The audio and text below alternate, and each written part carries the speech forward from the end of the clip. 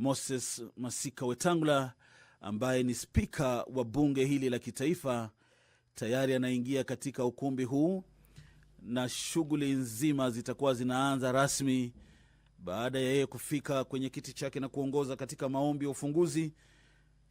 Hatimaye tutakuwa tunajua ni lipi ambalo litakuwa linachukua mwelekeo. Ikiwa akidi tayari itakuwa imeafikiwa, kikao hiki kitakuwa kinaanza rasmi. Nikurejeshe moja kwa moja kwenye ukumbi huu kwa ufunguzi, maombi ya ufunguzi. Kumradhi. Na wema wako umetoa nyadhifa za viongozi na mabunge kwa ustawi wa jamii na utawala wa haki wa wanadamu. Tukusihi utazame kwa neema nyingi sisi watumishi wako ambao umeridhika kutuita ili tutekeleze shughuli muhimu za jamhuri yetu. Tukuomba uteremshie baraka zako sisi tuliokutanika hapa, na utujalie na tuyatende na kufikiria mambo yote yatakayofikishwa mbele yetu kwa njia ya haki na uaminifu, ili utukufu na sifa zako ziendelezwe, na ili kustawisha amani, ufanisi na heri ya nchi yetu na wale ambao haja zao umezikabidhi mikononi mwetu. Amen.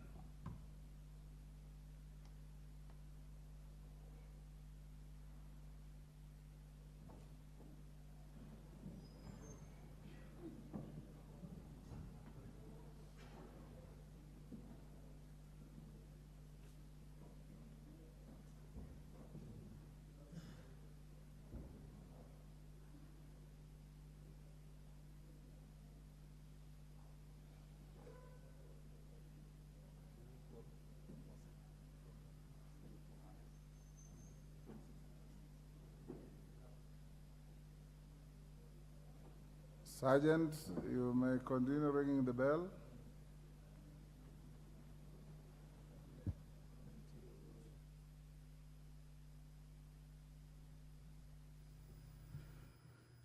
Spika wa bunge hili Mheshimiwa Daktari Moses Masika Wetangula ameamrisha kukirizwa kwa kengele ili kuhakikisha kwamba inapatia nafasi wabunge ambao pengine walikuwa wameshikika katika kamati mbalimbali kuweza kuingia katika ukumbi hii ili kufikisha akidi ya wabunge 50 kabla ya kikao hiki kuanza rasmi. Muda wote jinsi ambavyo ninavyotizama, naona waheshimiwa wanazidi kuingia, na muda wote akidi itakuwa inaafikiwa na bunge hili kuanza kikao chake. Nikufahamisha kwamba kwenye orodha ya shughuli vilevile alasiri ya leo kuna mswada wa marekebisho wa Baraza la Taifa la Vijana nambari 1 wa mwaka 2023 ambao umetayarishwa na Mheshimiwa Joshua Kandie, mbunge wa Baringo ya Kati, ambao utakuwa unasomwa kwa mara ya pili. Lengo kuu la mswada huu, mtazamaji, ni kurekebisha sheria ya Baraza la Vijana la Kitaifa ili kuondoa wanachama wa Baraza la Vijana la Kitaifa kwa kuruhusu kuajiri kwa ushindani kwa vijana wanaohudumu katika baraza hilo kupitia afisi ya wakurugenzi wa vijana wa kaunti. Bunge linatarajiwa vilevile kuangazia mswada wa ardhi uliofanyiwa mabadiliko, mswada nambari 40 wa mwaka 2022 ambao utakuwa unasomwa kwa mara ya pili. Mswada huu umetayarishwa na Mheshimiwa Simon King'ara, mbunge wa Ruiru. Ni kufahamisha mtazamaji ya kwamba mswada huu unataka kufanyia marekebisho ya sheria ya ardhi nambari 6 ya mwaka 2012 ili kutoa kwamba pale ambapo ardhi ya umma imetolewa kwa shirika la umma au taasisi ya umma na tume ya kitaifa ya ardhi kwa madhumuni ya umma, au pale ardhi ambayo imetengwa na watu au makampuni ya ununuzi wa ardhi kwa madhumuni ya umma. Vilevile alasiri ya leo kuna mswada wa mabadiliko ya tume ya utumishi wa umma, huu ukiwa ni mswada wa bunge la taifa nambari 6 wa mwaka 2023 ambao utakuwa unasomwa kwa mara ya pili. Umetayarishwa na Mheshimiwa Benjamin Gadhiru, mbunge wa Embakasi ya Kati. Mtazamaji, ni kufahamishe lengo kuu la mswada huu wa tume ya utumishi wa umma ni kurekebisha sheria ya tume ya utumishi wa umma mwaka 2017 ili kuagiza umri wa lazima wa miaka 60 katika sheria hiyo. Mabadiliko hayo yanakusudiwa kuongeza nafasi za kazi zinazopatikana kwa raia wa Kenya walio chini ya umri wa miaka 60. Tunazidi kusubiria akidi iweze kuafikiwa kabla kikao hiki kuanza rasmi alasiri ya leo.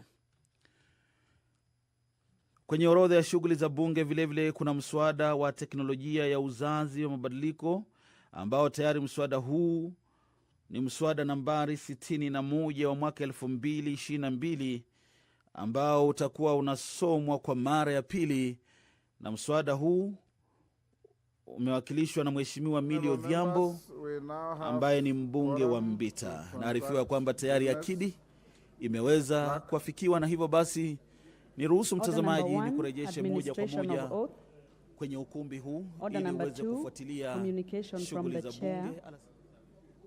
Order number 3, messages. Order number 4, petitions. Order number 5, papers. Chairperson, Special Funds Accounts Committee.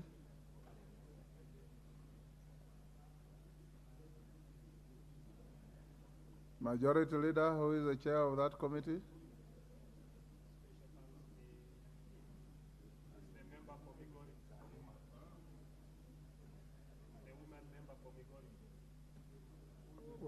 Wapi she called Fatuma?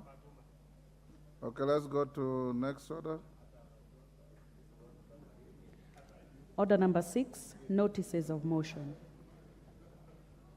Chairperson, Special Accounts Committee. Special Funds Accounts Committee.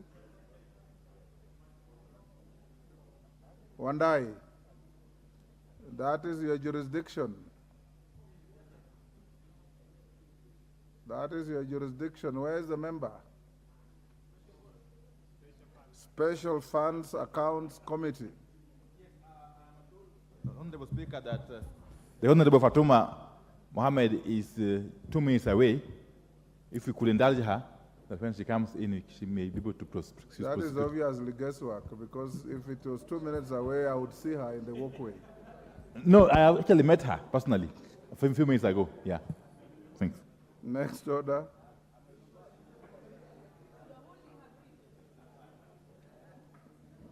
Next order. Yes, Irene Mayaka. Thank you, Honorable Speaker. Honorable Speaker, I beg to give notice of the following motion, that aware that Article 231, subsection 2 of the Constitution mandates the Central Bank of Kenya to formulate monetary policy, promote price stability, and to issue currency, among other functions. Further aware that the National Payment Systems Act provides that Central Bank may, by notice in the Gazette, designate a payment instrument if the bank is of the opinion that the payment instruction is of widespread use as a means of making payment and may affect the payment systems of Kenya, or to protect the interests of the public or of the integrity of the payment instrument, noting that use of cryptocurrency has gained traction in the recent past and has become an increasingly significant aspect of the modern financial ecosystem. Further, noting that Kenya is amongst the leading countries in cryptocurrency ownership in Africa, concerned that the widespread use of cryptocurrency in the country without regulation could drive financial instability, market manipulation, and potential illegal financial activities.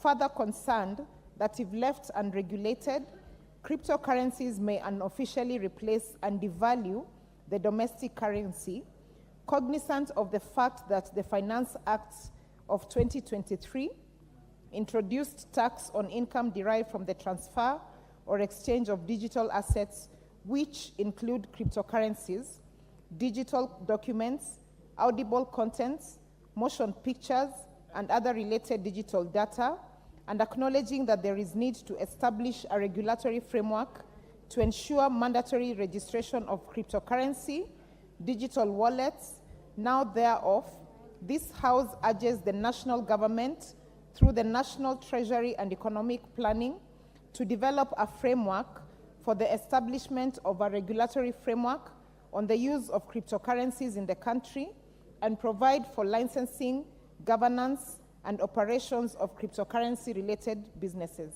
I thank you. Go back to order number 5. Chairperson, Special Funds Accounts Committee.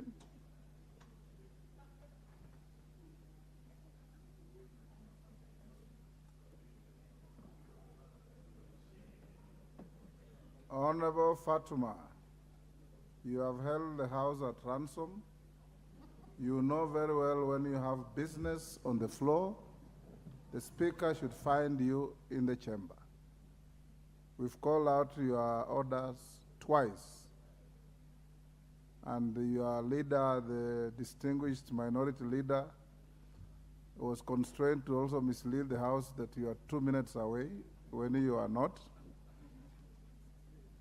Can you apologize to the House and proceed to lay the paper at order number 5? Thank you, Mr. Speaker. I'm very sorry for the delay, Mr. Speaker. I have a terrible toothache and they've just done it, so even my speaking might be a bit funny. That's why I've delayed. I'm very sorry, Mr. Speaker. I'm sorry to the House at large. So go ahead. Thank you, Mr. Speaker.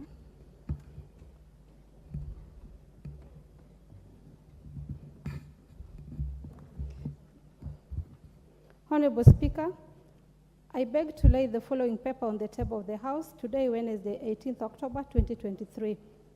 Fourth report of the Special Funds Accounts Committee on its consideration of the report of the Auditor General on the financial statement for the Kenyan Slum Upgrading Low-Cost Housing and Infrastructure Trust and for the financial year 2017-2018 to 2021-2022 and the Alcoholic Drink Control Fund for the financial year 2017-2018. Thank you. Proceed under order 6 to give notice of motion. Thank you once more, Mr. Speaker. Honorable Speaker, I beg to give notice of the following motion, that this House adopts the report of the Special Funds Accounts Committee on its consideration of the report of Auditor General on the financial statement for Kenya Slum Upgrading Low-Cost Housing and Infrastructure Trust Fund for the financial year 2017-2018 and to 2021-2022, and the Alcoholic Drink Control Fund for the financial year 2017-2018, laid on the table of the House on Wednesday, 10th October 2023. Thank you. Thank you, Mr. Speaker. Next order. Order number 7, questions and statements. Member for Lamu East, Rueda Obo. Thank you, Mr. Speaker. Honorable Speaker, pursuant to Standing Order 4.3, I wish to make a general statement with regard to the alleged claims of ethnic cleansing in Lamu County. Honorable Speaker, on Thursday, 5th October 2023, during a maiden speech in the House, the Women Rep of Lamu County, Honorable Muthoni Marubu MP, made allegation implying that the ongoing incident of insecurity in Lamu County were distinguished of ethnic cleansing perpetrated by the indigenous people on the Agikuyu community in the region. I wish to put it on record that the residents of Lamu County, including those from Iraq, Mkokoni sublocation, who comprises persons from various ethnic backgrounds, among them the Agikuyu, have been living together in peace. Honorable Speaker, the security situation in Lamu has been delicate, and it has become an easy target for attacks by criminal gangs and infestation of Al-Shabaab militants, especially in Boni Forest. As a matter of fact, the insecurity affect all residents unlike irrespective of their ethnicity. Additionally, the names of terror suspects released by the Cabinet Secretary for the Ministry of Interior and National Administration yesterday show that these individuals hail from a cross-section of all tribes and regions. not just from Lamu. It is therefore regrettable that my colleague made such unfounded claims of ethnic cleansing when the entire Lamu County has been suffering of the external militant and terrorist attacks. Honorable Speaker, as the Member of Parliament of Lamu East constituency and previous Lamu County women representative, I appeal to the colleague and other politician leaders from the region to encourage peace and ethnic harmony as opposed to funding ethnic division. Further, I urge the government to quick investigate into the root cause of the incident of insecurity in Lamu in order to bring perpetrators to the books. I also request the security agencies to step up security surveillance in Lamu in order to stabilize peace in the region.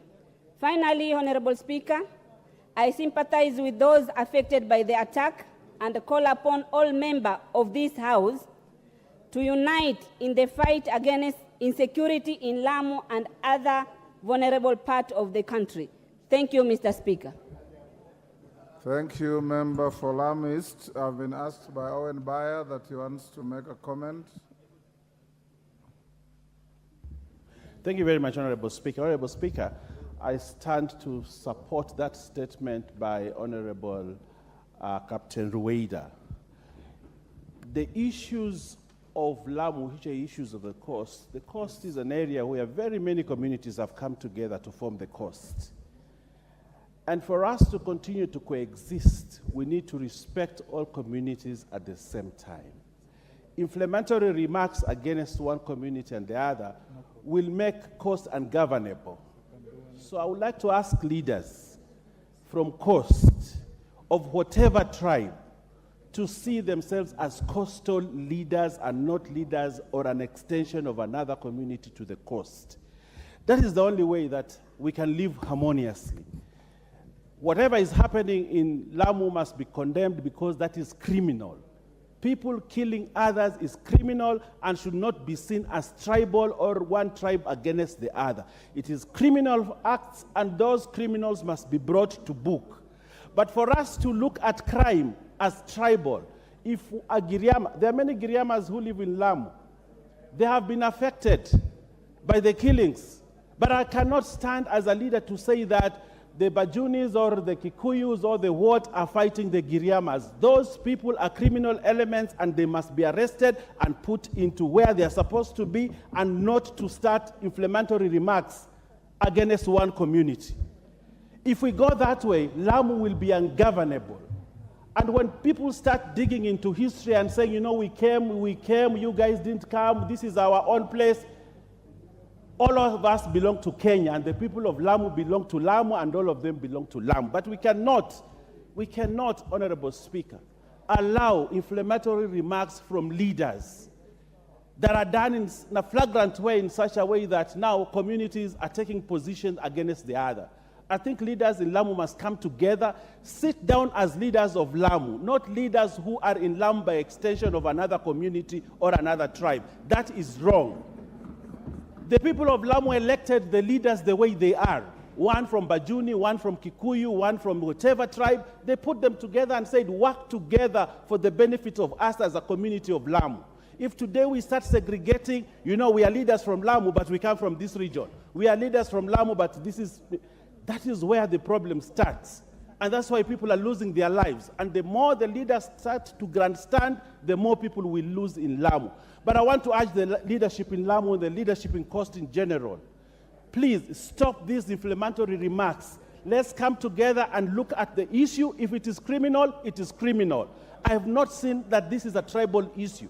I heard that 4 Giriamas were killed there, but I cannot go there and say that they are being killed because of tribal. It is criminal, and it must be condemned as such. It is criminal. And I want to ask leaders from other regions, please don't pour fuel on the already fire that is in Lamu. I have seen comments from other regions of this country saying those are our people. No, those are coastal people. They are our people, and we love them equally. And nobody should take the position that because they came from a certain region, now that these are their people and therefore they are drumming they are beating drums of war from that other area. We are telling them to desist, allow us as coastal leaders to handle the issue of Lamu and ensure that there is peace and prevailing peace in Lamu. I thank you, Honorable Speaker. Minority Leader. Honorable Speaker, I've been listening keenly. Don't take as long as you're No, I will not. Yes. I've been listening keenly to both Honorable Baya and Honorable Captain Ruega on the matter of insecurity in Lamu County.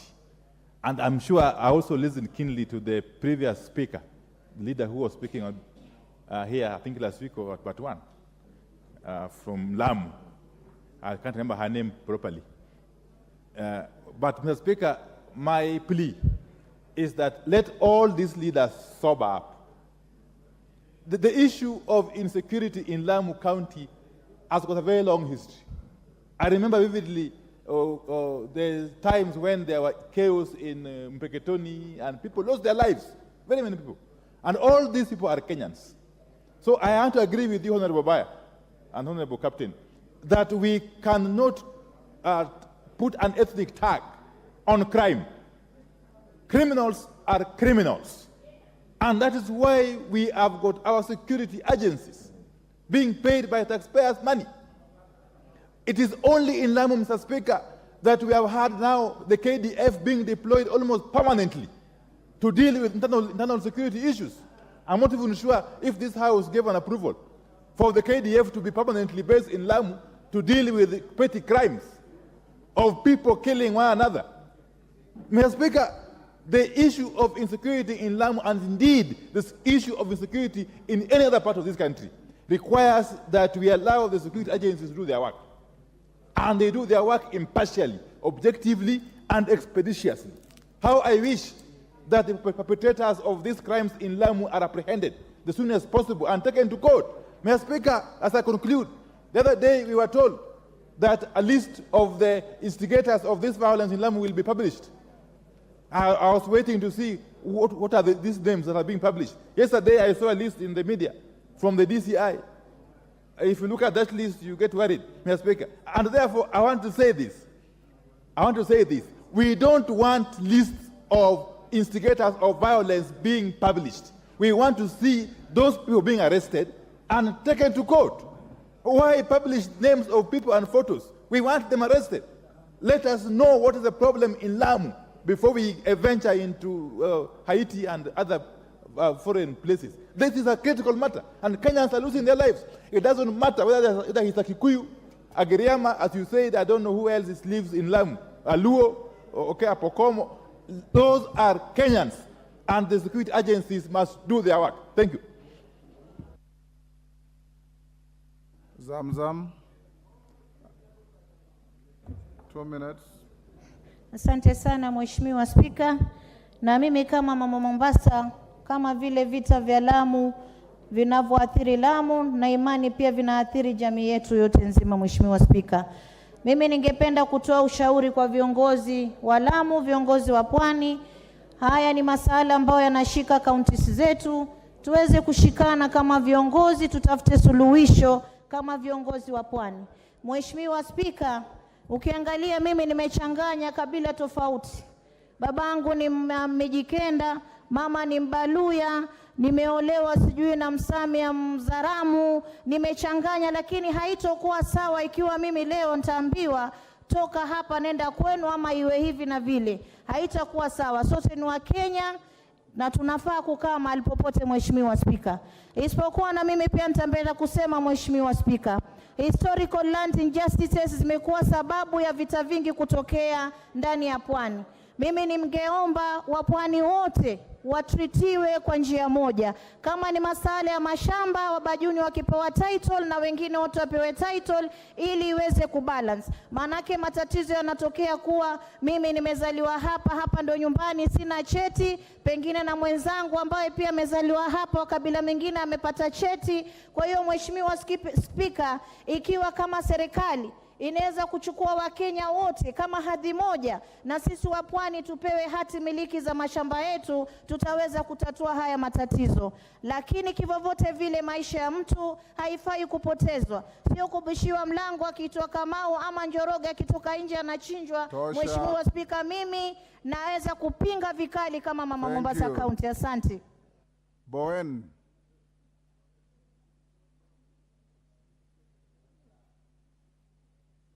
Give Honorable Bowen, and you'll be the last on that. Yeah, thank you, Honorable Speaker. And Honorable Speaker, last week, I had the Honorable member, the women rep for Lamu, when she was making a maiden speech here. And now,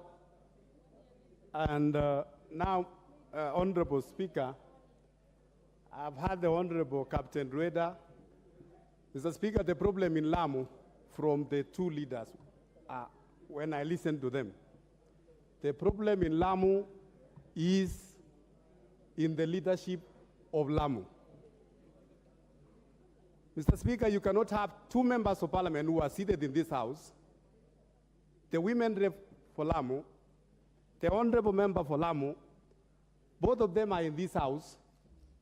They cannot talk to one another, but they address one another through the media and through the floor of this house. And they believe by so doing, they are going to bring peace in Lamu. It is not possible, Mr. Speaker. Mr. Speaker, I want to urge my two colleagues, the Honorable Rueda and the Honorable Mudhoni. Mr. Speaker, if they can sit down as members of parliament and the leaders who are elected by the people of Lamu, instead of addressing each other in the media and the floor of this house, Mr. Speaker, or even through WhatsApps, if they can sit down and talk together for the benefit of the people of Lamu. Mr. Speaker, some of us, we come from Rift Valley. The Rift Valley actually is it's a cosmopolitan area, Mr. Speaker, including Trans Nzoia and Bungoma, where you come from. We have all the faces of Kenya. And we have coexisted very well, though we have had small issues here and there. But you will find that the small issues, Mr. Speaker, is majorly maybe because of the local population, but the leaders come together and see on how they can make their people coexist. Mr. Speaker, the Honorable Deputy Leader of Majority, the Honorable Bayer, spoke very well. And as Kenyans, Mr. Speaker, we don't have other country. The Kenyans who are in Lamu are our brothers and sisters. Those in northern Kenya, those in Rift Valley, we want to live as one people called the Kenya, Mr. Speaker. Thank you. So I want to ask the Honorable Bayer to take up leadership, especially in the coastal region, and make sure to bring together these leaders to make sure that the people of Lamu live in peace. Thank you, Mr. Speaker. Thank you. I'll give, on special request, I'll give Daoud, then Hassan, and close with the majority leader. Thank you, Mr. Speaker. 2 minutes. Hassan, 2 minutes. Thank you, Mr. Speaker. Mr. Speaker, I've asked for a special request because my grandmother was born in Lamu, my father was born in Lamu, and I've got generations who were born in Lamu. And I do not understand the fight between the two members of parliament, like what Honorable Bowen has said. Because what I remember from what my father told me about Lamu was the most peaceful place on earth. And that is where most of the people who came from the Indian subcontinent, they passed through Lamu before going anywhere else. And Mr. Speaker, there should be nothing like ethnic cleansing. This is not Rwanda. This is not what has happened in the Eastern Europe. So, Mr. Speaker, we need to get to the bottom of this, and I request the Coast Parliamentary Group to get to the bottom of this and work out with both members of parliament, because what is happening is both members of parliament are inciting the public against each other, Mr. Speaker, and they should not be allowed to incite people. That's what I request, Mr. Speaker, because Lamu is peaceful. Thank you, Mr. Speaker. Thank you, Hassan. Speaker, for the opportunity, and I want to speak on Honorable Rueda Mohammed's motion It's not a motion, it's a statement. A statement, Ruwaida Mohammed's statement. I come from a multicultural, multi-ethnic neighborhood, and I believe that Kenya is a fragile state in the making, a fragile nation, and we should do whatever is necessary to reconcile our communities, to be part of the solutions that we face every day. And I think it is very dangerous when members of parliament or politicians use this opportunity of pulling apart communities rather than putting them together. And I think the history of Lamu is well known. The historical legacies of that neighborhood is well known. And Honorable Owen Baya has spoken like a true leader, like a visionary leader.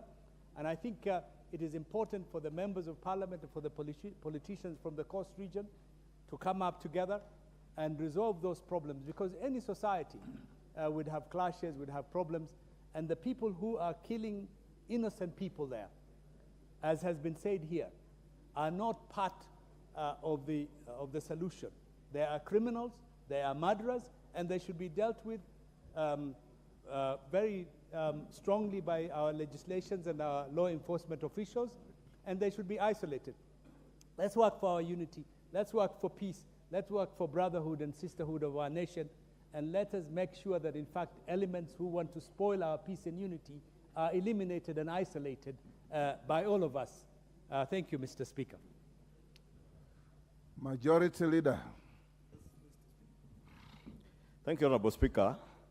First, let me commend all the members who have spoken to this issue, particularly the member for Lamu East for raising the issue. Honorable Speaker, I could not agree more with the sentiments of most of the members who have spoken, beginning with what the Honorable Member for Kamukunji is saying, that not just Lamu, the entire country, we all live together as one nation. And Honorable Speaker, all our communities are all over the country. You will go to Bungoma, you will find Bajunis who are living in Bungoma and living there peacefully with other people. You will find members of the Somali community in Lamu, just like you will find them in Kikuyu constituency. And even Pokomos and the Giriamas, as Honorable Owen Baya would tell you, Giriamas were known to be inhabitants of the coastal region. But today, Giriamas are living even in the north of Kenya. And as leaders, Honorable Speaker, we must always bear in mind that we bear a great responsibility and duty of care to the people that we lead.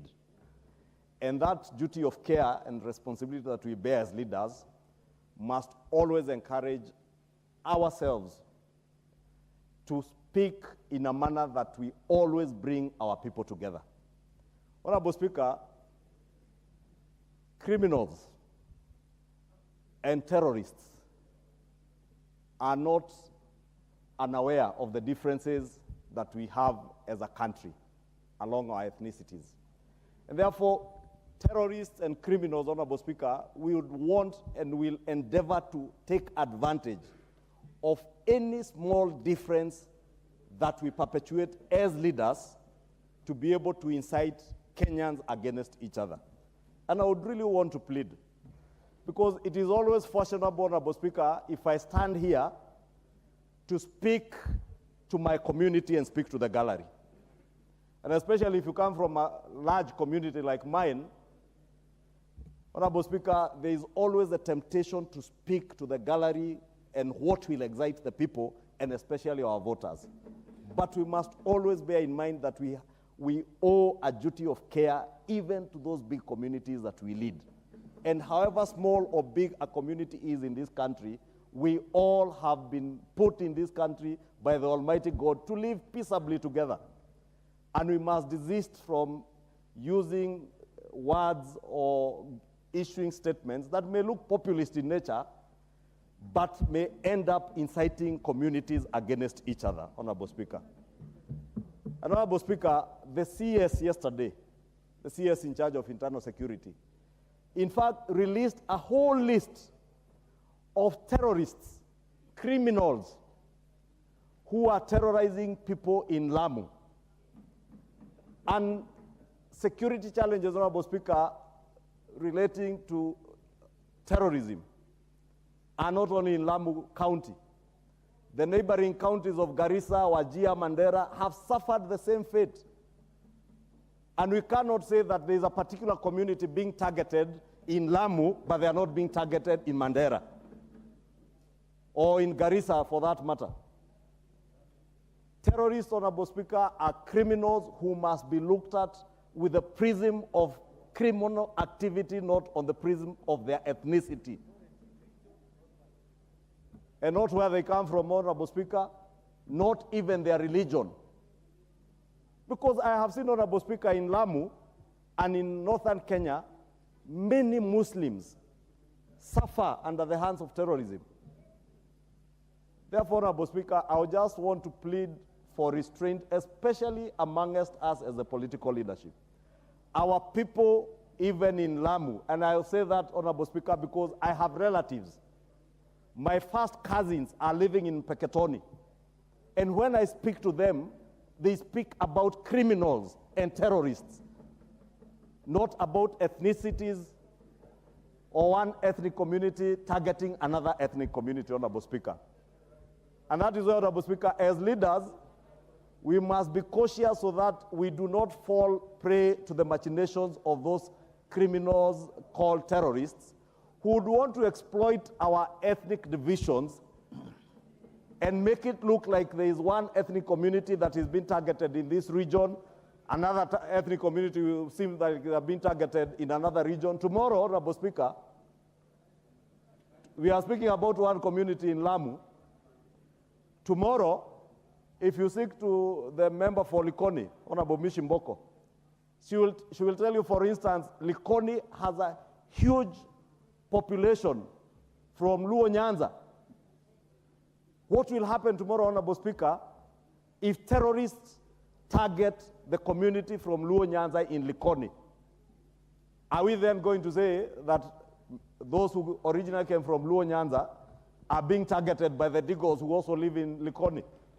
Honorable Speaker, that is why we must look at terrorism as a criminal activity and help government to deal with it as a criminal activity that has nothing to do with our ethnicity, with where we come from, with the religion that we profess. Criminals and terrorists are plainly criminals and terrorists. Honorable Speaker, I know we would be tempted, because I saw the other day the member for Mombasa County express solidarity, even at the global front, with whatever is happening in the Middle East, Honorable Speaker. And all these temptations are there, but I would really plead with us, even at the global stage, to call for restraint and call for the peaceful coexistence of people from all races, all religions, so that we live peaceably together, Honorable Speaker. And I would really want to plead with the people of Lamu. I would really want to plead with the people of Lamu, Honorable Speaker,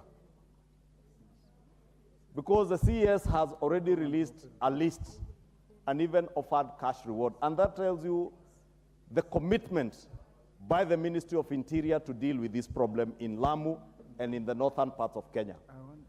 Those who may be harboring criminals, those who may have knowledge of where these criminals are hiding, whether it's in the Body Forest or on the frontier districts of our country bordering Somalia, please let us volunteer to avail information to our security agencies to be able to deal with this problem of terrorists and criminality. But in conclusion, Honorable Speaker, I plead with all of us,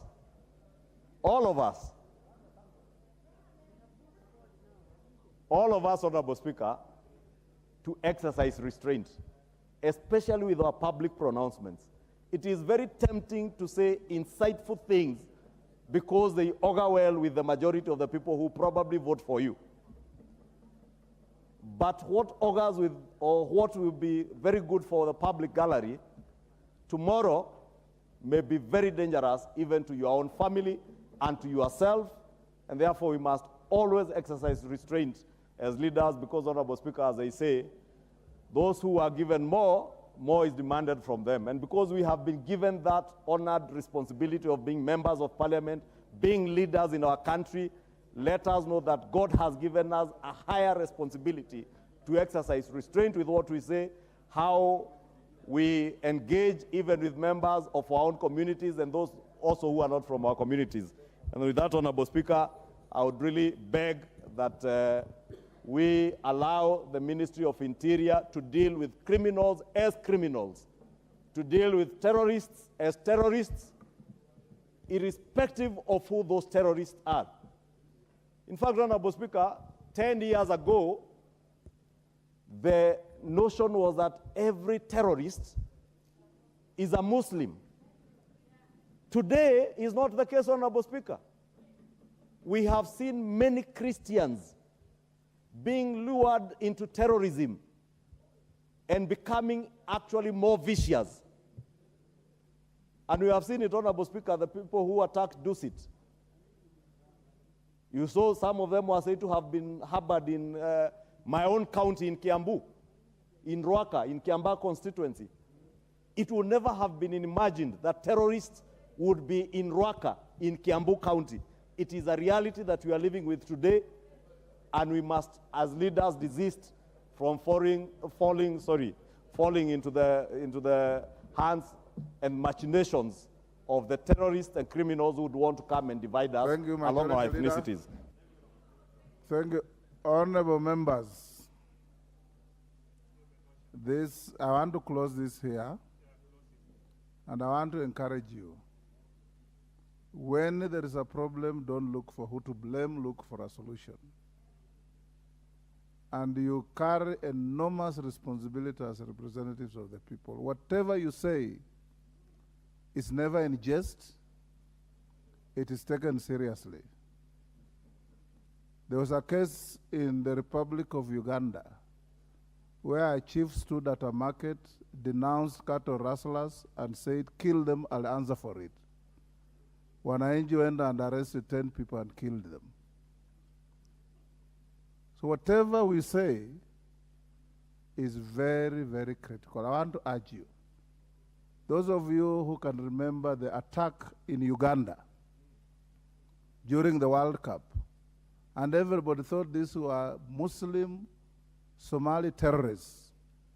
When the government of Uganda arrested the attackers, one was from the Luya nation, one was from the Luo nation, one was from the Kikuyu nation, one was from the Somali nation, all from Kenya. So let's not profile any communities. Criminals have no color, have got no ethnicity, have no religion. They are pure and simple criminals. And let's support our illustrious Minister for Interior, who has been crisscrossing the country, battling criminal gangs and criminal formations to make our country safe. The lady member of parliament from Lamu, you wanted to say something, but I want to encourage you to keep your cool. We don't have a ping pong between you and your colleague from Lamu East. Many people have spoken to this matter. I looked at the Hansard on what you said, and at an appropriate time, I'll invite you to counsel you on many issues. Honorable members, let's leave it here. The young member of parliament is on a learning curve. That was her maiden speech. If there was any misstep, we forgive her and encourage her to be more careful in future. And I want to encourage the veterans. I told you veterans, try and mentor your young colleagues. And also young colleagues, go to the library and read speeches of great debaters in these houses. They'll be able to help you. Next order. Order number 8, the Statutory Instruments Amendment Bill, National Assembly Bill number 2 of 2023, second reading. Question to be put. Order, honorable members. I'll now put the question at order number 8, which is that the Statutory Instruments Amendment Bill, National Assembly Bill number 2 of 2023, be now read a second time. As members of that opinion say aye. Will those of the contrary opinion say nay? The ayes have it. A bill for an act of parliament to amend the Statutory Instruments Act 2013 and for connected purposes.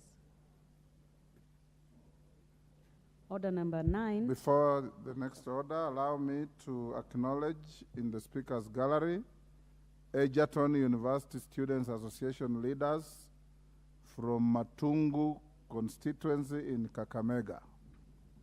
On my behalf and your behalf, honorable members, are welcome to the House of Parliament. Next order. Order number 9, motion, the East African Community Multilateral Agreement on Aircraft Accident and Incident Investigations. Question to be put. Honorable members, I'll now put the question at order number 9, which is that this House adopts the report of the Departmental Committee on Transport and Infrastructure on its consideration of the East African Community Multilateral Agreement on Aircraft Accidents and Incident Investigations, laid on the table of the House on Thursday, 17th August 2023, and pursuant to the provisions of Section 8.4 of the Treaty Making and Ratification Act 2012, approves the ratification of the East African Community Multilateral Agreement on Aircraft Accident and Incident Investigations. As members of that opinion say aye. As members of the contrary opinion say nay. The ayes have it. Next order. Order number 10, the Universities Amendment Bill, National Assembly Bill number 38 of 2023, first reading.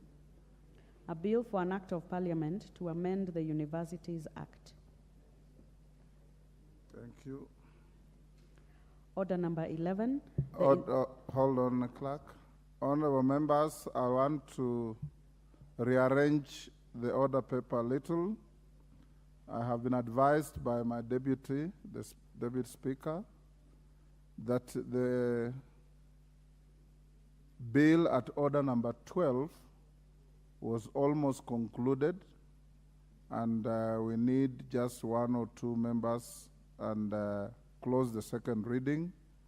So instead of opening up, was it replied to? So we'll invite, if there are no contributors at order number 12, I want you to call order number 12. We have the mover reply, then we go to order number 11 for the majority leader to move the fresh bill. Order number 12, the Kenya Drugs Authority Bill, National Assembly Bill number 54 of 2022, second reading. Was any member on the floor? Who? Bed Simba, is he in the house?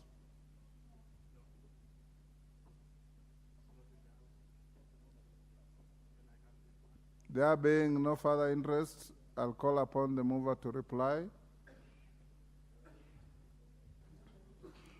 Thank you, Honorable Speaker. I want to thank the members for having contributed to this bill and the sentiments which were put forward based on the public participation report in terms of amending certain sections where members talked about the difference between pharmacists and pharmaceutical technologists, the issues about drugs, that both the veterinary drugs and the human medicines being under the pharmacy, under the Kenya Drugs Authority, because drugs basically are molecularly the same, whether for animals or human, and we need to have them controlled. I think those are good amendments that the committee is going to consider during the committee of the whole House. With those few remarks, Honorable Speaker, I beg to reply.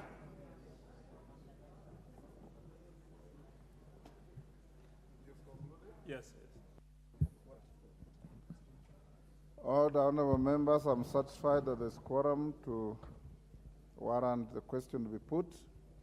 And I now put the question that the Kenya Drugs Authority Bill, National Assembly Bill number 54 of 2022 be now read a second time. As members of that opinion say aye. Will those of the contrary opinion say nay? The ayes have it. A bill for an act of parliament to establish the Kenya Drugs Authority to provide for the regulation and management of drugs and chemical substances, to provide for the regulation of medical devices and other health technologies, to give effect to the principles and objects of devolved government in drug safety regulation and for connected purposes. Thank you. Next order. Go back to order number 11. Order number 11, the Insurance Amendment Bill, National Assembly Bill number 18 of 2023, second reading. Majority Leader. Thank you, Honorable Speaker. I beg to move that the Insurance Amendment Bill, National Assembly Bill number 18 of 2023, be now read a second time. Honorable Speaker, this bill is a very short bill with just about 5 clauses, some of which are cleanups of the Insurance Act as it is, with the first one on Section 40 of the Insurance Act being amended to delete a proviso in subsection 1 that had created some conflict in the law, because Section 32 of the Act provides for a minimum of 5% of 5 million shillings to be held by insurance companies with the Central Bank of Kenya, while the Section 41 that we are deleting had provided for 3 million shillings, and therefore the bill is proposing to delete that, to just have clarity that you now hold 5 million shillings, or at least 5% of the total assets of an insurance company. And that, Honorable Speaker, is to just give assurance to members of the public who are insured by insurance companies that at least there's some money that is being held by those insurance companies as a percentage of their total assets with the Central Bank of Kenya, so that when you invest in an insurance company, in terms of being an insured person, or you have invested in an insurance product, investment product, you are certain, just like with the banking sector, that there are deposits that are held by the insurance companies with the Central Bank of Kenya to compensate you should there be a problem with the running of that insurance company. 2, Honorable Speaker, is the insertion of a new Section 67H, which is basically creating penalties. And as much as, Honorable Speaker, as the bill reads, that any shareholder, director, principal officer, or management staff of an insurer who commits certain offenses, either by failing to take all reasonable steps to secure the compliance of a registered or licensed person with the Insurance Act, or fails to take any reasonable steps to secure the accuracy and correctness of any statement or report submitted under the Insurance Act to the Insurance Regulatory Authority, will have committed an offense, amongst many other offenses that are stipulated there, Honorable Speaker, is creating offenses under that subsection to have a person who commits all those offenses that are listed in the bill, Honorable Speaker, and I'm avoiding to read the offenses, to, as a first offender, to a penalty of a fine not exceeding 5 million shillings or imprisonment for a term not exceeding 2 years, and for repeat offenders to a fine not exceeding 10 million shillings or imprisonment of a term not exceeding 5 years, and in the case of a company, to a fine not exceeding 30 million shillings. Honorable Speaker, this is to act as a deterrent, especially to insurance companies. And the reason, Honorable Speaker, I read the first bit that says any shareholder, director, principal officer, or management staff of an insurance company or an insurer who commits those offenses will be liable to a criminal offense and be surcharged. Honorable Speaker, the reason I was pointing that is because I just had an engagement with the chair of the Finance Committee, who considered this bill, that during the third reading we may need to amend that term, any shareholder, to remove a shareholder, because a shareholder may not necessarily be culpable in the running of any company. There are insurance companies that are already listed with the Nairobi Stock Exchange, and many Kenyans could be shareholders holding insignificant shareholding in that company, and therefore are not necessarily involved in the day-to-day running and management of the insurance company. Therefore, if the insurance company were to fail on any of the issues that are listed here, either to make correct statements or to take reasonable steps to secure compliance with the Insurance Act, a shareholder who is just holding shares and is not involved in the day-to-day running of the company may be found liable and therefore be imprisoned or fined 5 million shillings, yet they had nothing to do. Therefore, we have agreed with the chair of the committee during the third reading and committee of the whole. That is one of the areas we would be seeking to amend, so that we remove the term any shareholder and leave it to be any director, principal officer, or management staff, because these are the people who are charged with the responsibility of managing the company, and therefore, if they fail to comply with the Insurance Act, then they are liable to an offense. If they make false statements or false reports to the Insurance Regulatory Authority, then it should be the management, the principal officer, and management staff of the insurance company who will be held liable.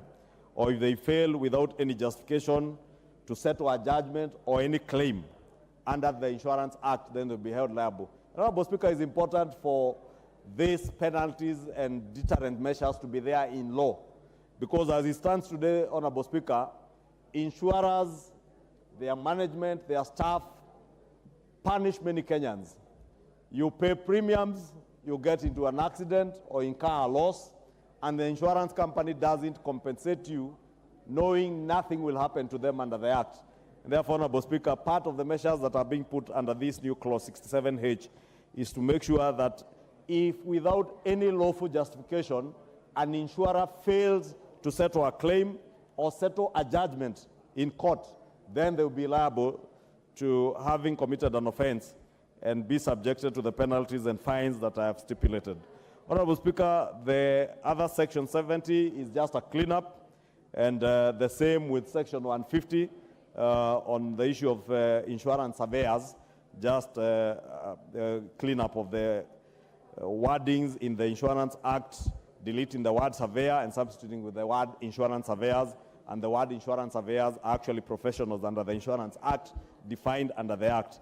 Therefore, Honorable Speaker, as I said, this is a very short bill, and I would really beg that we all support it. Again, Honorable Speaker, to ensure that the insured or the clientele of our insurance companies are first assured that their money is safe within the insurance companies, whether it is money they're investing in insurance products, investment products, in the money market, Honorable Speaker, or whether it is money they have paid to insurance companies as premiums to secure their assets at a time of loss, that those assets are indeed secured. And Honorable Speaker, to also ensure that the running and management of insurance companies is professional enough, Honorable Speaker, that there is not an insurance manager, principal officer, or any person working with an insurance company who will make false reports to the Insurance Regulatory Authority, because IRA, Honorable Speaker, is charged with that responsibility of regulating our insurance companies and making sure that they are submitting reports that reflect the actual financial status and financial health of the insurance companies, so that when members of the public are insuring with them and paying premiums, they are certain that when they incur losses, those insurance companies will be in the financial status to be able to settle their claims.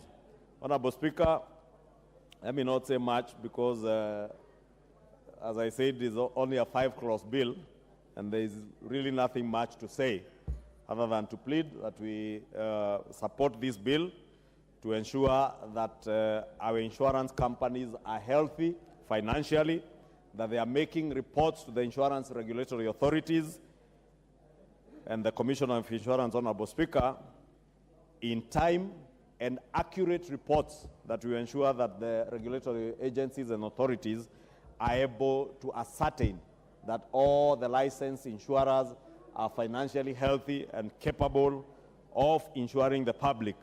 Because as leaders and as the Speaker representatives of the people who are insuring with these companies, we owe them a fiduciary duty also, just like the managers and directors of insurance companies owe the public a fiduciary responsibility to ensure that when they put their money in these companies, their money is secure and they will be in a position to compensate them should there be any loss, Honorable Speaker, to the insured. With those few remarks, Honorable Speaker, I beg to move and request the chair of the Finance Committee, who has done a very good job together with the Finance Committee in considering this bill in record time and availing a report that they tabled the other week, Honorable Speaker. I commend them, and especially the chair for his continued diligence in considering all bills that come to the House touching on the insurance and finance sector. And I must commend the chair, the Finance Committee, for the good work that they continue to do on behalf of the people of Kenya. Thank you, Honorable Speaker. I beg to move and request Honorable Kimani to second. Thank you. Before Honorable Kimani, one of the lady sergeant-at-arms could kindly come to my table. May proceed. Honorable Speaker, I beg to move that the Insurance Amendment Bill of 2023 be read a second time. I beg to second that the Insurance Amendment Bill of 2023 be now read a second time. Honorable Speaker, the Insurance Amendment Bill of 2023, National Bill number 18, is sponsored by the leader of the majority party, my senior, the Honorable Kimani Ichung'wah, a distinguished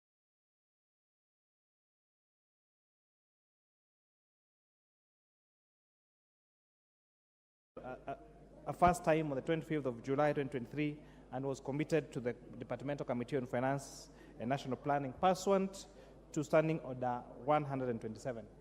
Honorable Speaker, the bill was submitted by the Cabinet Secretary for the National Treasury as part of the proposals for the budget of 2023-2024.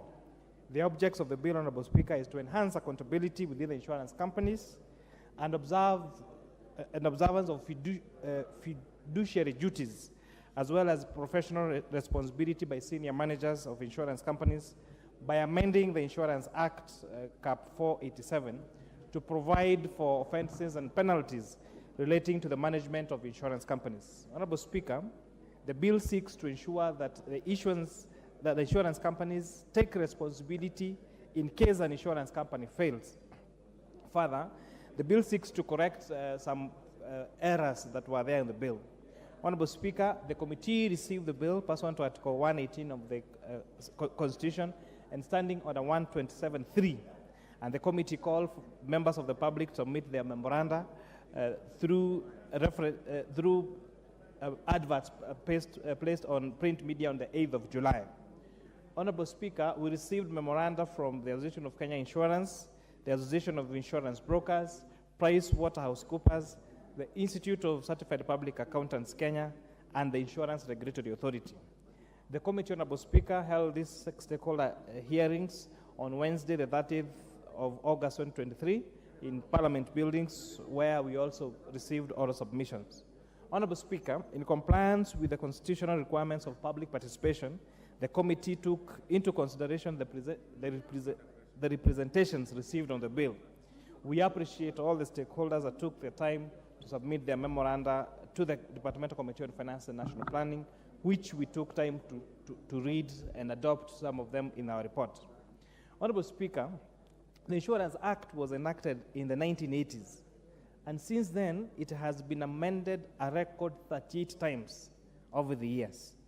There is therefore an urgent need to comprehensively review and perhaps reveal the Act to be in tandem with the current industry requirements.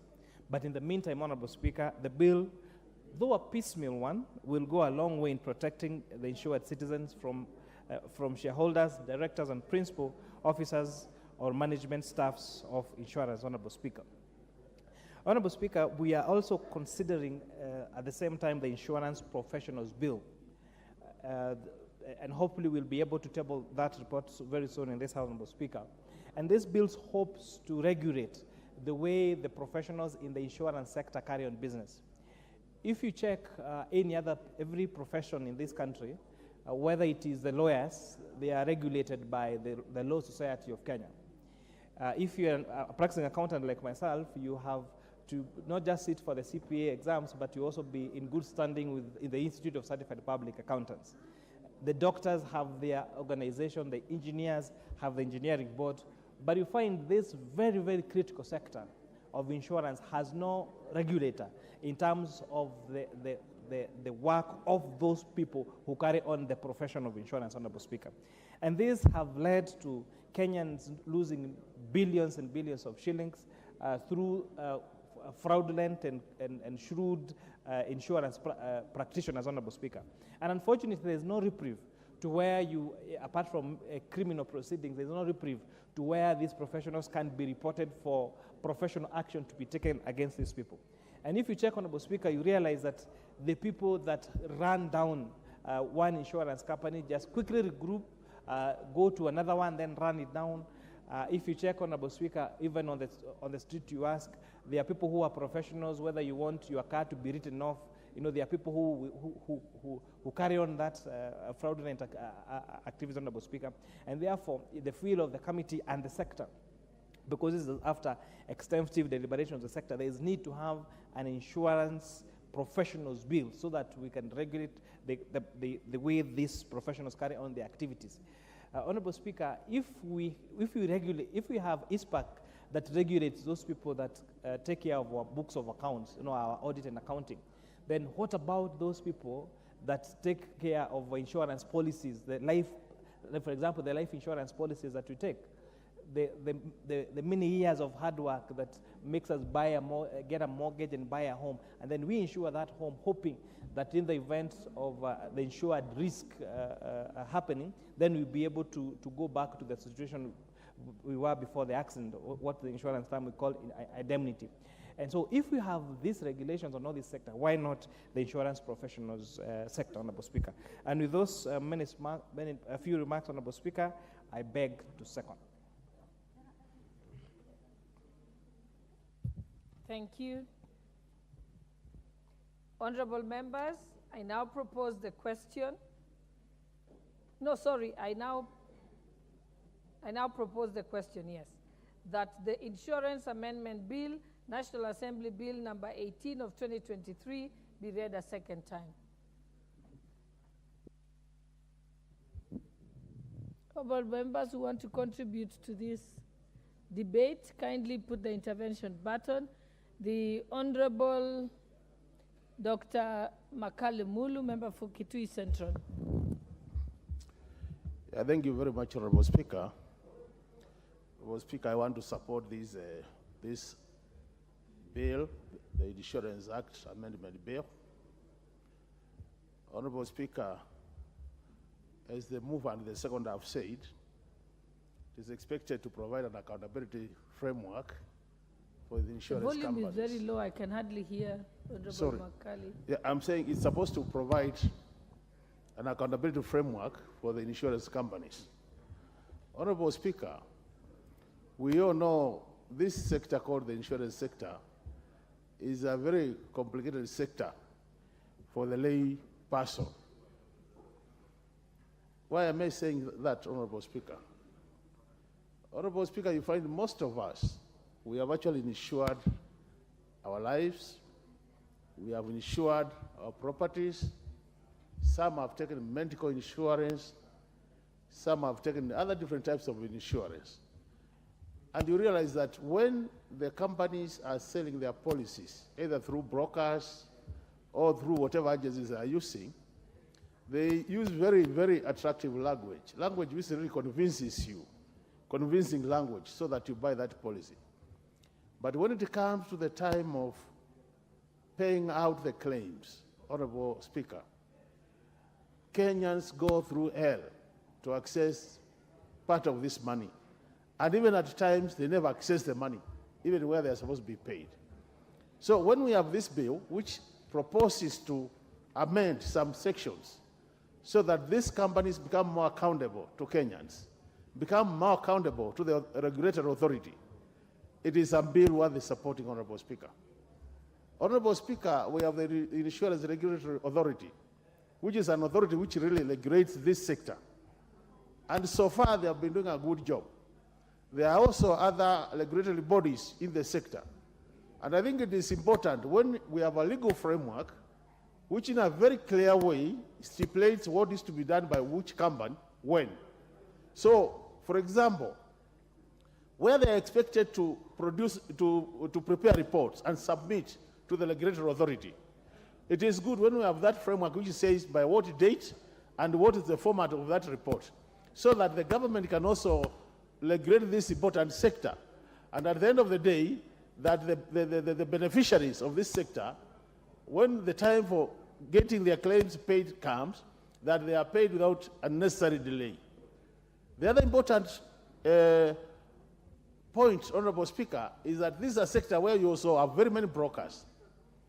And as the Chair of Finance has said, in a situation where you expect professionals to do professional job, and you have very many brokers, there is a likelihood to get people who are not even professionals coming to this sector. And it is important that bill is mentioning the insurance professionals bill.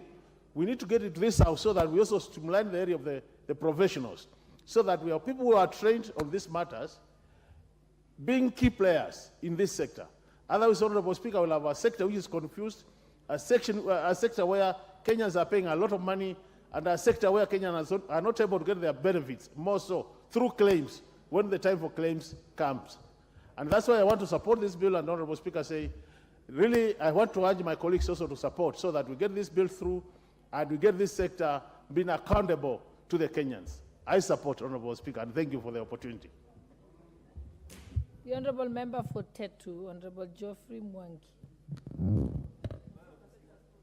He's not here. The Honorable David Boni, Member for Kituis Rural. Thank you, Madam Speaker, for giving me this opportunity. Also to support this amendment on Insurance Bill Act. Madam Speaker, I think we all know that this sector is very important to the economy because there are around 58 insurance companies and brokerage firms which actually employ a substantial number of people. So the sector is very important, and it has a turnover of around 240 billion annually. It contributes around 2.6% of GDP, and is actually one of the major tax revenue contributor in this country. However, the insurance penetration rate in this country still remains very low, at around 3%, because of challenges which our colleagues have mentioned. And one of the challenges is lack of trust. A lot of people don't even trust insurance companies because basically when you get, you contribute to a policy. When it comes to the time the policy expires and you are claiming your money back, the insurance companies always bring issues. And at the end of the day, you realize that you may not get your money back. And that's one of the challenges and one of the reasons why a lot of people don't really enroll in insurance, don't get insurance policies. And you realize that most of the policies people take are the ones which are actually compulsory, like car insurances and other insurances. Madam Speaker, there's also a lot of competition. I've actually already mentioned that there are 58 company operators in the whatever. So this competition also makes really is a big challenge to some of the companies, especially the young ones, which cannot really match the big ones. And you realize that most of the insurance, the big ones, really don't actually belong to this country. They are multinationals with a lot of capital base.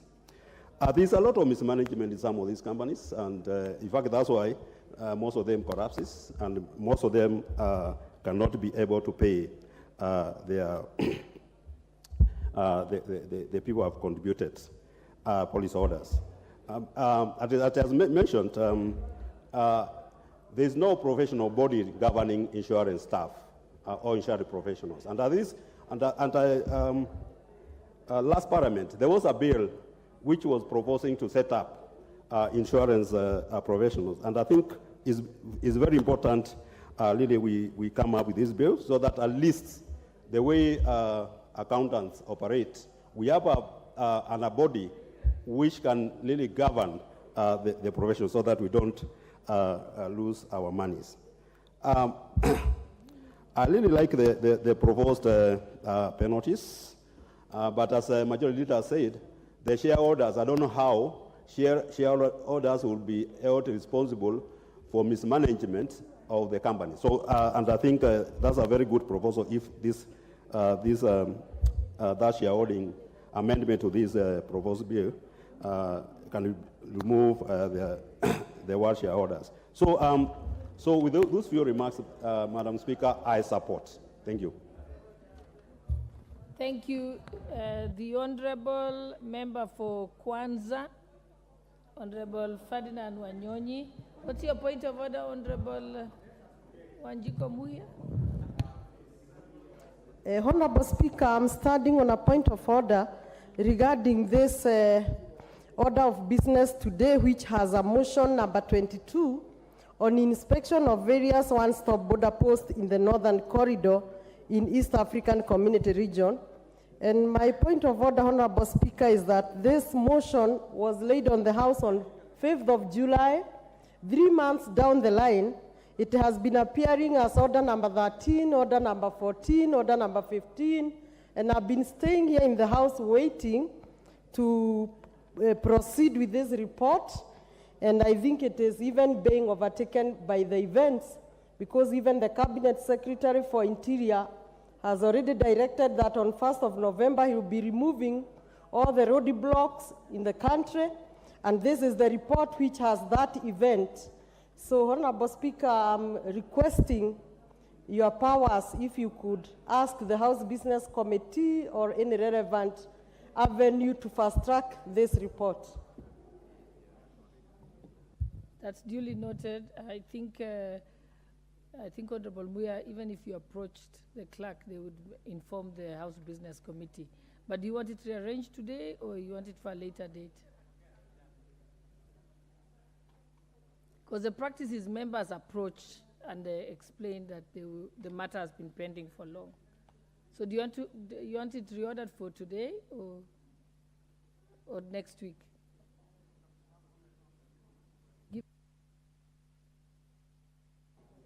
If it is practical for today, it's in order, Madam Speaker. I think because we just started a debate on this particular one, which is going to take a couple of hours, so maybe we can ensure that it's prioritized in the next order paper next week. Thank you. You may proceed, Honorable Ferdinand Wanyonyi, Member for Kwanza. Thank you very much, Madam Speaker. I rise in support of this this bill, Bill number 18, by the leader, the majority in Parliament. Madam Speaker, each one of us, if you asked, each one of us has had one problem or the other in terms of insurance. I think this particular bill, hopefully, as we pass it, it will be able to clear some of the problems we've had with insurance companies.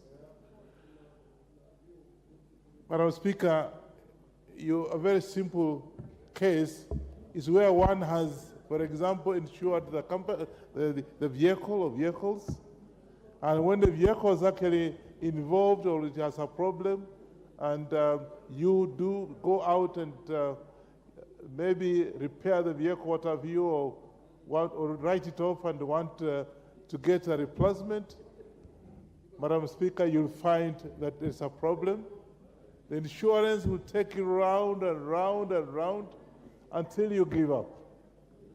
So, Madam Speaker, I think the insurance authority should come out very clear so they can be able to have rules and regulations to be able to at least be able to have the insurance companies settle some of the claims. To the extent even health insurance, Madam Speaker, you find again we have a problem with the health insurance companies. Most of us, the other time, I pay so much insurance premium for my health, and you'll find that they are not able to cover some of this. So I think this particular bill hopefully will be able to assist us clear some of the problems we've had with insurances. Therefore, it's very timely that the leader of the majority has come up with this particular bill to be able to clean it up so that can be able to have insurance companies running at least, of course, as you know, some of this is just a landing where anybody who wants to make some money, you find crooks actually own the insurance companies. We've had cases where you find you don't know the owners of some of the insurance companies. Some of them operate for 2-3 years and disappear from the market. So this particular bill hopefully will be able to assist us clean some of the messes we have had in the past, and more particularly, when you go to have insurance cover, be able to know, yes, you are going to do for the insurance cover, but you should be able to know who are the directors, so can be able to access the directors in case there's a problem. For example, the case in mind is where we had some buildings being crashed and what have you. I can tell you that you will see people running and crying all over the place, because although the insurance, they've taken insurance for their buildings, and the claim will not be settled. And they will ask you so many questions, and some of the demands are not even natural.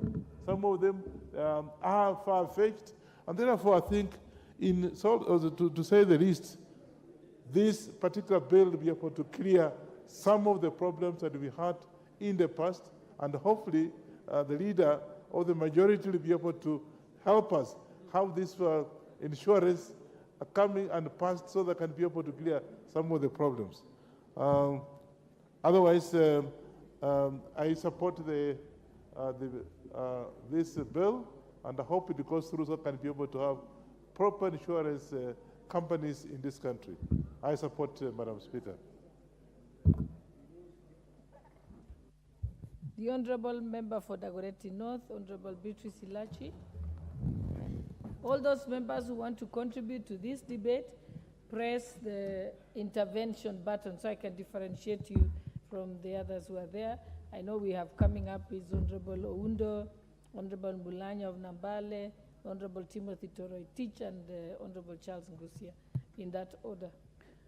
Thank you, Madam Speaker. I also rise and to Honourable Timothy Wanyonyi of Westlands, I've seen you. Rise to support, and Madam Speaker, this is one sector that we know that has a lot of challenges. First, in terms of Kenyans understanding this sector. I think 90% or 80% of Kenyans have always feared to engage with insurance because they feel sometimes that when you look at it, you'll never trust those who deal with insurance, those who are selling. They will never understand who is a broker and who are the main insurers. And therefore, Madam Speaker, even as we look at the sector, and I want to appreciate the majority leader in coming in now to create more awareness in terms of how we deal with our insurance sector. Madam Speaker, the other thing is that excessive costs of investigations. Many a times you find you'll go through. We have a case just recently, Madam Speaker. 2 young people had an accident of a boda. And when the case was over, they were awarded, yes, the insurance, but now you find also the lawyers just run away with the monies of their clients. And it has become an issue where that is why Kenyans lack trust in this sector.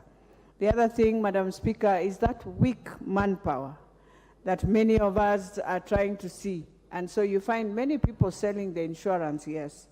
But sometimes when you walk into their offices, you also find yourself questioning a lot of questions because it's only the big insurance companies that are doing very well.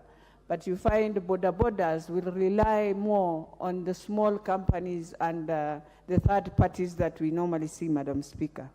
And therefore, if there is one sector that we would wish this act to come and now enhance and ensure there's accountability and transparent, is the sector of boda, where many of them are even unable to take that insurance, and therefore they just ride their motorbikes with no insurance, and then when they are found into challenges is when they realize they need, or when they find themselves, and many of them in accidents, is when you find now honorable members being requested by the same boda riders to assist to see whether they can get these insurances.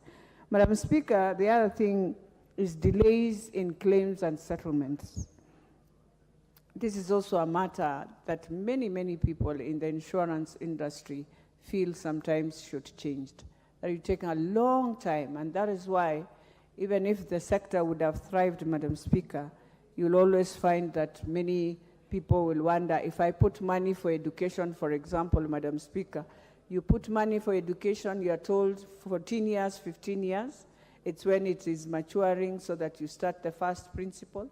And many people now, with this high cost of living, Madam Speaker, I know many of them now have left in terms of savings, and you find now the insurance company will start now again deducting the principal, and you find in the end, the whole insurance that you had paid for 10 years just goes like that. So even as we are looking at this, I'm hoping that we can ensure that going forward, if someone has given in he or her resources to an insurance company, for example, for an education fund of her children, and at one point they reach at a time and they realize they have no resources to continue, there must be a way where that money, Madam Speaker, is saved, and so that you don't lose completely, but you are able to gain something, and the insurance will remain with something small. The other thing we have to look, and which is very serious, is the mortgage. And many Kenyans are going through that mortgage, Madam Speaker. And for now, I can imagine, with the state we are in now, many would go and would wish, if it is a bank where you've taken a loan, it is easier to go and sit and restructure. But sometimes insurance companies don't even allow you to restructure. They won't even listen. So they start piling up the principal, and you find yourself with a lot of penalties. And in the end of the day, you just give up. And now that's how many insurance companies have had monies of Kenyans, and they are able to just take, because this Kenyan decides to just leave the insurance and decide now the money will just go, and that's it. So, Madam Speaker, this is one bill that we need to pass. First, to regulate the sector. Secondly, to start now ensuring that we follow what the new constitution, what our 2010 constitution says. Any sector in this country that is getting money from any citizens, there must be a component of public participation, Madam Speaker. That you are able to go out there, create awareness, how you'll be running your institution, let Kenyans understand, especially the insurances that we take, especially in government and all those sectors, especially if there's insurance government is taking, then there must be public participation for citizens to be aware of what will happen if I am unable to pay my insurance in time, what penalties are there, and if anything happens to me, what happens then if I have my insurance and I'm not able, I'm incapacitated to pay. So, Madam Speaker, as I finalize, that financial reporting, which is very critical, must be put in place. And we must see now reports that come out that are very clear. Even in our own insurance here, Madam Speaker, when you look at our health insurance in Bunge, it is important once in a year to just receive a report, how we are doing, how that insurance is doing, so that you don't find yourself now at a point You don't know whether the insurance is suffering the way the industry is also with a lot of constraints. And then you find when people are going for help, there's a lot of back and forth, but they are not telling you that we are facing some constraints, but they now start ensuring the clients are the ones who will carry the burden. So as I finalize, Madam Speaker, I just want to appreciate the majority leader and to say that it is important for us to really look at this sector of transport of border and to ensure our border riders are able to get insurances, because these insurances will assist the clients that they carry, but at the same time safeguard their own lives. With those few remarks, Madam Speaker, I support. The Honourable Member for Westlands Constituency, Honourable Timothy Wanyonyi. Thank you, Madam Speaker. I also want to speak on this amendment bill. Madam Speaker, many times, especially the public transport sector is the biggest culprit when it comes to insurance matters. When I was a young lawyer, Madam Speaker, there was an insurance company by the name Access Insurance Company, Madam Speaker. And some of these companies, they've come in existence just for speculation, and are not interested in covering people, the businesses of people. But they collect money from these unsuspecting business people, Madam Speaker. So making these senior managers of insurance companies responsible for their professional activities, Madam Speaker, is very critical, and it will bring order in this sector. Madam Speaker, I just want to echo the sentiments that were said by the majority leader, that business is not about speculation. These people come in business, Mr. Speaker, because they want to make a living out of it. They want to grow the economy, Madam Speaker, and manage in jurisdictions outside of this country, Mr. Speaker. Many businesses thrive because of the strength and the strong foundation of insurance companies. Almost every other citizen, Madam Speaker, is insured. And that is the way we should go, Madam Speaker, that we should be covered by insurance companies, insurance cover, so that people, even those who seek medical insurance, Madam Speaker, Mr. Speaker, they should always know that they are covered by insurance company. We have had people who have taken medical covers, and then when it comes to even we call for medical checkup, they can't even take responsibility. They deny you access to that facility, and this is something that we must now bring to order so that citizens can enjoy and have confidence when they take insurance covers. And especially in the transport sector, matatus and the borders, most of them just go around without insurance covers because most insurance companies have refused to cover them. And this is because they imagine that this is a very reckless sector of business, that if they put them in their insurance, Mr. Speaker, it will bring a lot of risks in the business.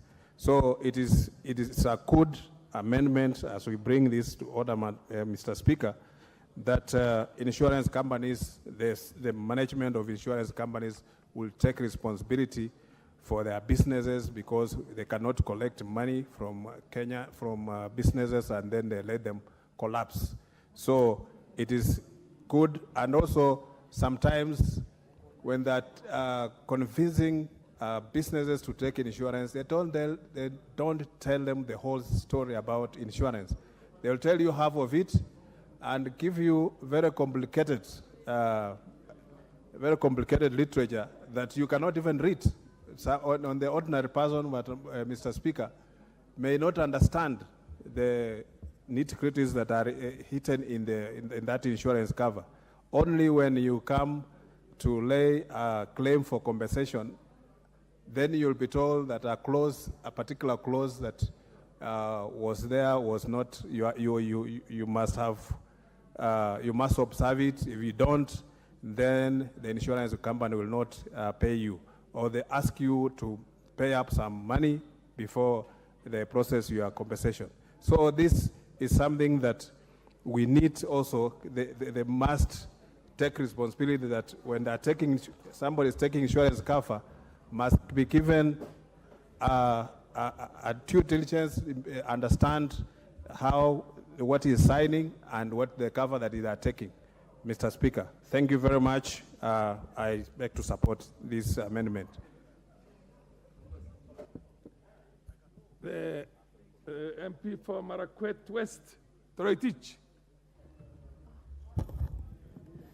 Thank you, Honorable Speaker, for giving me the opportunity to contribute on this very important and progressive amendment to the Insurance Act. Honorable Speaker, the insurance business in Kenya has not been taken seriously. Many people have opened briefcase companies to run as insurance companies, and many Kenyans have been duped. And I believe that this progressive amendment will be able to settle the matters that have come up in the insurance industry and has affected many Kenyans. Honorable Speaker, in Kenya, especially on matters involving transport, many matters in court have, judgments have been rendered in a courts of law involving road traffic accidents. But Honorable Speaker, when it comes to compensation of individuals who are involved in traffic accidents, you find that a judgment has been entered by a court of law, but thereafter that particular claim is not paid by an insurance company. Honorable Speaker, this person has been paying premiums to that particular insurance company. So we have what you call paper judgments in our courts of law. We have judgments that cannot be executed by the insurance companies. So, Honorable Speaker, I believe that since this amendment has been brought before the floor of the House, and the amendment has proposed that in the event that an insurance company is not able to settle a certain claim, then a penalty has been set forth for that particular insurer who has not paid a particular individual. So, Honorable Speaker, I support this particular amendment, and I believe that it will go a long way into addressing the issues to do with compensation by insurance companies. Honorable Speaker, it is unfortunate that someone has been injured in a road traffic accident. That particular person approaches an advocate, files a claim before a competent court of law, the court enters a judgment, and then when it comes to the payment of that particular judgment, the execution of that particular judgment, then it is not executable. So, Honorable Speaker, in fact, in my opinion, the penalty that has been placed on the insurer is quite less. In my opinion, the same should be increased. The penalty should be made stiff so that any briefcase company that purports to run an insurance company and does not have enough money to pay to compensate that particular judgment or to compensate that particular individual, then the penalty should be higher than what has been proposed in this particular legislation. Honorable Speaker, I propose even when it comes to the second reading, I'll propose that the minimum penalty that insurer should pay should be not less than 10 million or imprisonment for not less than 10 years, so that nobody will be able to run a previous company because we have a weak regulator in this country. Honorable Speaker, the insurance regulatory authority in this country, in my opinion, is quite weak. It must be strengthened, and I've seen the amendment is not enough to be able to strengthen that particular authority. So, Honorable Speaker, I support this amendment, and I pray that this House passes the same. Thank you.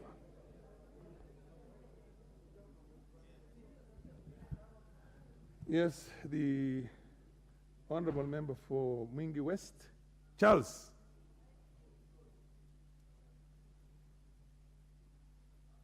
Thank you, Mr. Speaker, for giving me this opportunity to add my voice to this bill.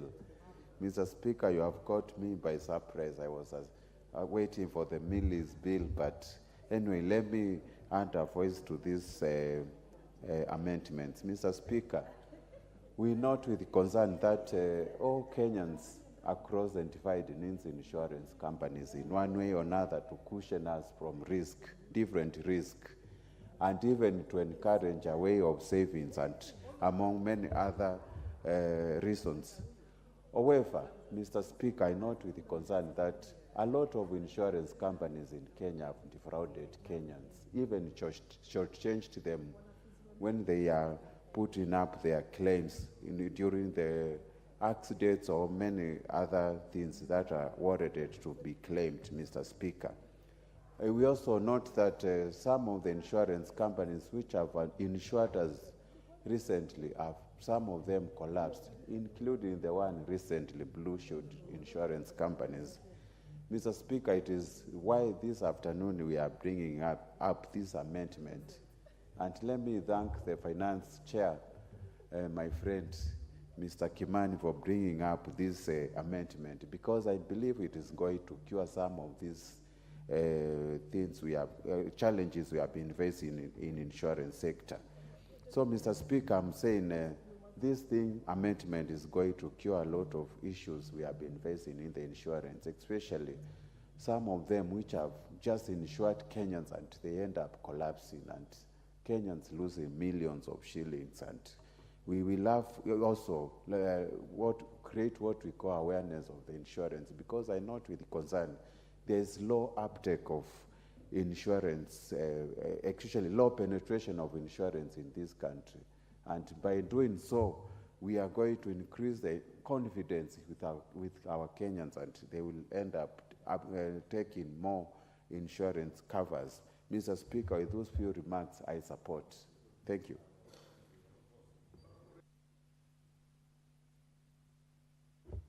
The Honorable Thank you. Rachel Nyamai, proceed. Thank you very much, Honorable Speaker, for giving me this opportunity. First of all, I would like to thank the Majority Leader and also the committee for the way they have moved this bill, and also the explanation that they have given, which clearly indicates the importance of this bill.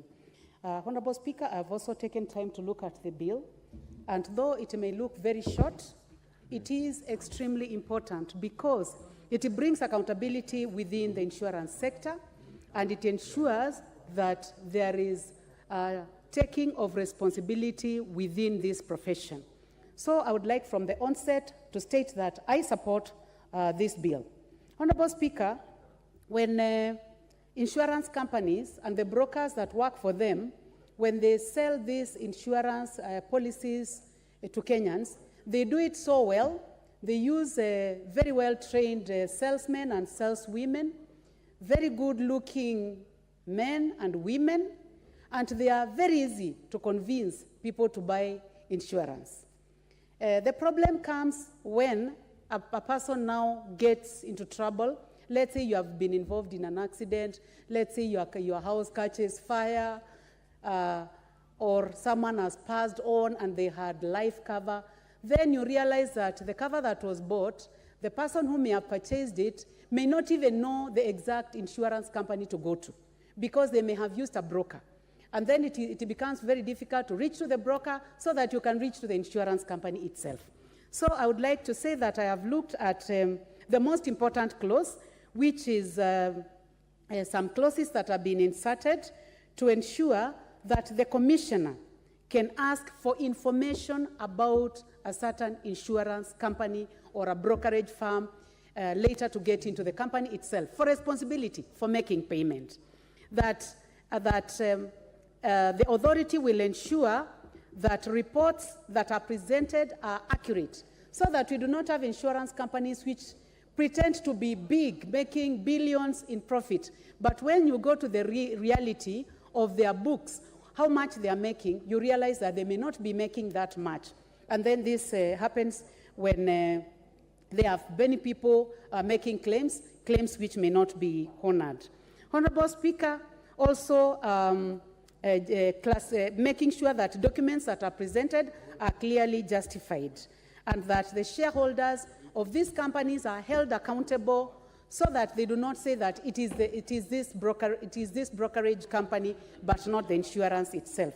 So, Honorable Speaker, I would like to support this bill and thank the committee for ensuring that Kenyans are protected, because most Kenyans who purchase these policies may not be well educated.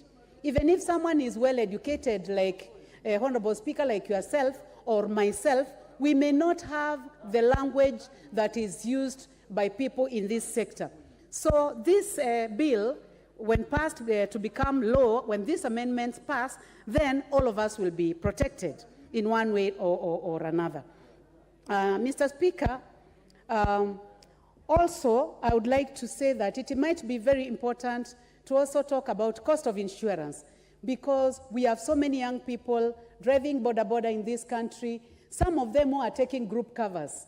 Some of them may not even understand how to follow up on these group covers, so that they are properly educated or properly trained or told what these group covers are all about, so that they are able to follow up when they fall victim, especially of accidents. Honorable Speaker, health insurance and education covers, they take quite a long time. Some of them, especially education covers. You realize that a person may take a cover for a child who is, for example, in class 1, and then it matures when a child has reached class 8, for example. So many things can happen in between. And then the person who has purchased the cover may just continue paying and paying without having a way of getting feedback on how these institutions are doing. So this bill is going to assist people, especially those who have taken life insurance or education covers for their children, to ensure that they are given proper information and that our people are supported.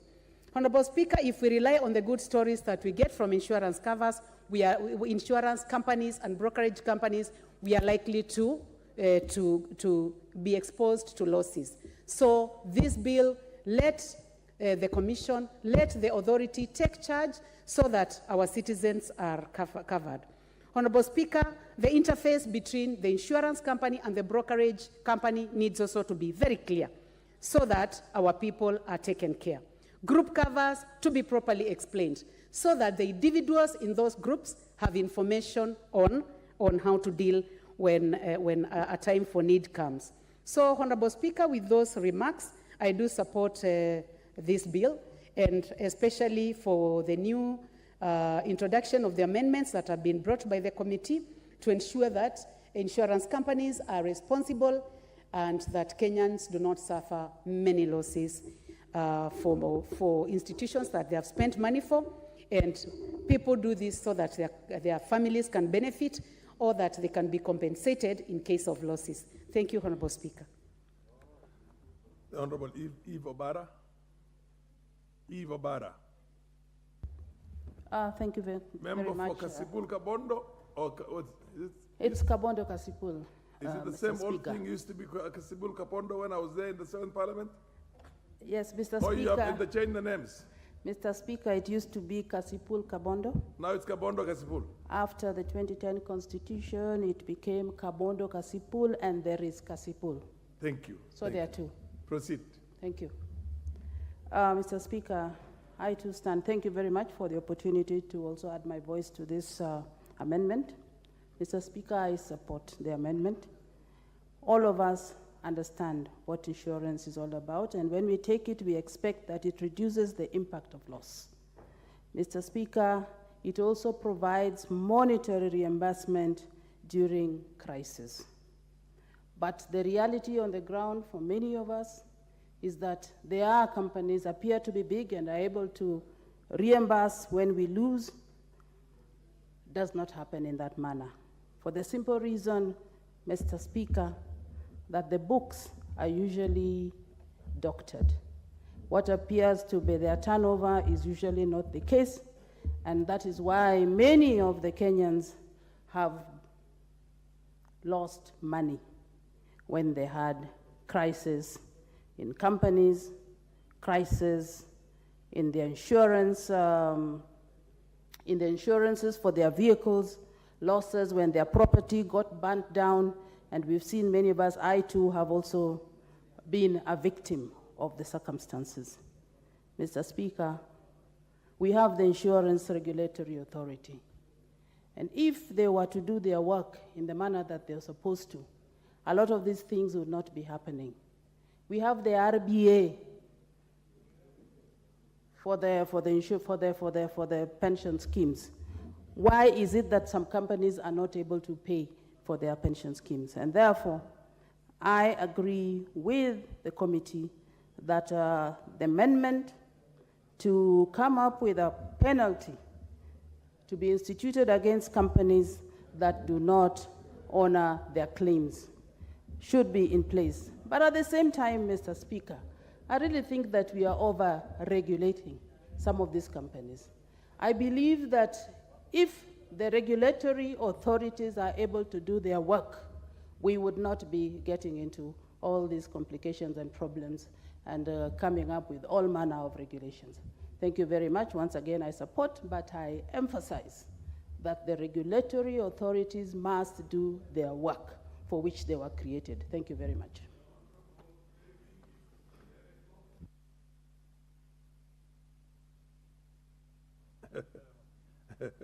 Maya. Proceed, Honorable. Thank you, Mr. Speaker, for giving me this opportunity to speak to this very important bill. I support the amendment because the amendment will ensure that insurance companies take full responsibility in case an insurance company collapses. Mr. Speaker, increasing the amount of money held by CBK will enhance accountability of insurance firms and their ability to honor claims. This bill aims to increase public trust and confidence level from potential clients as their claims are guaranteed, even in instances when insurance firms collapse, such cases like the collapsed Stallion Insurance Company, Blue Shield Insurance Company, among other companies. This amendment will also ensure the sanity and professionalism of directors and senior management staff in the insurance sector through the proposed stringent penalties for any offenses committed in accordance to this proposal. Mr. Speaker, with those few remarks, I beg to support and thank the Majority Leader for bringing the amendment to the floor of this House. I thank you. The Honorable Owen Bayer. Honorable Speaker, I want to thank you for giving this opportunity to make comments on this Insurance Amendment Bill 2023. Honorable Speaker, this bill brings accountability into the insurance sector and enhances what is called fiduciary duties. Actually, this bill, Honorable Speaker, brings in penalties for offenses that are created in the insurance industry by directors and, it says, stakeholders, shareholders. Honorable Speaker, the insurance industry, some of the players in the insurance industry have been rogue. They have been in such a way that they want to take your money, but when it comes to make good for what you insured, they have not been very good people. But they're very good when they want to start this process. But eventually when they get you, the business from you, then they become rogue. But then this bill tries, what this bill tries to do is to lay out the offenses and penalties relating to the management of the insurance companies. Honorable Speaker, this bill also tries to clean up some of the issues that are there. For example, some of the sections, Section 32 of the Act and Section 40 of the Act have some issues, and therefore it will align the issues that are there within these sections. Honorable Speaker, if you have business without regulations, the history of this country has shown that if you have businesses running without regulatory authorities being strict, then a lot of Kenyans get defrauded, a lot of Kenyans lose their money, and a lot of Kenyans actually lose the purpose for which they have entered into that business. And therefore, this bill, Honorable Speaker, when it becomes an act of parliament and assented to by the president, then it will bring accountability, observance of fiduciary duties, and professional responsibilities. That is what this bill is about. It is about bringing accountability, bringing observance of fiduciary duties and professional responsibility in the insurance sector. The insurance sector, Honorable Speaker, is one of those big sectors in this country that controls millions of shillings. But as it controls millions of shillings, the lives of people are attached to it, such that if I insure my car, I've insured my family, I've insured everybody. If an accident happens, I expect that expeditiously resources are made available to put that family into the former position in which they were. That is what insurance is about. Insurance is not about making money, but it's about if I suffer a loss, I should be brought to the level of where I was before. That is what insurance does. But there has been so many brokers. People do not look at it as a profession. They just look at it as a way of making money. And because of that, then governments must come in strongly to bring in penalties and offenses and try to ensure that it is regulated properly. Honorable Speaker, this bill, as it were, heightens what we call accountability and encourages more prudent approach to risk management, financial planning, and strategic decision making. That is what this bill does to bring prudence in risk management. If the insurance sector does not have prudent management of risk, then the insurance sector in this country is dead. If the insurance sector in this country is dead, then it will be very hard for us to do business. You can imagine, Honorable Speaker, I know you're a big businessman, somehow I know. And you have insured your businesses, and something happens to those businesses. But because of lack of prudence in the management of that risk, you suffer a loss both ways. The money that you have used to manage the risk of that business through insurance, and then the business is also gone. So you have a double loss. Your building is gone, and then you can't actually get the money that for many years you put in the insurance. Honorable Speaker, we need to bring prudent management of risk and strategic decision making. A lot of the decisions that are made at the insurance level are not strategic, because the people who are managing these insurances are not professionals. They just get in because they can make money. But this bill will align professionalism, risk management, prudency in the management of the sector, and therefore it is a necessary piece of legislation which, as members of this House, will need to come through and ensure that we protect the resources of this country. And Honorable Speaker, you know, there was this time when we had this dam that is being built in where Honorable Murkomen comes from, that dam. One of the greatest issues of that was how much insurance was paid for that dam.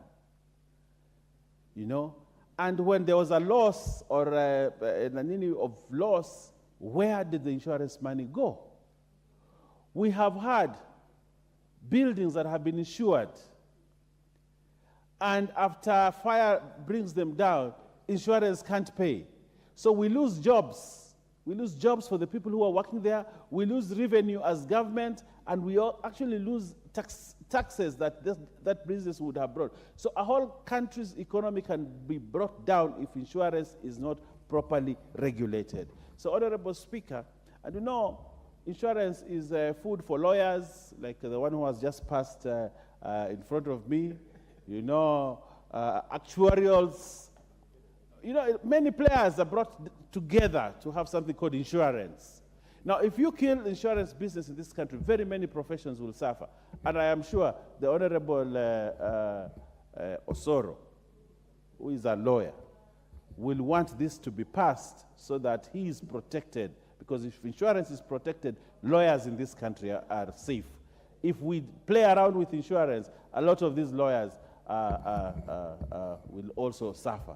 So I want to ask the Honorable Osoro and all those members here who are lawyers, including the Speaker, to support this bill so that we can protect the insurance industry in this country and protect big business and small business. I thank you, Honorable Speaker. The Honorable Dr. Wilberforce Undo. Thank you, Honorable Speaker, for this opportunity to also weigh on the Insurance Amendment Bill of 2023, National Assembly Bill. Honorable Speaker, I stand to support the proposed amendment to the Parent Accident Insurance Act, subject to a few reservations that will iron out, will raise as I make my presentation, and that will also deal with them at the Committee of the Whole House. Honorable Speaker, insurance is the cornerstone of a modern economy.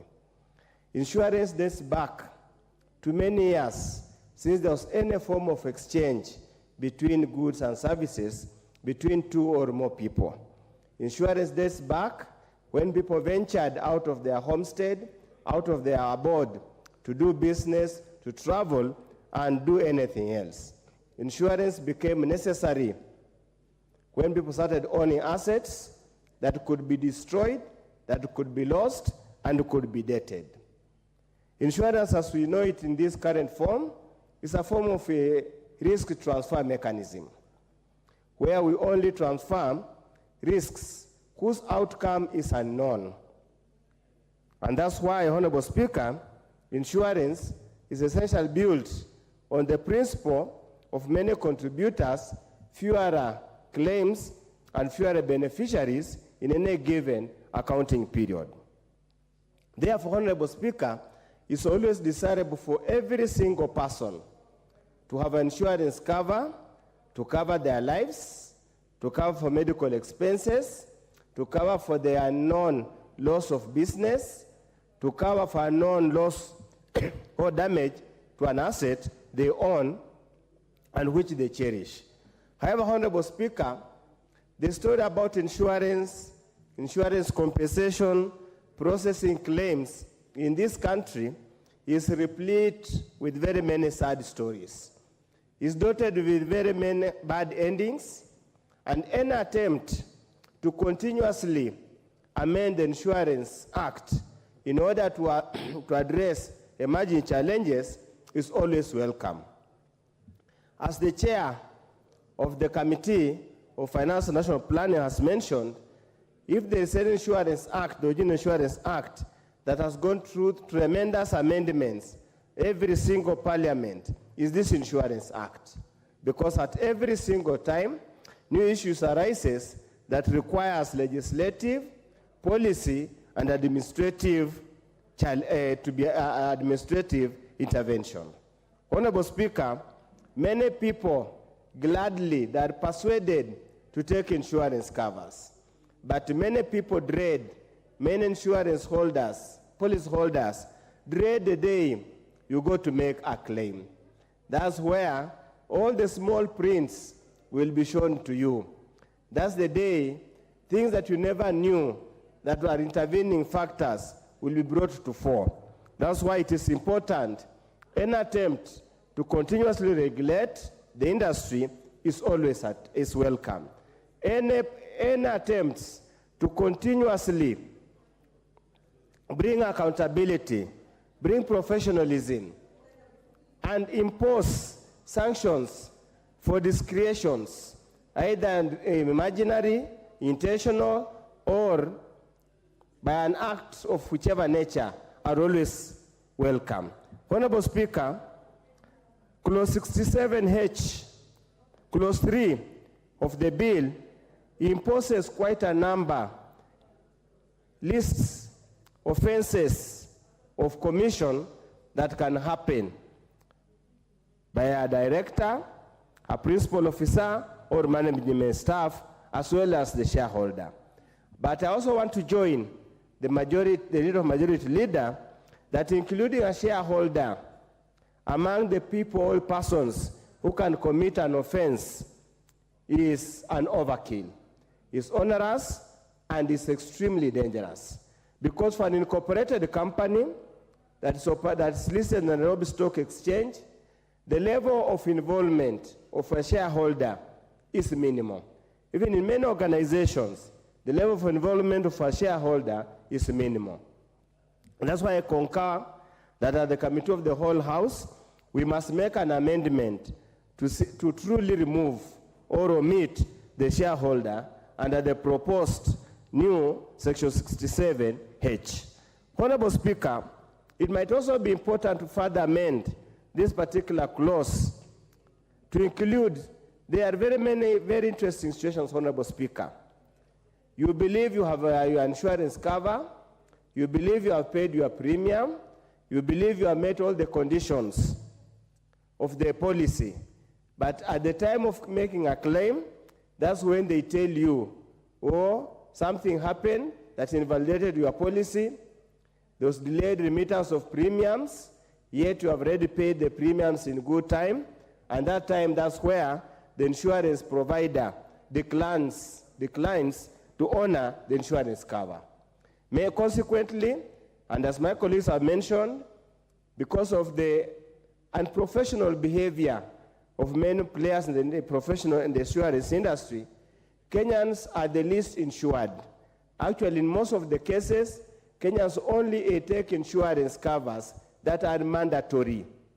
They always say, why bother pay a premium when, even if something happens, we will never be compensated.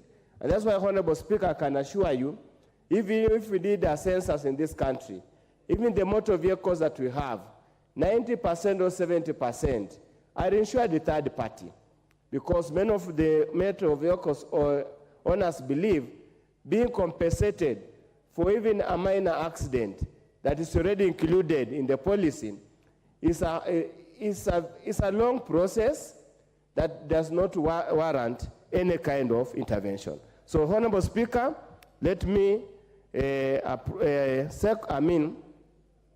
support the amendment, but we'll move some basic amendments in the Committee of the Whole House. With those few remarks, Honorable Speaker, I support. MP for Nambale. MP for Nambale.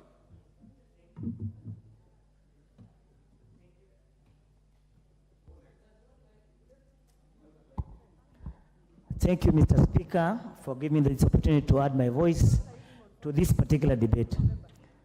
Mr. Speaker, as my colleagues have said, insurance is supposed to be a financial safety net to help one from a misfortune that has happened.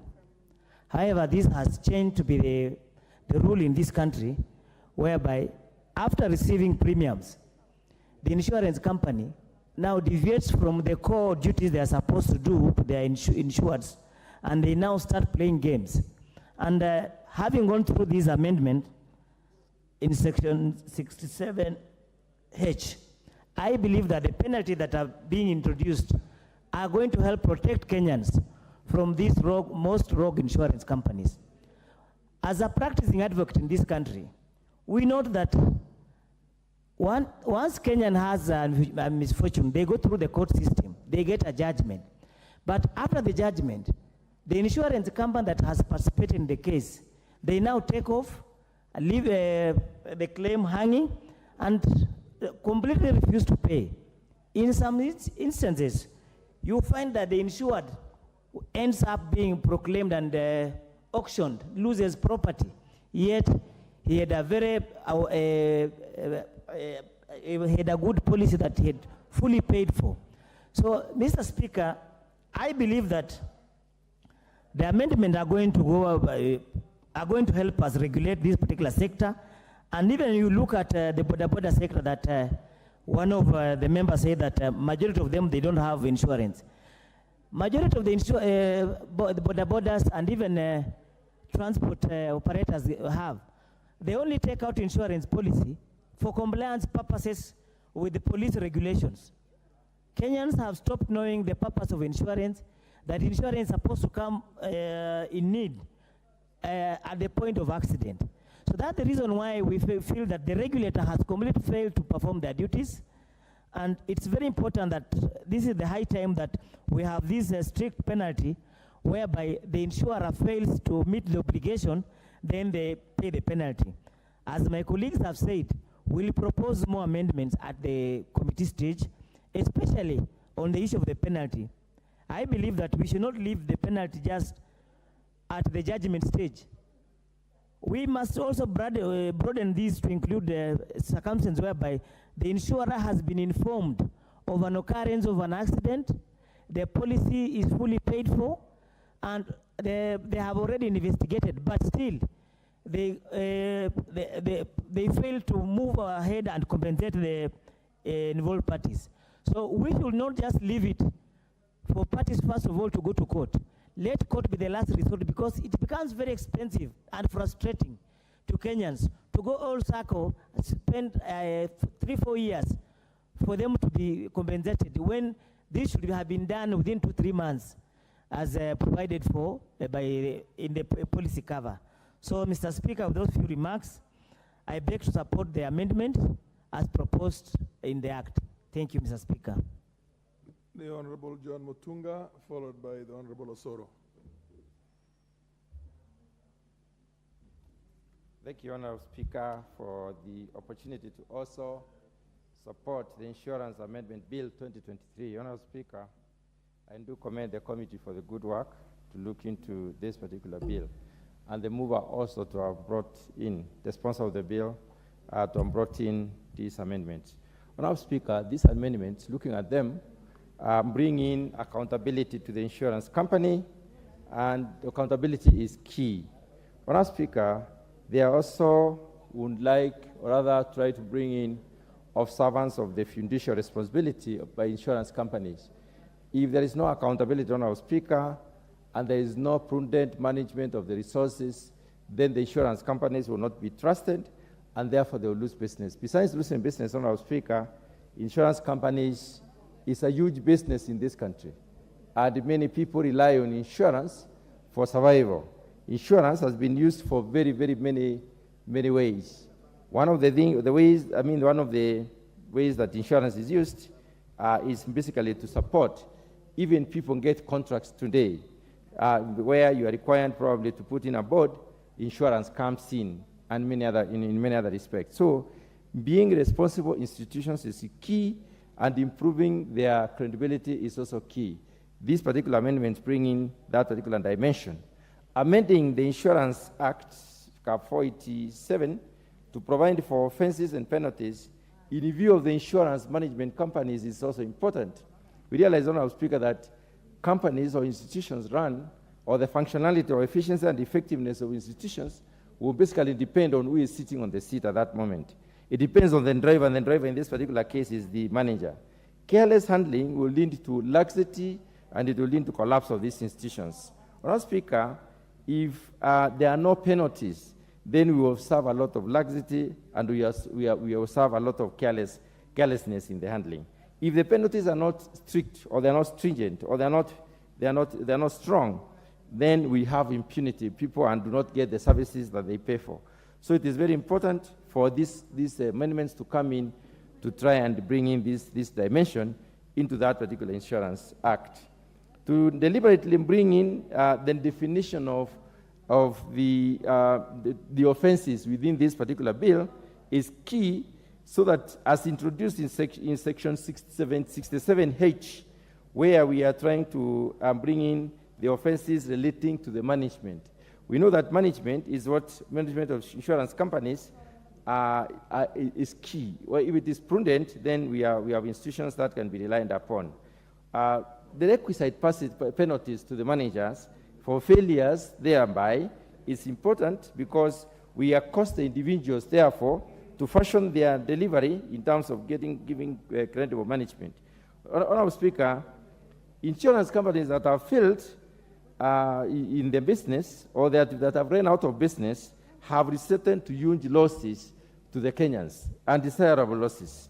And these losses have affected our people. It is important, therefore, not only to improve on accountability of servants of the fiduciary responsibility, but also it is important to bring in the issue of professionalism within the insurance companies. And this is what these amendments are bringing in. It's introducing specifically, Honorable Speaker, the marginal notes to distinguish between the surveyors, the general surveyors, and the insurance surveyors is important, because one can argue that these insurance surveyors were not involved and therefore they were not responsible.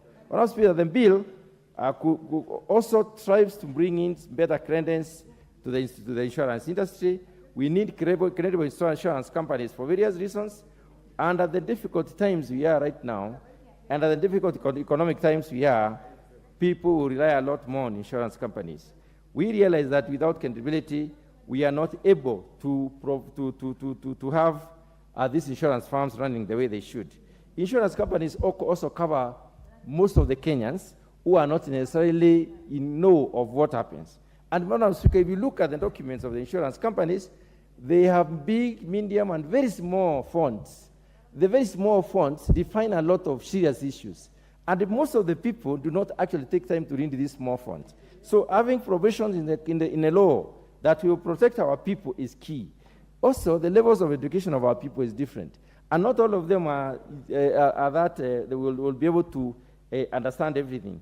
I'm looking at a case where we have introduced insurance for crops, we have introduced insurance for livestock, we have also introduced insurance for transport system. Most of the people who are engaged in these sectors do not really know how to interpret things as it were. So it is important for us to curb the likely mischief that may be brought by insurance companies by introducing credibility in what they are supposed to be doing, by introducing the penalties that touch on the individuals who manage this industry, insurance companies, and by ensuring that they are there to fiduciary responsibility.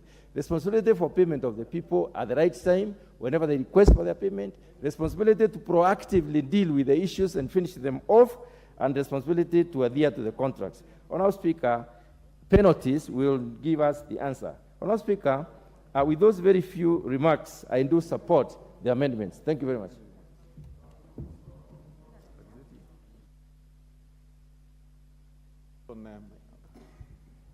The Honorable Osoro, followed by the Honorable Emilio Diambo.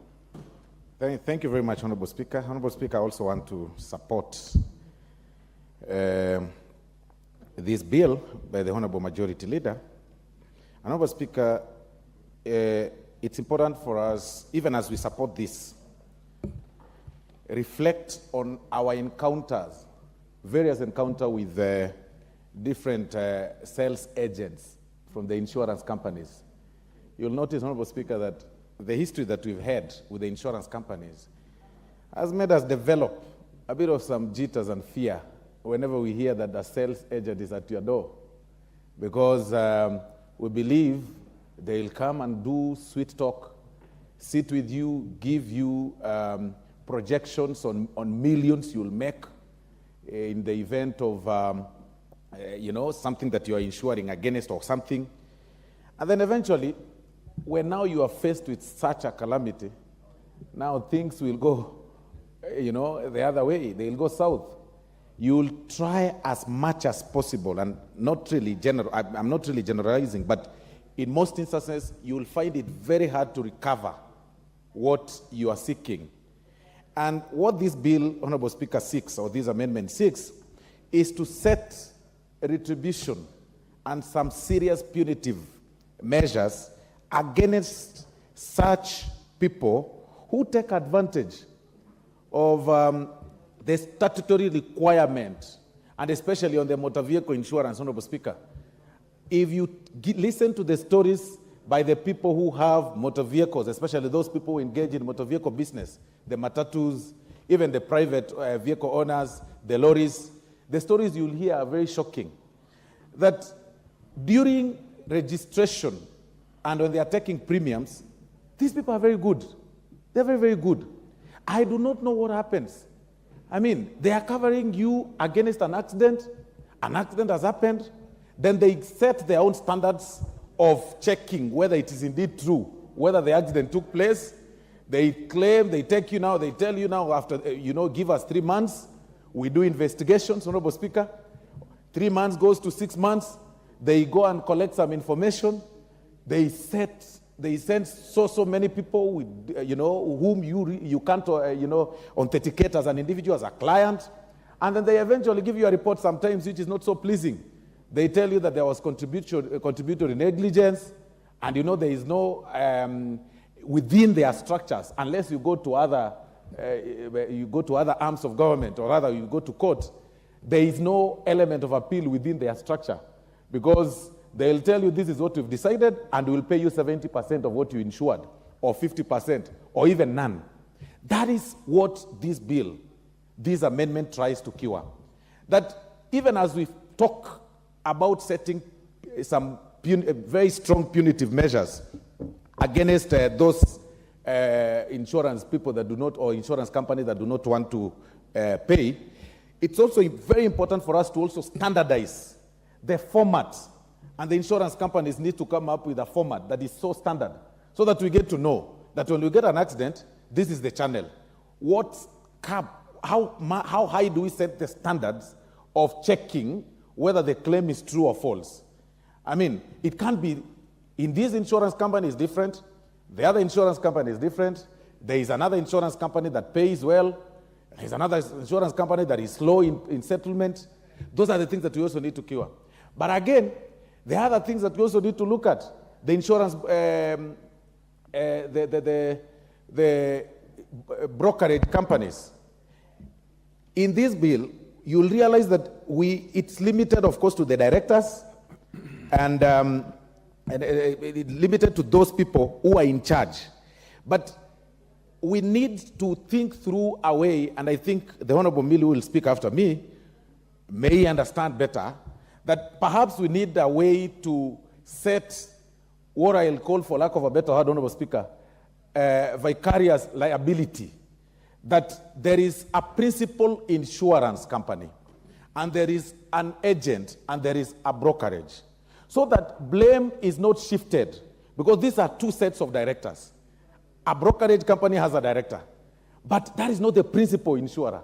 The principal insurer company could be a bigger one, like what we have here in the National Assembly. Then what happens? Who is the director? Which director will take direct fiduciary responsibility, Honorable Speaker? Perhaps this is the discussion that we need to have, so that we get to know how do we set the retribution for the agency and the mother company, so that it doesn't happen that there is a blame game. Or perhaps we also need to go through their memorandum of understanding and see what happens. Because what happens if the agency decides to close down and the mother company folds the claim and decides to down the tools? Those are the things that we also need to check out, because insurance business in this country is very easy to operate, it's very easy to open, but very hard to settle. Very easy. Any person can go and register an insurance company. But on settlement, even on the hospital bills, look at even what happens with us. Even people who are on salary like ourselves, and the employer is obligated to pay our insurance companies, premiums. We go to hospitals, and sometimes you are told, wait, we've done an email, we've written an email, we're waiting for confirmation. It's on a Sunday. You did not order, you did not tell your body to get sick on a Sunday. Then they tell you, wait, you have a sick patient there. It takes about 7 hours or so. You lose your patient, you are covered. This is something that we need to think through, because we've really tried to limit ourselves just within one angle. But even on that, these things are, and then they set a cap on what they can pay.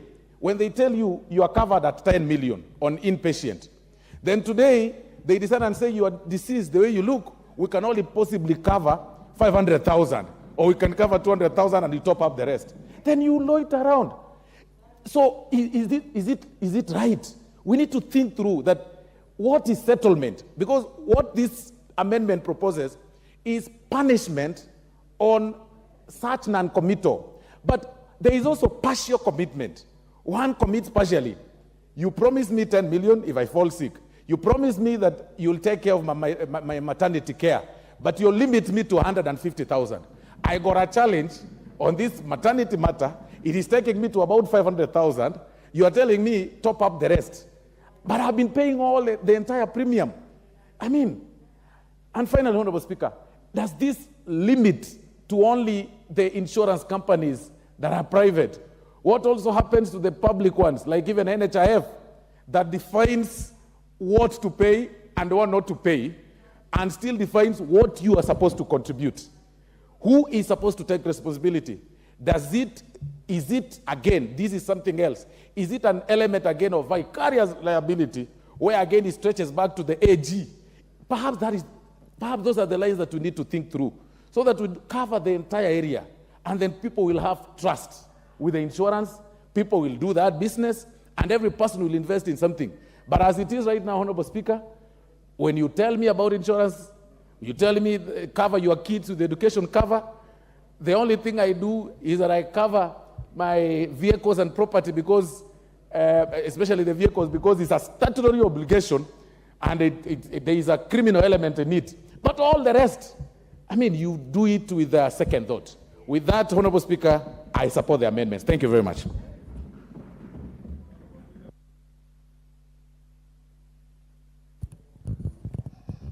Thank you, Mr. Speaker, for giving me this opportunity. Mr. Speaker, I wish to indicate that I do support the bill, and I also want to urge that in future, if the House can do what they have done today, which is giving Honorable Soro an opportunity to speak before me, because then he gets inspired by my spirit and he speaks very well. So congratulations, Honorable Soro, you've spoken very well and spoken to a lot of the issues that Kenyans go through that relate to the insurance industry. And I would want to encourage you, especially with the position at which you're sitting now, that because if you look at this bill, it doesn't cover a lot of the issues that you are speaking to, but it would be nice if you can bring amendments so that those issues are covered, especially on the issue of discriminating against women who are having children, and we are treating childbirth as though it is a worse disease than some of the diseases that are covered. And it's not even a disease. So if you can actually consider doing that amendment, it would be very good. Maternity is a noble thing. It shouldn't be a thing that people criminalize or discriminate. Mr. Speaker, I'll be very brief because members have spoken a lot to this. But if you see what this amendment seeks to do is to ensure promptness in payment, is to ensure accountability by those who insure, and also to enhance punitive measures where they evade their responsibility.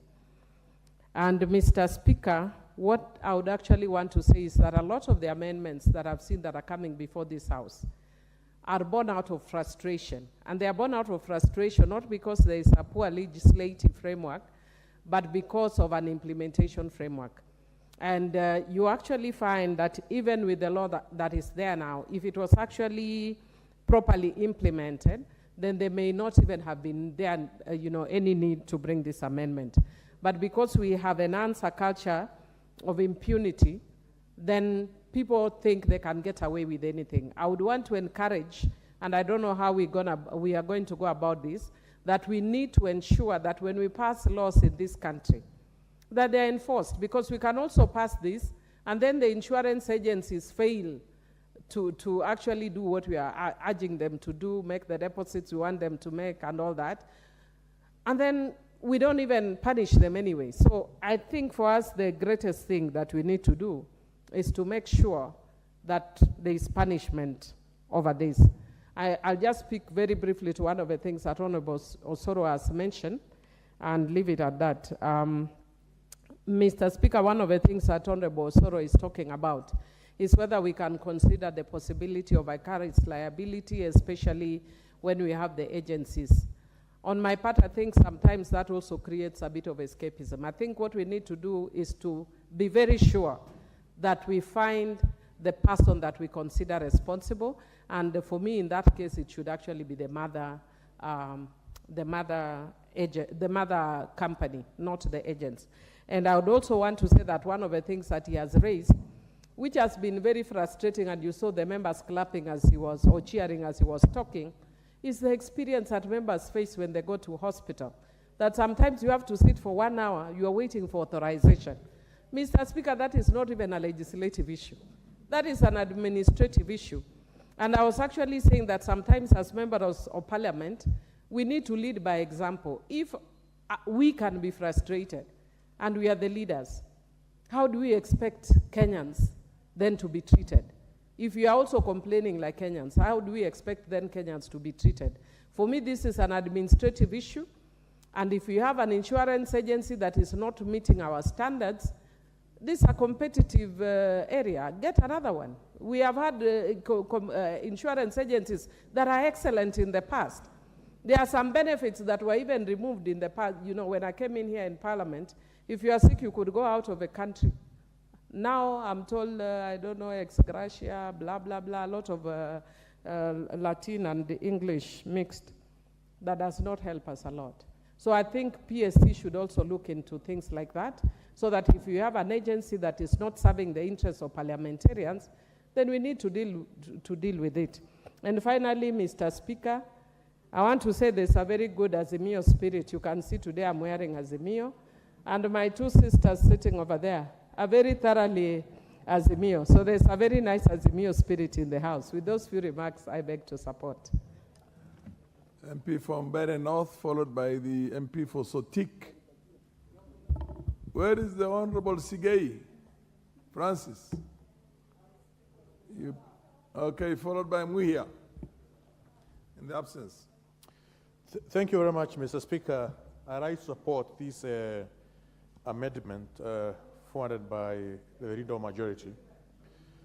Mr. Speaker, these amendments speak to very important concerns of many Kenyans. Because for those who have been in school of business, Mr. Speaker, we realize that they will really tell you insurance can be termed in layman's language as legalized stealing. And many insurance companies have capitalized on the loopholes within the law to ensure they can take many Kenyans who have bought policies, different types of policies, to insure different risks. They can be taken round and round, 1 year, 2 years, 3 years, until many people have never benefited to what the policies says. And you realize that they capitalize even on a very small discrepancies, even a comma, even a full stop. They tend to take advantage to ensure they don't pay the claims which come to most of these insurance companies. This amendment, Mr. Speaker, will ensure that the insurance companies take responsibilities in case insurance company, it will ensure the directors take responsibilities in case the insurance company fails or if the insurance company collapses. And we have seen a number of insurance companies in Kenya which have collapsed in the past. An example of Blue Shield Insurance, Stallion Insurance, and many others, Mr. Speaker. And when they collapse with many, many claims, many policies which have not been paid. And therefore, it is very, money which has been earned in a very difficult way from different economic activities for Kenyans to be able to pay or invest in some of these companies. These amendments, Mr. Speaker, will ensure that there is sanity and professionalism within the sector. Because even the way the management of the insurance sector is done, as it is now, we need to ensure there are more stringent penalties in case of any offense committed. And this is exactly what this amendment is trying to achieve. We need more stringent penalties in case the management of these insurance companies is not done in the most appropriate way and the most prudent way. the fiduciary measures, just as we have seen in the banking sector, which is regulated by the central bank of this country, also we need to see such strict regulations within the insurance industry. Because the difference between insurance industry and banking sector, you realize the difference is minimal, Mr. Speaker, and there is many loopholes for the management of insurance companies to take advantage of. Therefore, this amendment, Mr. Speaker, will increase the public trust in this sector, create confidence, and once the confidence of the public is created, then it means that many Kenyans can be able to invest, can be able to buy policies which can take care of themselves.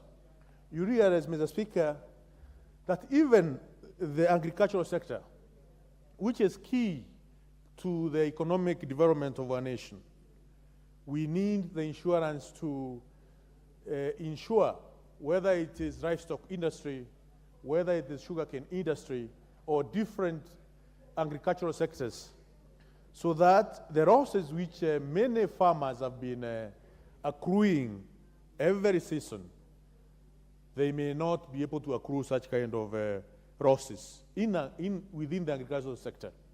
And for that to happen, Mr. Speaker, we need confidence. We need to ensure the public regains confidence and trust as far as this sector is concerned.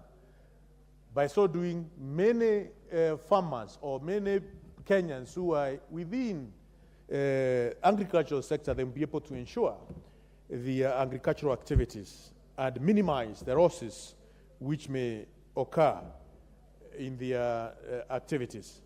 With these remarks, Mr. Speaker, I support this amendment and urge this House to fully support, and also to probably, when it comes to the committee of the full House, we see how we can make this amendment more stringent, the penalties can be more firm, and also to ensure we increase public trust, we increase public confidence levels for good investment in this sector, and so that we can fight all the rogue insurance companies or managers within this sector, because there are quite a number of them. And many Kenyans have been taken round and round. And I'm sure even in this House, it's not one or two, majority of us must have been taken round and round by insurance companies, me being one of them in the year 2013 when I was involved in a road accident. Mr. Speaker, I support this amendment. Thank you. Thank you, Honorable Speaker. And on the onset, I support the debate on the House today. Honorable Speaker, all things remaining constant, even when there is statutory insurance requirement, I think the level of confidence on insurance matters is very, very, very low. It means this institution has to build and rebuild itself to gain confidence to the common mwananchi or any other person. Even when we speak ourselves as bunge, several members have spoken before me and indicated how even ourselves we get frustrated when we know that we have been paid for and we have the cover and we have the medical card. You go to the hospital, an email has to be written, an email has to be approved. And Honorable Speaker, sometimes you have even taken your kids who are not feeling well. I want to give a general experience that I have experienced recently. For the last 3 visits in the hospital here in Nairobi, anytime I present my medical card, the card is read, and then I'm informed that I have 0 money. And surprisingly, even the very first visit in the hospital since July, because the calendar year for government starts on 1st of July. I had never gone to the hospital, and the first appearance in the hospital, I was informed I have zero money. And therefore, I have to call the medical team at Parliament. Then they indicate that we should look at some money they call ex gratia. Honorable Speaker, if there is any commissioner in this House, I would love them to go and discuss with our insurance team who cover the Parliament, because I don't understand what ex gratia means. I believe ex gratia is an amount settled or paid out of favor, not on any legal obligation. But every time I go to the hospital, I'm told your card is exhausted, while indeed I have not gone to the hospital. And when I call Mnet, they say, let them look at ex gratia quorum. So I wonder, why are we spending that ex gratia? Why is my cover not automatically being able to serve me at the counter? That is just an example to show the country that even at our level, we cannot enjoy the insurance benefit in spite of the Government or Parliamentary Service Commission having committed so much money. While that is administrative or otherwise, but we are not getting the services that we expect. And so are the Kenyans, so are many Kenyans. Kenyans really get frustrated, as many speakers have spoken ahead of me, and I think we cannot even labor to discuss how much Kenyans experience this kind of frustration. We have seen even matatus, when they get accident, people can even get owed as they try to follow their claims. Year in, year out, finally they get frustrated and they never get compensated. So if there is a way that we can make a policy and make it implementable, that the insurance industry come to today's expected service delivery to Mwananchi, this will be the best amendment or the best legislation. With that, Honorable Speaker, I support. Thank you. The Honorable MP for Inyanges, followed by the MP Zamzam and Kaguchia. Thank you, Honorable Speaker. And I wish to start by saying that I support this bill. This is a bill, this is a very important bill that is supposed to bring about accountability in the insurance sector. Honorable Speaker, I am sure you've encountered these insurance salespeople. And you will agree with me that they have a very nice language, very sweet language, as they try to have you buy their insurance premiums. What they promise is that they will insure your vehicle, is that they will take care of your health insurance needs, is that they will insure your property. But, Honorable Speaker, so many Kenyans have suffered in the hands of these insurance brokers and companies. Sometimes you have your property insured, but the moment you lay claim, especially maybe after theft, after fire, or even after accident, then another story begins, another journey begins, and I am sure this has not happened to me alone, but to several other Kenyans. So, Mr. Speaker, I am in support of every effort to ensure that the insurance sector is well regulated and that the insurance companies are more accountable to Kenyans. Mr. Speaker, it is very devastating when Kenyans have got to pay monthly premiums to insurance companies, but the moment they have accidents, they cannot access the funds that they are supposed to be paid by these insurance companies. Mr. Speaker, sometimes actually these insurance companies have to be taken to court. And even after being taken to court, you will find that in most instances, they'll drag their feet and they'll eventually not even pay as per the court orders. So, Mr. Speaker, I support this because this again will ensure that more Kenyans who are not insured who do not fall into the insurance bracket get the confidence and the trust so as to secure their investments either in education, in health, or even their other properties. Thank you, Mr. Speaker, and I support. Woman Rep for Mombasa, Zamzam Chimba.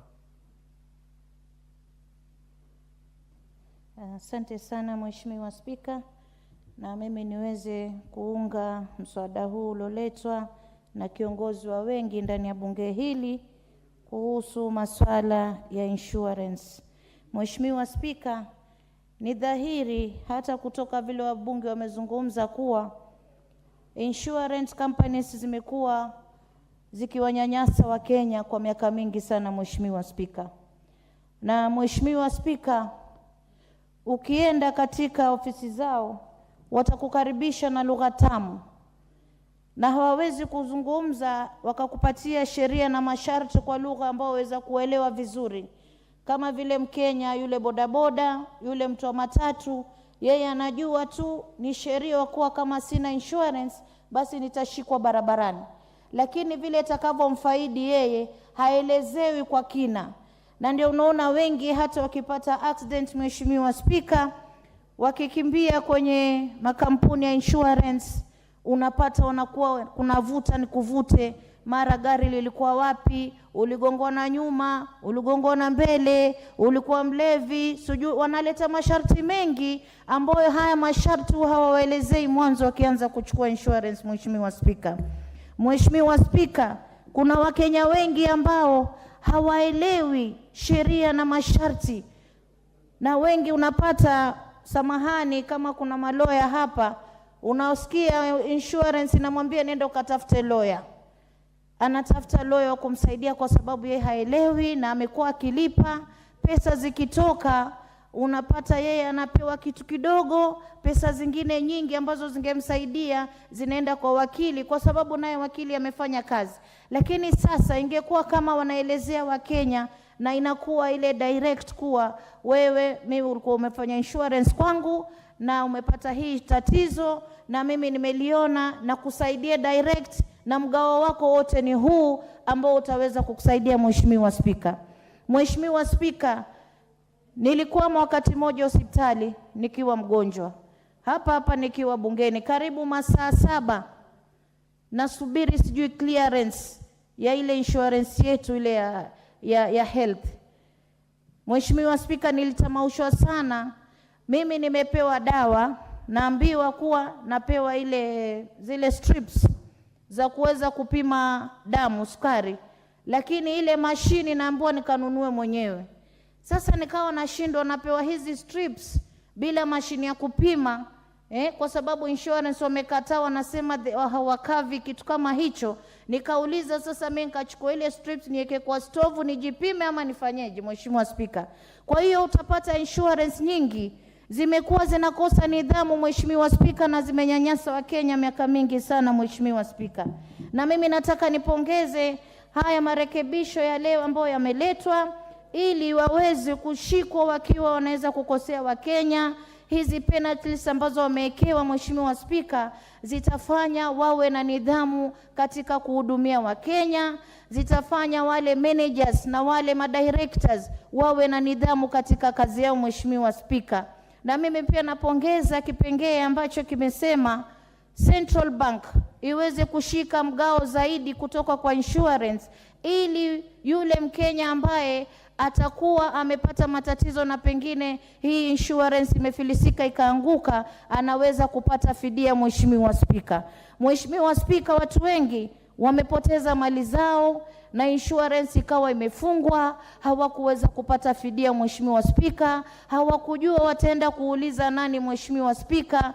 Lakini mimi leo nafurahi sana kama mama Mombasa County kuona kuwa at long last hawa watu ambao wamekuwa wakitapeli wa Kenya kwa jina la kuwa insurance, kuna wao wengine wamefanya vizuri, lakini wengi wao Mheshimiwa Spika ilikuwa hii ni kitega uchumi kwao.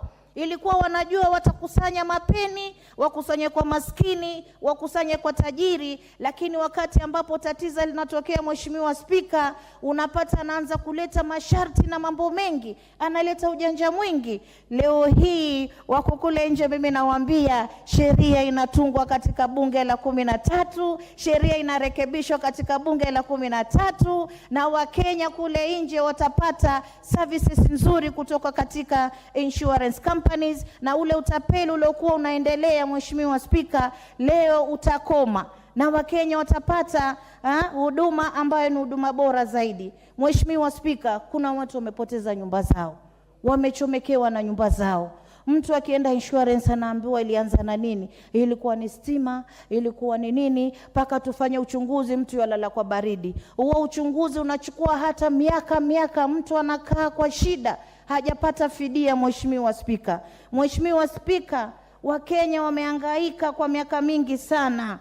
Mheshimiwa Spika, mimi nikizungumza nitazungumza paka kesho, nikiangalia wale bodaboda. Mheshimiwa Spika, bodaboda ameenda amekata insurance, amebeba mtu, hakuelezewa, wewe hii insurance yako kama hauna helmet hatuwezi kukupa fidia, kama utakuwa umekuwa mlevi hatuwezi kukupa fidia, kama yani masharti yote wapewe kwa uhakika na waelekezwe vizuri. Mheshimiwa Spika, lakini hawa walikuwa wakichukua pesa tu, wakati ukija wao wanachukua pesa, lakini wakati wa huduma wanaanza kuleta masharti mengi madogo na kuweza kukwepa kulipa fidia kwa Wakenya. Mheshimiwa Spika, Mheshimiwa Spika, hata hawa ambao wanatupa sisi huduma za hospitali, Mheshimiwa Spika, leo mimi nina furaha kwa sababu tutapata huduma bila kusumbuliwa. Wale Wakenya ambao wako kule chini ambao walichukua insurance katika afya yao, na wao pia watapata huduma bila kusumbuliwa. Mheshimiwa Spika,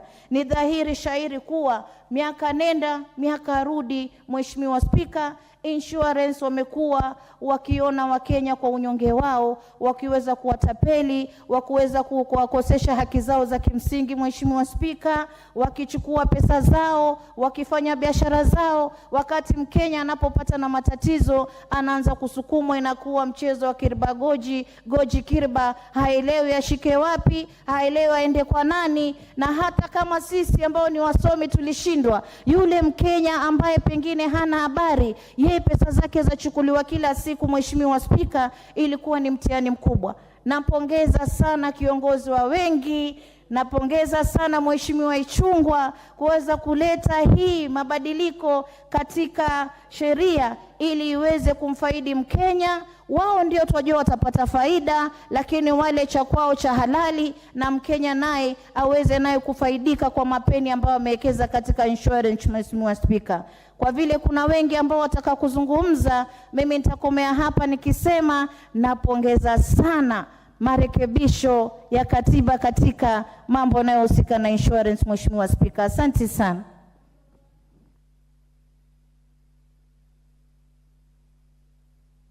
The Honorable Kaguchia, followed by the MP for Wajir North. Honorable Kaguchia. Thank you, Honorable Speaker. I appreciate the opportunity to make a contribution to this bill. Thank you very much, Honorable Speaker. I want to congratulate the Honorable Majority Leader and the government indeed for having sponsored this amendment to this House to have the issue of insurance industry addressed. Honorable Speaker, it is clear that it's only in the insurance industry where we have not been able to seal some of the gaps that have been sealed by other sectors. Most of you will bear me witness that if you go to other sectors like we have in the SACCOs, probably because of the challenges that we have had in that space, we have now been able to establish the proper professional ethics, and we have ensured that, or rather the government has ensured that people who are in that industry do take responsibility whenever they fail to act in a certain way that helps the public to ensure that their resources are well safeguarded. Honorable Speaker, it is now high time that the insurance industry smells the coffee and realizes that it is not business as usual.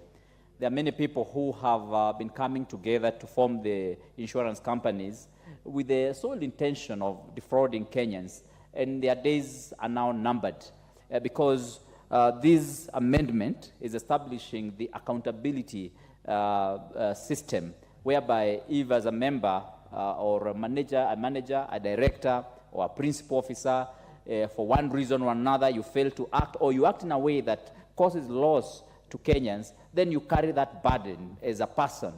This is really part of the professional ethics that must be practiced not only in other sectors, but also in this particular sector where we have the insurance industry, Mr. Speaker. And one of the things that our insurance industry must be alive to is the issue of being truthful. Because when you find the salespersons who come to sell insurance to the people, more often than not, they put exaggerated data, they lie to people, they give you wrong interest rates that they're going to give on some of the investments that you're likely to do with some of the insurance industries or some of these insurers. And for sure, by the time you discover that you have been duped, it is 10 years that have passed. Same to the issue of health insurance, whereby you have an insurance, but the insurance that you take, more often than not, you do not get the benefits that you are promised at the point of taking this insurance. So the issue of truthfulness is very important. Of course, this amendment must also be applied on the reinsurers, because every insurance must also have they must also keep their money with another reinsuring company, so that we can have some kind of a backup. So that should this insurance company not be able to make good some of the claims that have been awarded to the claimants, then we have an insurance company that will come in and ensure that there is fairness for the people who have their claims. Of course, Honorable Speaker, we also have a challenge whenever a claim has been placed, and of course the customer, the client has been awarded some amount of money. Some of the lawyers and advocates who stand in for these customers, they get these finances or these funds, and they fail to remit them to the claimants. And this, of course, has been probably a bigger problem in this country than even it is with the insurance companies. So we must go after these advocates, rogue advocates, who run away with the money that belongs to the claimants, to ensure that the person who gets their claims catered for do benefit from that particular fund. And of course, it's not only the advocates who are caught up in this trap. We also have some of the government agencies. We have had situations where permanent secretaries, our principal secretaries and other government officers have failed to make good the judgments that claimants have been given by the courts of law on certain cases of compensation. Honorable Speaker, these are areas that we must also be able to address so that we can bring back the confidence of the common people in the insurance industry, not only in the insurance industry, but in the whole financial sector. And I'm very encouraged that the government is taking very serious steps now to ensure that that confidence is restored, so that people can know that once you have taken an insurance policy, once you have a legitimate expectation on compensation in a certain area where you have invested your money, where you have an expectation, a legitimate expectation, then when your time to benefit comes, you must then get that benefit. And because that confidence is going to ensure that the sector thrives. It's going to ensure that the sector grows and gets expanded. And this is very important. And so I really want to stand in support of this amendment and say that we are headed the right direction. And once again, I want to point out that the Honorable Millie Odhiambo did point out that there seems to be a blue spirit in the House. But I think we also need to read the spirit of this kind of amendment and appreciate that there seems to be a Kenya Kwanza spirit in the House of trying to take care of the common mwananchi, trying to bring back confidence in our people in such a way that they're going to have trust in the systems and structures that exist in this country. And so the manifestation of blue is good, but I think the spirit of this kind of amendment really places the common mwananchi at a very high pedestal to benefit and to ensure that they are being placed at a good position whereby they will not be cheated again. So, Honorable Millie Odhiambo, as you appreciate the spirit of blue, please also appreciate the spirit of Kenya Kwanza in addressing the common mwananchi's problems where they have been duped for many years. Thank you very much, Honorable Speaker. The Honorable MP for Wajir North. Thank you, Mr. Speaker. Mr. Speaker, in every sector in this country of our economy, it has become common that there are cartels who manage it, who run it, who complicate issues, lives and livelihoods for Kenyans. The insurance sector is not different from all these other sectors. This is one of the biggest cartels that siphon premiums, the money of the insured, taking away the benefits so intended. Mr. Speaker, the rot in the sector is so high, astronomical, to an extent you will first have to ask yourself, who owns the insurance companies in Kenya? If you look at Upper Hill, all those tall buildings, monumental houses, belong to insurance companies, again registered in different names, entities. They take money and reinvest. It is thievery of its own kind. Mr. Speaker, the insured have only one obligation: to pay premiums. Once they pay premiums, the insurer is duty-bound to make sure that they meet their side of bargain, and all liabilities are unto them. But that doesn't happen really. They do a lot of book lying. Accountability is not an issue. Fiduciary risk is at the highest level, in as much as I commend the work of the Insurance Regulatory Authority that the Commissioner General has been doing so well, following up these rogue insurance companies. Nevertheless, there has been a lot of political interference and foreign interference in the ownership and and financial management of these companies. Mr. Speaker, it's about implementation.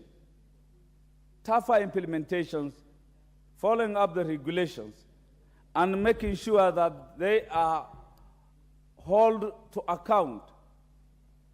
A week ago, I was involved in an accident myself, in my own car. And they were calling it is comprehensive plus. Every day they come with catchy words that sell. I used to know comprehensive means comprehensive. But comprehensive is never comprehensive. These days they call it comprehensive plus. I don't know what that means. To the extent that up to now, I'm being taken in circles to make sure that my car is restored when it is comprehensively insured. So this is a business where our money is exported out of the country. If you take a casual look at all the insurance companies, 80% of these companies are owned by foreign individuals or foreign companies. Some of them are not known. So without much ado, it is good to say that ours is to reinforce, re-energize, and make sure that the Insurance Regulatory Authority is well-funded, is given the right capacity in terms of human resource. Otherwise, the level of brokers, the number of brokerage, insurers, and reinsurance companies do overwhelm the implementation and the enforcement of Insurance Regulatory Authority. It is a multi-billion sector, but hardly does it make an impact on the lives of those affected, those who have at least toiled to make sure that they pay premium. So mine is to say, do we have so much deficiency in terms of laws? Really not. It is about politics, the political goodwill. I was privileged to be a director of the Insurance Regulatory Authority, Mr. Speaker. And any time when a company, an insurance company, finds itself on the bad side of the law, you will get a call from the high heavens, making sure that the Commissioner General doesn't do his work. That has been the tradition, to be honest. So it is about being open and transparent to allow the Commissioner General to implement the reinforcement, the supervisory and the regulatory authority so far espoused within our laws. Otherwise, scratching the bottom of this scandal, the stench in the insurance company will be hard to achieve or to undo. With those few contributions, I support the amendment. Thank you, sir. The Honorable Catherine Omanyo. Thank you, Mr. Followed Speaker. by the Honorable Meli. Thank you, Mr. Speaker. I support the Insurance Amendment Bill.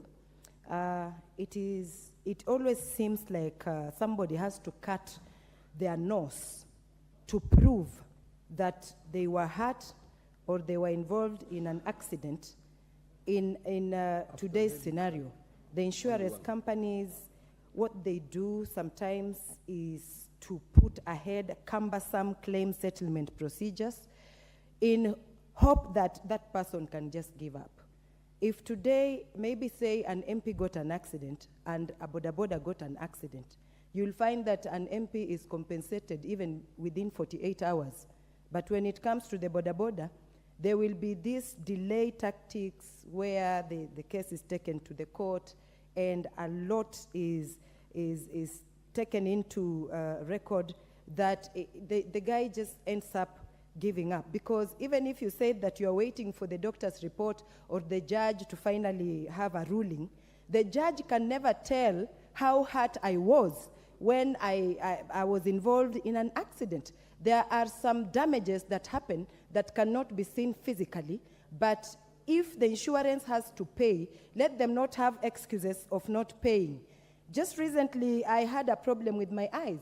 I went to a hospital, and I was told that the eye, whatever they were supposed to do for me to be treated, they said I have exploited it, and I have never been treated. So they told me my daughter exploited it. So, and then I asked, how much am I insured for? They told me 10 million. So how much did my daughter use? They said 100,000. So how much is the balance? They said 9.9 million. And I said, but I need treatment. They said the Minet insurance has declined because they cannot do that. And then I said, are you praying that I come back with a liver or a neck or another organ that is sick, but not the eye? It doesn't just make sense. It is a little dumb. So also, there is a friend who cannot bear a child, but can have a child through a surrogate. The insurance cannot accept a surrogate to get the same treatment the real insured person could have gotten, meaning they're gender insensitive, because there are ways somebody can still bear a child without them actually carrying through in their womb themselves. And also, the insurance has put it in a manner that there are hidden charges. When the agent comes to the client, there are things they don't say when they are selling the insurance. They say very nice things first, but immediately you sign to it, then there are hidden charges that come along with, which is also not good. We need some transparency, and if anything happens, there should be no delay.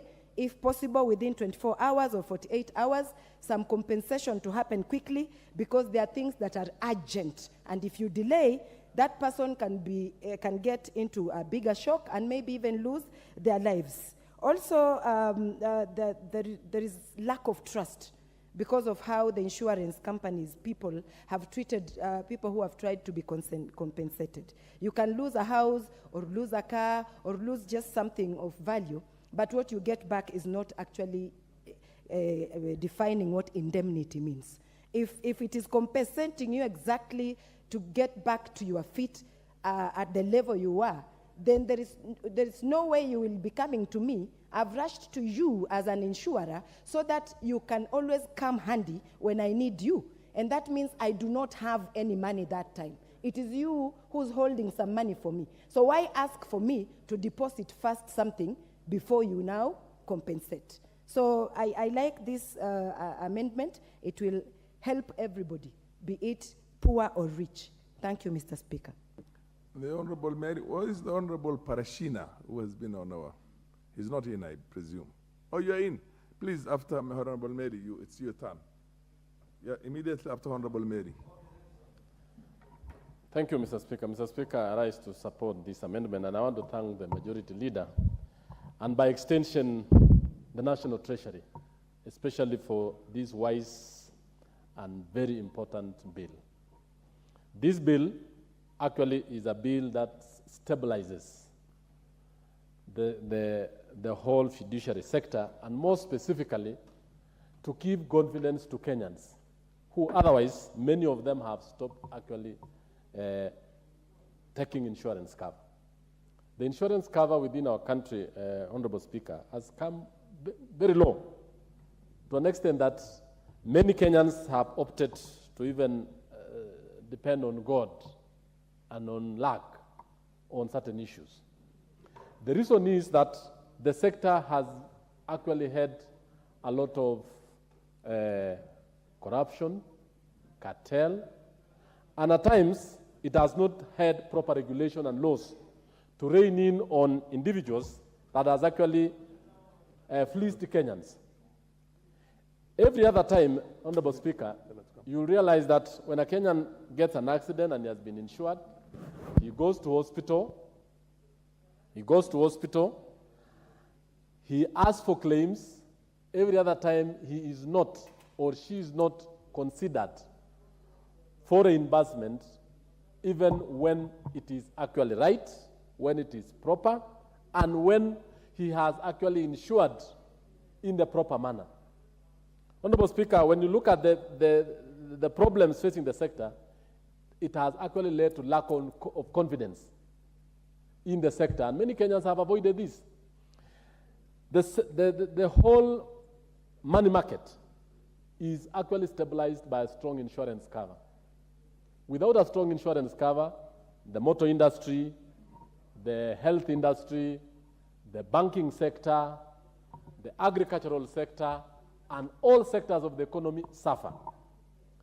This bill is to steady the sector and to make sure that everyone who has invested in any form of cover has the confidence that he or she, or the institution, or the body that has actually taken the cover will actually be compensated in the event of any happenings. Two, every other time, even in the SACCOs, Madam Speaker, SACCOs take cover for whatever risks, even the loans we take, maybe be it in the commercial loan, be it in the farming sector, be it in the SACCOs, all this, there is an insurance risk on every kind of loan taken. But when somebody goes back or to ask the insuring entity or company for compensation or making good of what he had insured, he goes through nightmares. He goes through a lot of asks, a lot of unnecessary questions. And every other time, some of the fraudulent insurance companies, and I want to ask the IRA to really rein on this. Some of them would ask the individual to really give proof that did you actually insure? Then you ask yourself, why were they taking the premiums? Why did you in the first place do the signing and all these other things. So, Madam Speaker, I want to really say that this bill is actually going to steady the sector. Even the penalties put across, especially on the top management of insurance companies, the responsibility has to be with the officer in charge, because he's the one who endorsed, he's the one who has actually accepted that you have taken you have signed, and it is him who has actually agreed that the agent who actually gave you that particular cover is actually penalized in the event of that. So I want to say that this is a very important bill. This is a very important amendment, and I would ask that we support it for the good of the country, for the good of the sector. But I want to ask that the insurance sector needs proper and more deep regulations, especially on policy, especially on the frameworks, and more so even on how the medical area of the insurance is actually administered. You'll realize, Madam Speaker, many members, even the retired members of this House, at times take insurance, and when they want to be attended to in hospitals, they are turned back. And they are actually insured with reputable insurance companies. This is quite wrong, and we need to really rein in on them, have regulations, and I want to thank, we have our competent chair for planning, who is finance and planning, that we really need to bring regulations on the insurance to this House, and the Kenyans need to be told how the sector is running so that we restore confidence and in this particular field. I thank you and I support.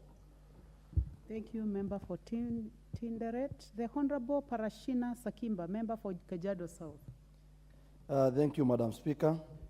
I also stand to support the amendment to the bill by the Honorable Chungwa, the Majority Leader. Madam Speaker, the issue to do with insurance is a nightmare to many Kenyans. The confidence, the Kenyans today, they have a negative confidence towards insurance cover.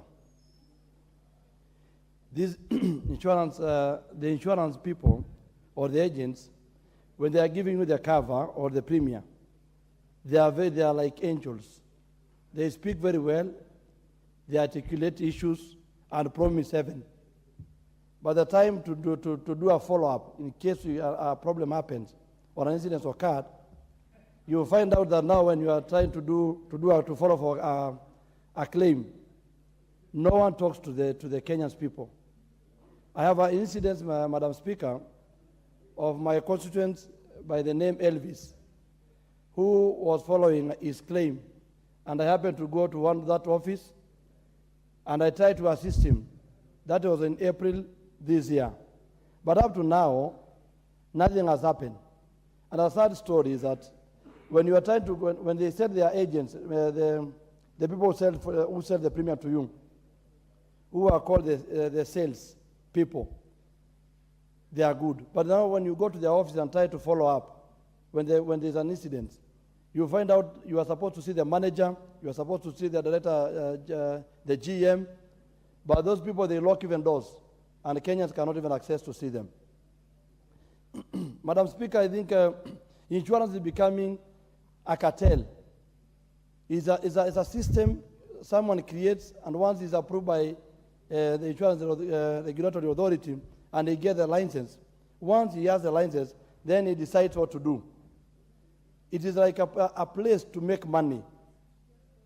I can tell you Kenyans today, if you go to coverage, if you are taking a premium to cover for your car, Kenyans today, they choose to have a third party instead of having a comprehensive coverage. And the reason why they are doing that is just because when they are driving their cars in the roads, then they will meet the traffic police. If there's an option that the police are not maybe harassing them or asking them questions, Kenyans could opt to go without having that coverage. The basic motive or the idea behind an insurance in other countries, it is to take you back to your original position before you got lost of your property or a problem to your car. But this country is a story of another day. So this amendment, once it is going to be, we are going to pass as a house, and it gets itself to the right, the people to the team that is supposed to implement. Because I don't understand sometimes, do certain groups interpret the constitutions in a different way?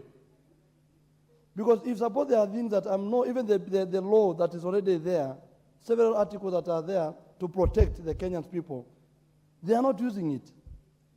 And I think also insurance has become a very easy way of making money. And sometimes I think the people who are running insurances also have a very big backup of the government. So we are also begging that once this House passes this bill and the amendments are there, then it's we're supposed to see that the issues in that bill are being followed to the letter. And by doing so, we are going to save this country and save the Kenyan people the issues of losses. If at all, I remember my case. Personally, I also lost my car, and I was told to fill a claim form. Then when I filled the claim form, and I started to go and ask where is the money now, then I was told you will be going to be paid in phases. A car of 2.5 million was being paid to me like 400,000, 300,000. And I asked them, when you told us to pay a car of 200,000, and every time that it's almost a month to the expiry, they send an email, they even send a message. They remind me, like it's a crime not to have a cover. But when I'm going to get that money, I had even to use other proxy. I had even to use to look for influence, kickbacks, for you to get your own cover, for you to get your own money. And I'm asking myself, if I told me I went through that, what about a Kenyan person? I want to say that once this bill is passed, Madam Speaker, and now we start to know that this constitution is ours, amendments are ours, both the players, I mean the consumers, as the consumers, and even the suppliers, or the people who are taking care of that issue of insurance. I think, Madam Speaker, I don't know what protects them. Or maybe because they think maybe a case when you take them to court, also they don't have any problem. But I think, Madam Speaker, the lower people in the cadre, more the border, the people using the Ubers, the Matatus people, the buses, those people are going so much pain when they come to the insurance cover. I don't understand the reason why when you do the cover at the initial stage, and now you are in the offices, they give you another team. They say that we want to send another team to verify. And ask myself, to verify what? The true picture is, once I've taken that cover, can you pay once I get the damage? Because I know no one wants to get an accident. An accident comes as a natural occurrence that we don't have a protection against it. When you go to medical cover, the medical cover, I don't know how they choose. Today, even Kenyans are saying NHIF is better than insurance cover. Because it's the only insurance cover that you have to wait for a reply for several hours. And that person is in ICU, or even in a very challenging moment, or at a risky point. But he has to go and wait for an approval. We want to say that to the service providers, the insurance themselves, the agencies, to be a little bit serious. There's a time that they used to say there are also other cases of frauds. Maybe the people who pretend to be sick and they are not sick. A collaboration between the medics and the patient, and more the outpatient. But I can tell you, the system they are now operating in, it is covering them. The system that we don't have is how Kenyan people are going to be safe when they have a medical cover. If you talk about medical cover, and maybe issue to do with the accident. But what about the agriculture? Because I'm sure if today I take an insurance against my 2 acres of land full of tomatoes and onions, and I've taken cover towards my produce, but if at all they don't even own a car they can see at a garage or at a police station, how do they able to honor a claim that I lost every tomato in my land? And you see, they can take a week or two to come and report. Honorable Geoffrey Ruku, you have an intervention. What is out of order?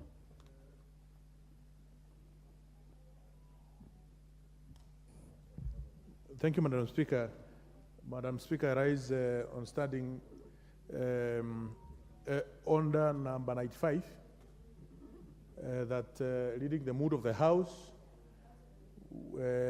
This bill has been debated extensively, Madam Speaker, and there's going to be request the mover to reply. Thank you, Madam Speaker. Honorable Ruku, I realize that you had spoken on this bill, so you don't qualify to invoke standing order number 95. So if that is the intention of the House, then this can be done by someone else, but not the Honorable Ruku. So in that case, I request the Honorable Member for Kajiado, please conclude you had 1.5 minutes to go. Okay, Madam Speaker, I want to say thank you for listening to me and giving me 1.5 minutes. But I wish to donate to other members because of time. I've already made my comments. I want to donate to my lecturer. Honorable Gent is my lecturer. In that respect, kindly allow me to donate to him 1.5 minutes. Thank you. Honorable Kengara, what is out of order?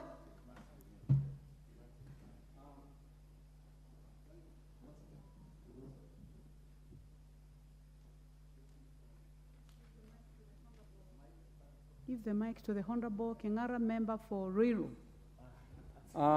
Thank you, Madam Speaker.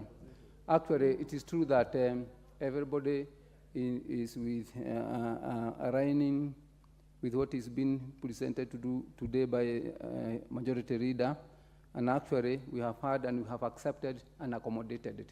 So I stand under order number 95, where I wish to call, or I wish that you call the mover to reply. Thank you. The members may now call upon the mover to reply. You may proceed. Yes. Honorable members, I would like to establish whether that is the mood of the House. And now I put the question whether the mood of the House is I call upon the mover to reply. As many as are of that opinion say aye. Aye. As many as are of a contrary opinion say nay. The ayes have it. Mover.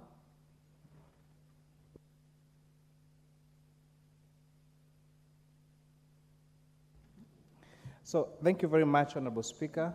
I would really want to thank the members that have extensively contributed on this debate on matters of insurance. And I think this House has pronounced itself very eloquently on this matter, that the insurance sector needs to put their house in order. We Kenyans want value for their money. We want to be able to take up insurance products, not just because the laws or regulations require us to do so, not just because a police officer will stop you by the roadside and ask for your car insurance, but because it is the right thing to do.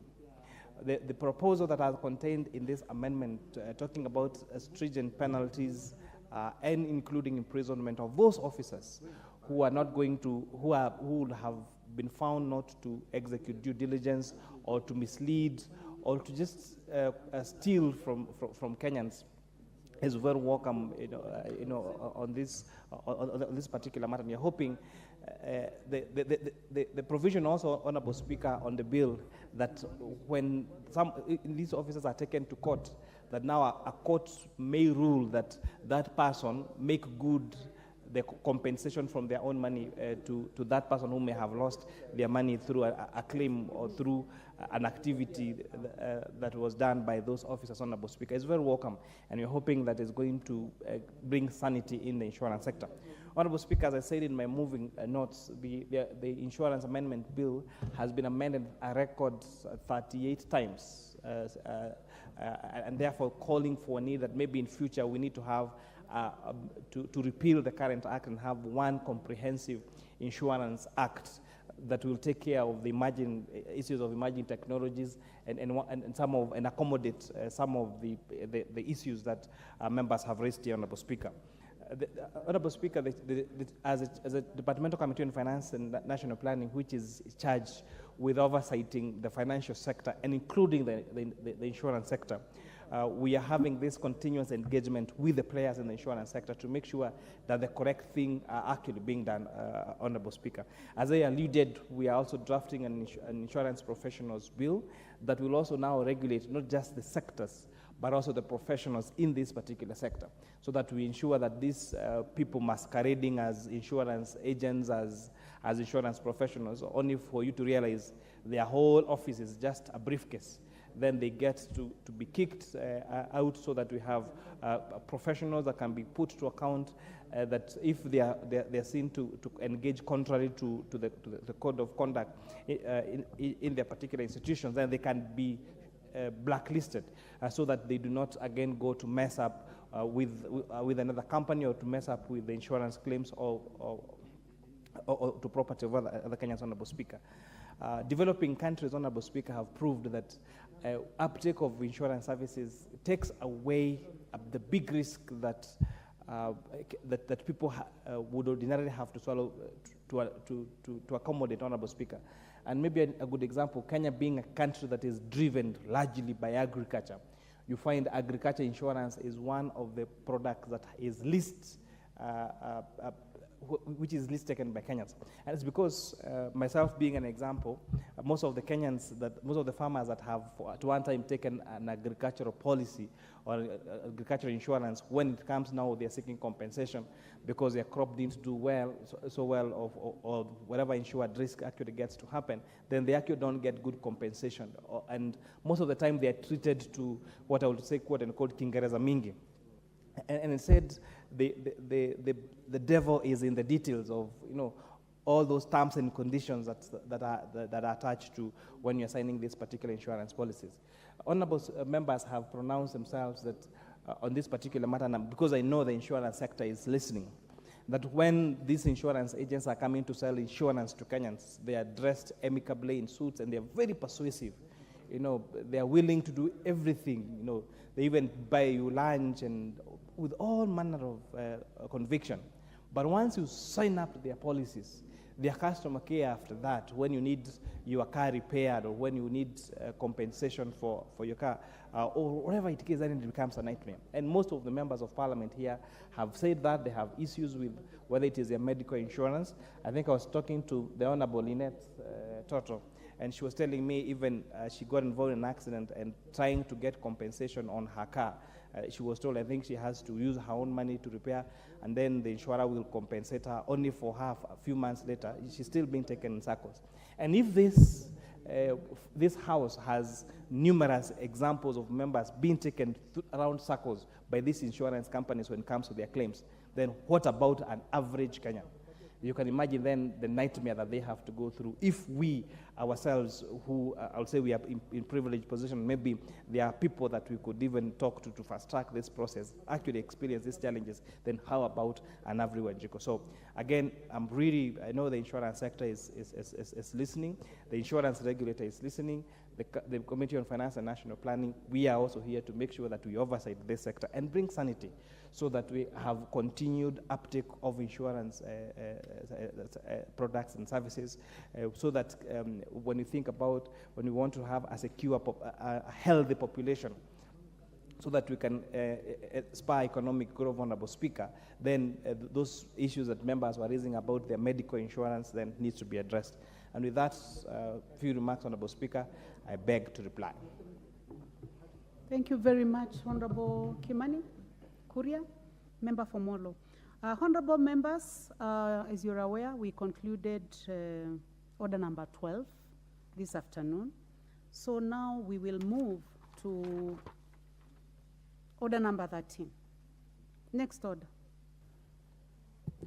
Order number 13, the National Youth Council Amendment Bill, National Assembly Bill number 1 of 2023, second reading.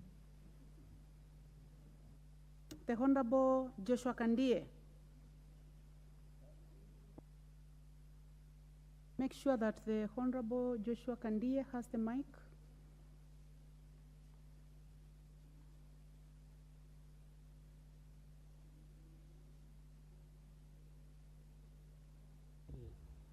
Thank you, Honorable Madam Speaker. I beg to move that this House supports the National Youth Council Amendment Bill 2023. Honorable Speaker, the proposed amendment is short and very straightforward. It consists of only 4 clauses, largely seeking to align the Act with Article 260 of the Constitution. Honorable Joshua, I'd like to ask you to read as per the order paper, and you'll be moving for the second reading.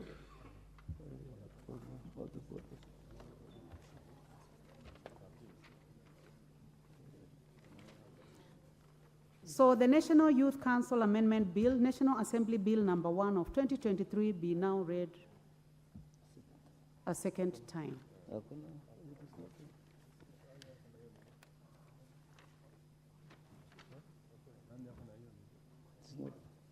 Please assist the honorable member with the order paper.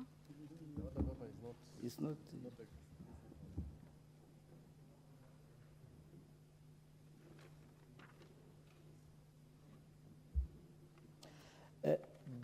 Madam Speaker, the National Youth Council Amendment Bill, National Assembly Bill number 1 of 2023 be read a second time.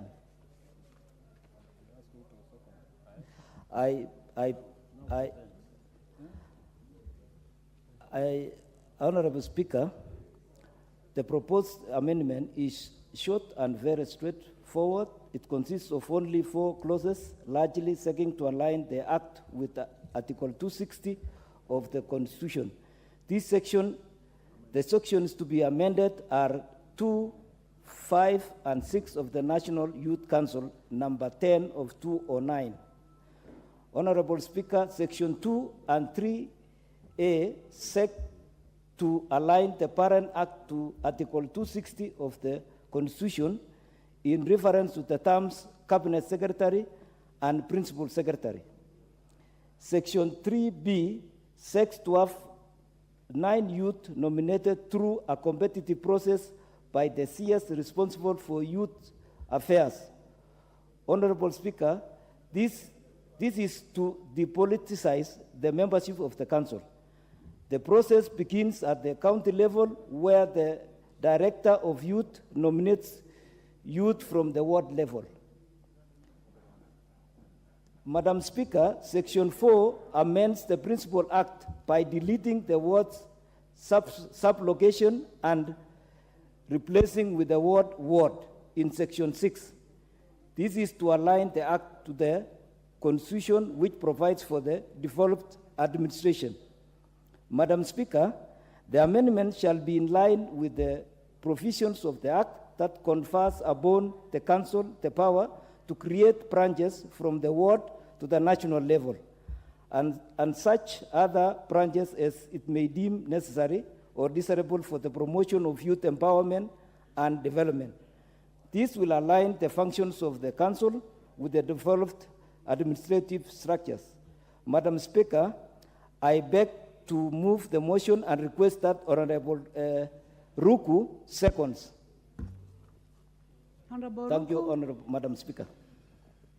Thank you, Madam Speaker. I rise to second this amendment. Madam Speaker, we realize that it's very important for our nation to support youth across all our constituencies in the process of gaining or owning their leadership skills, and for this matter, meritocracy is extremely important.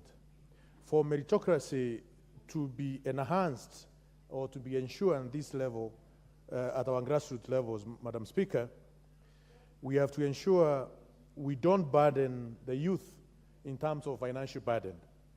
If we don't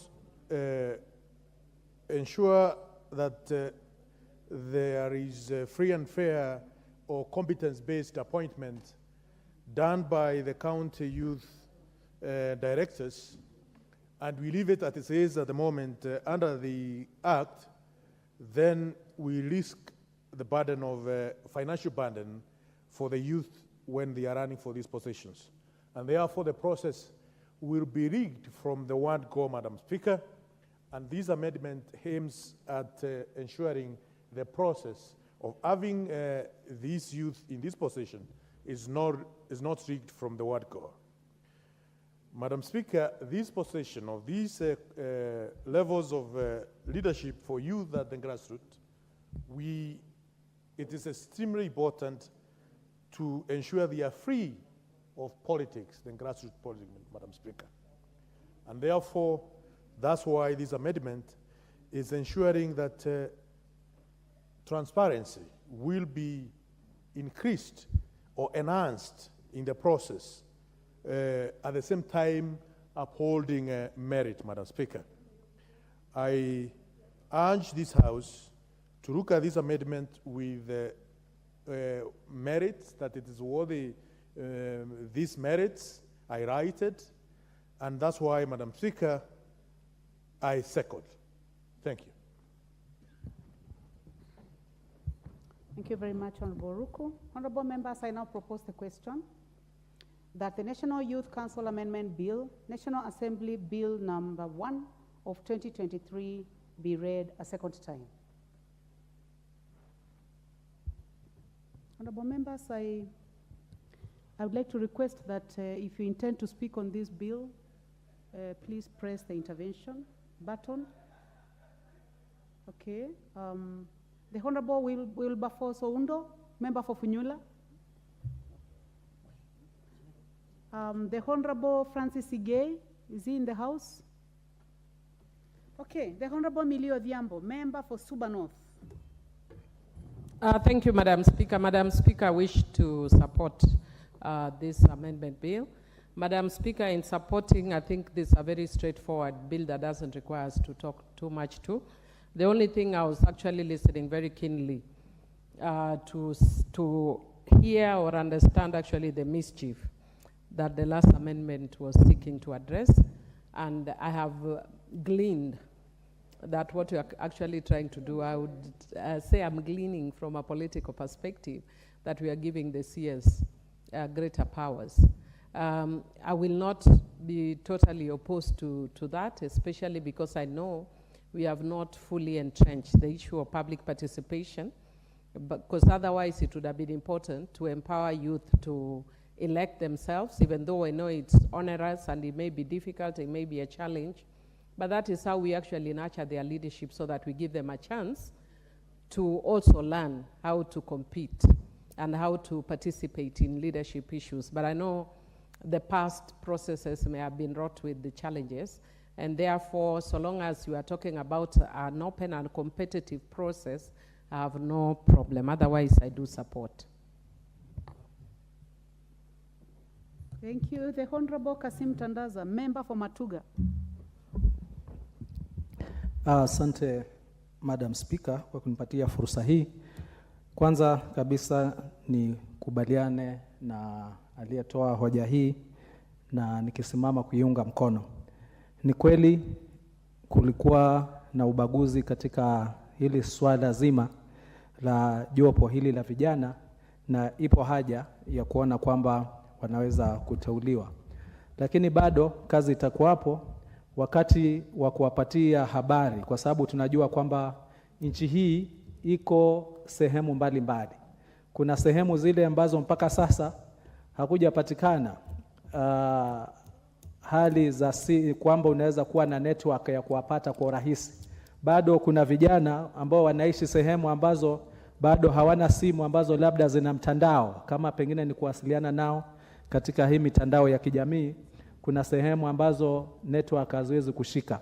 Kwa hivyo wakati tukisema kwamba vijana hawa waweze kuteuliwa kutoka kwa ward ambao naunga mkono, itakuwa bado kuna changamoto ya kuona ni vipi vijana wote katika wadi zote zaidi ya 1,000 wataweza kupata habari kwa wakati mmoja, na kuweza, ikiwa ni kutoa maombi kupitia kwa hawa madirekta wa vijana katika kila kaunti, wataweza habari hizo kuwafikia kwa wakati wote, nao waweze kupata nafasi hii.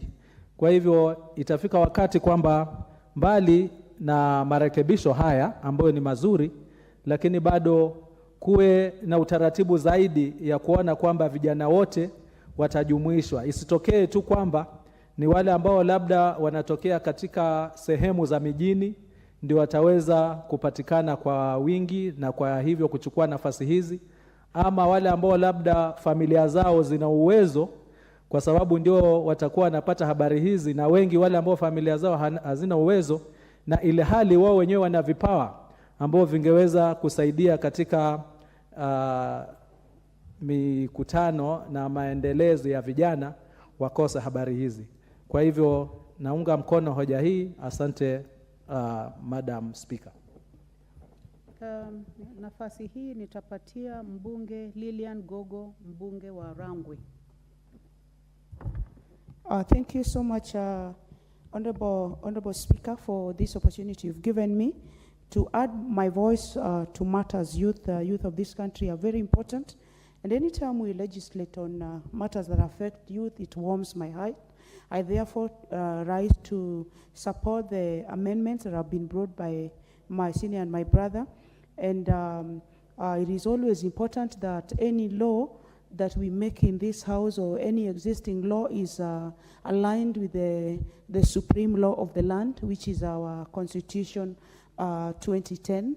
So what is basically done is to align this particular law with the constitutional requirements, changing words to be such that words are reflected, which is a noble thing. The only thing that I had issue with was putting a lot of powers on the CS to appoint or to get this youth appointed from their office, probably from a given suggestion from the grassroots. But it is also important that the CS is involved so that we sharpen the skills of youth, Honorable Speaker. But at the same time, there must be somebody who, the work, the activity must be housed in a certain ministry for purposes of coordination. So I support this particular amendment, and I hope our youth get the voice that they deserve in managing their own activities at the council. I thank you, Honorable Speaker. The Honorable Naomi Wako, member for Marsabit. Thank you very much, Madam Speaker, for allowing me to add my voice to this very important amendment by Honorable Joshua, as I also congratulate him for coming up with this amendment. Madam Speaker, the amendment is quite brief, and why I support this is because in subsection 3B, it seeks to have 9 youth nominated through a competitive process by the CS responsible for youth affairs. And that is why I support this, because anything to do with our youth, anything to do with our young people, as we know very well that our young people are the future leaders. Many of them are educated, and they are just seated at homes, and their good certificates have not earned them much. And so I support this, but the only thing I want to propose is 9 compared to our country and compared to different regions and areas is quite minimal. But even in that, I would suggest that we consider different regions and also put into consideration the issue of gender balance, so that, number one, we have the face of Kenya and representatives to come from every part of this, almost every part of this, every region, and again, we have also gender balance in this. Again, as we do this, let us not just handpick people, but let us see those who will add value and we will those whose nomination will benefit the entire nation. By the time 9 people get there, they should be representative of the entire nation and not the regions they come from, so that we build one nation and grow together as a nation. I support and I congratulate Mheshimiwa Joshua. The Honorable Titus Lote, member for Kacheliba. Thank you, Madam Speaker. And I want to congratulate Joshua for having brought up this in matters to deal with our youth.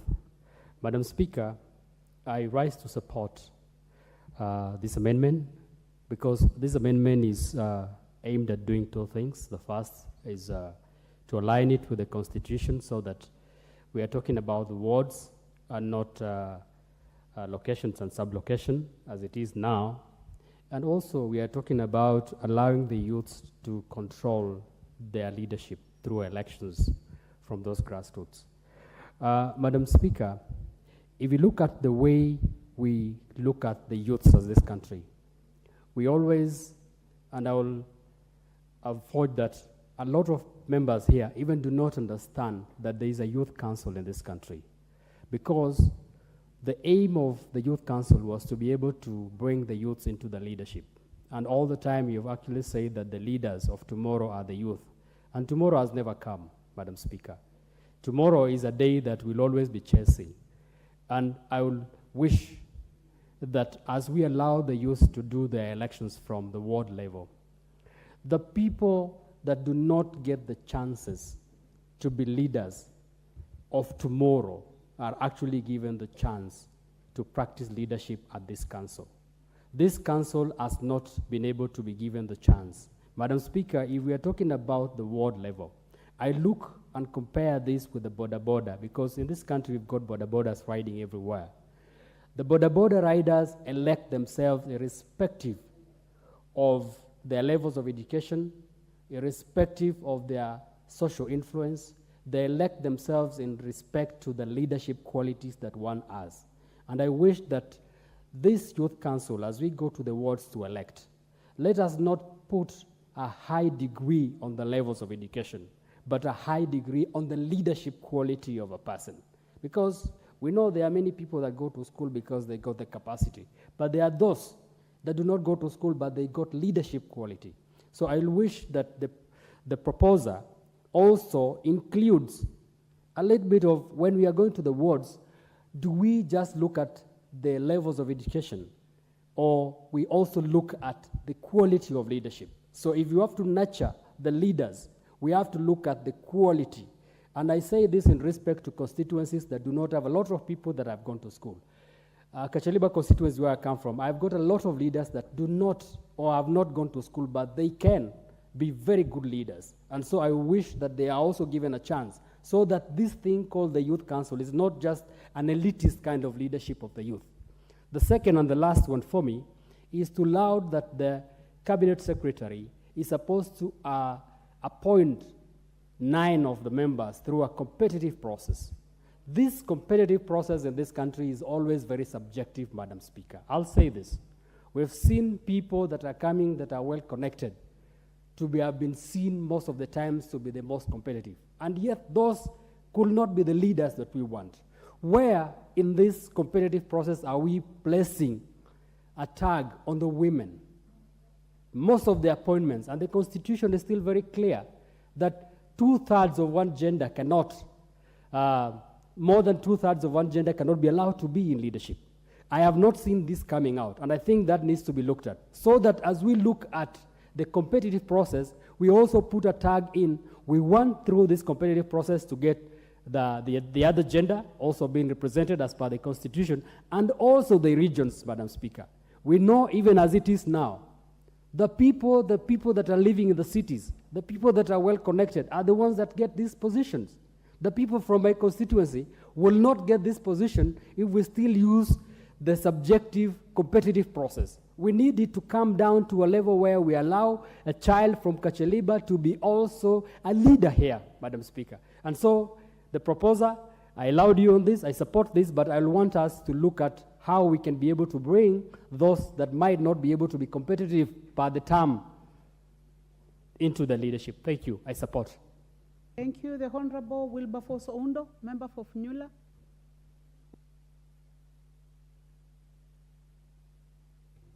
Thank you, Honorable Speaker. My apology, I had stepped out when you called me to contribute. I must laud my friend, Honorable Kandie, for having brought this amendment to the floor of the House for us to ventilate and make a decision on the way forward. It has always been my pleasure to see a colleague process the bill to this level because it's never easy. The process is long, rigorous, and can be discouraging. Honorable Speaker, the role of the youths in this country cannot be gainsaid or cannot be overemphasized. The youths literally light up our lives. The youths are the leaders of today. We stopped calling them the youths of tomorrow, leaders of tomorrow. That's why it was the wisdom of the then parliament as it was to have come up with the National Youth Council Act to give youths a forum to ventilate and participate in national, political, social, and economic sphere. And that's why, Honorable Speaker, you see a number of young people in this parliament, and you see some youthful old men in this parliament doing their bid and their bit inside here. Honorable Speaker, as you are aware, we haven't had a National Youth Council since the term of the National Youth Council expired in 2019, and it was due to be held in 2020, but it couldn't be held because of Corona, and also at the same time, there was no regulations were not in place. Then they came much later. I appreciate the efforts by my colleague to change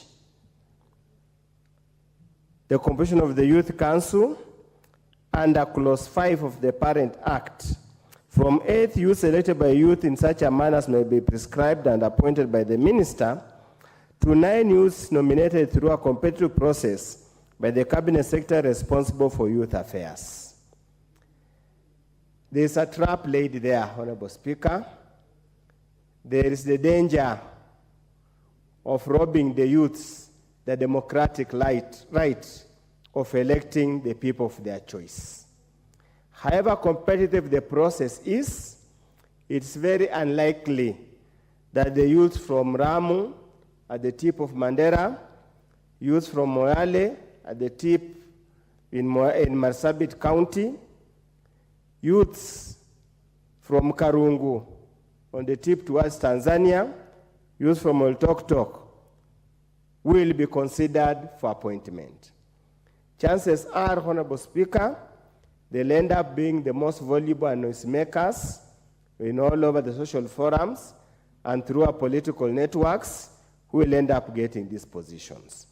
I will talk to my colleague on sideways before we go to the committee of the whole House so that instead of going nominated through a competitive process by the cabinet secretary responsible for youth affairs, probably we cluster this country into sections, into zones, so that the youths elect their own representatives who will come to sit in the council so that the voice of the youths shall be heard squarely.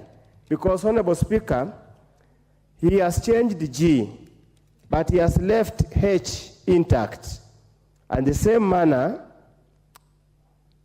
nominated by the National Youth Congress. So essentially, Honorable Speaker, we still have a problem. So I'll request him that we retain election, but then ensure that we cluster so that each part and section of this country is represented to avoid a case of discrimination, to avoid the case of continued marginalization of some regions. As my colleague has said, how will the PS or the CS know a youth in Kacheliba? How will a PS or CS know a youth very deep interior of this country. So we need to have a look at it, and I hope he's listening. Secondly, probably this will also correct in the committee of the whole House, there is a typo in clause 4 of his bill. In clause 4 of his bill, what refers to in clause section 6 is actually F, not G, where we are talking about changing from the word sublocation towards is clause. It's section 6, 1F, not 1G. So those are amendments that we can make. But I want to urge my colleagues that we need to continuously empower our youths, give them opportunity, give them the forum to be heard, give them the forum to exhibit and test their talents and their skills. And the National Youth Congress, National Youth Council was the best opportunity for them to exhibit. So I would urge the Cabinet Secretary to move with speed to hasten and reinstate form the Youth Council now that there's no corona, and I hope the regulations that we passed in the last term are now active and they can be used. With those few remarks, I support, subject to the proposed amendments. Thank you, Honorable Speaker. Thank you. The Honorable Dido Russell, member for Saku.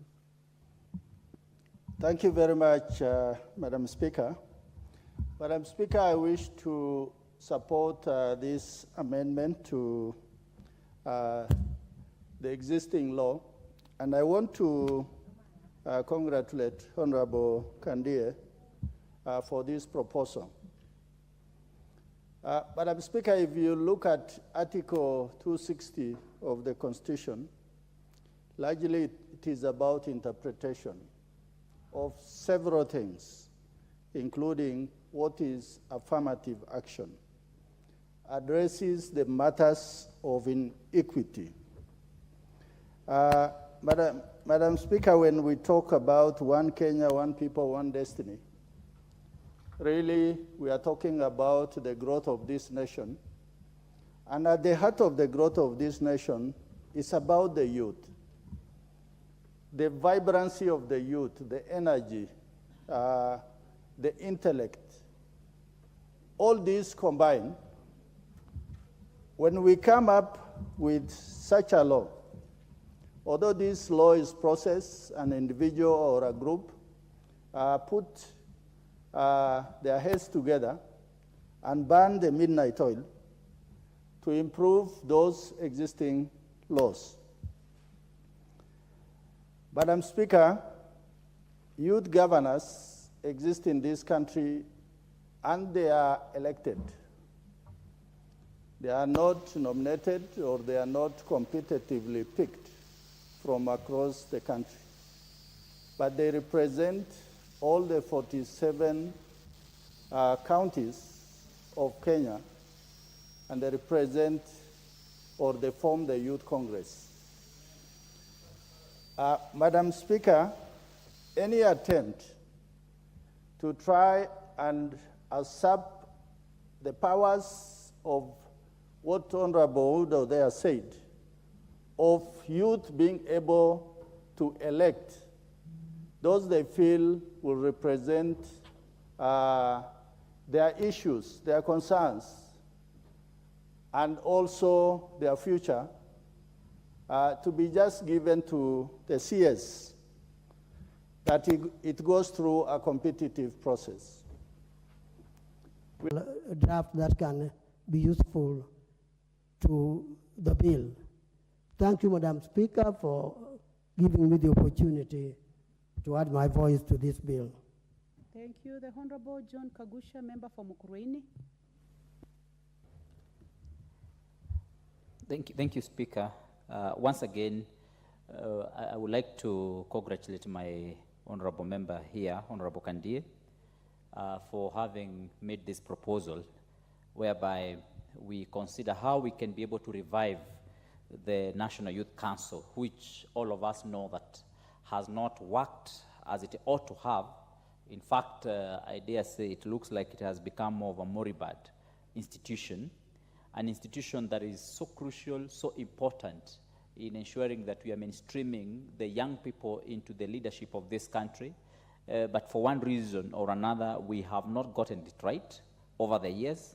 And for that reason, the National Youth Council has remained ineffective and has not achieved the goals and the intentions that it was created to achieve. And for this reason, I want to congratulate my brother here for having made this amendment, because this is by and large going to unlock a situation which has been moving from bad to worse and worse to worst. Honorable Speaker, the issue of our young people is not an issue that we can put under the carpet. We cannot downplay it, as the young people are so important in running this nation. They are the hope of our tomorrow. They are the generation that is taking over the leadership of this nation, and they must get the proper training. They must have capacity built. They must get exposure that is necessary to help them to prepare them as leaders who are going to have leadership with integrity, and also we ensure that they become a bundle of value in their leadership in our nation. Honorable Speaker, the National Youth Council can play this role in a very good way if it is properly organized, prepared, structured, funded, and definitely well capacitated. And one of the ways, of course, is by ensuring that the structures are working and that the human resource or the human capacity in it is enhanced so that it can be able to deliver. Honorable Speaker, one of the things that we are lacking as a country is proper mentorship system. I know as a government there is a new, or rather there exists an internship program that takes care of our young people who are coming from colleges. But we need to have a structure which should be guided and well, properly guided through the National Youth Council to be able to mentor our young people. Honorable Speaker, once they have done the internship in the marketplace, there's also another opportunity of them also doing the job shadowing in such a way that you can job shadow senior corporate leaders, senior political leaders, senior lawyers and advocates, senior doctors in this country, so that young people can get proper exposure. And so that they also understand that as they prepare for life, things are not automatically earned, because some of the young people, of course, today they have a challenge that they want to get a thing, or rather they want to succeed today, here and now.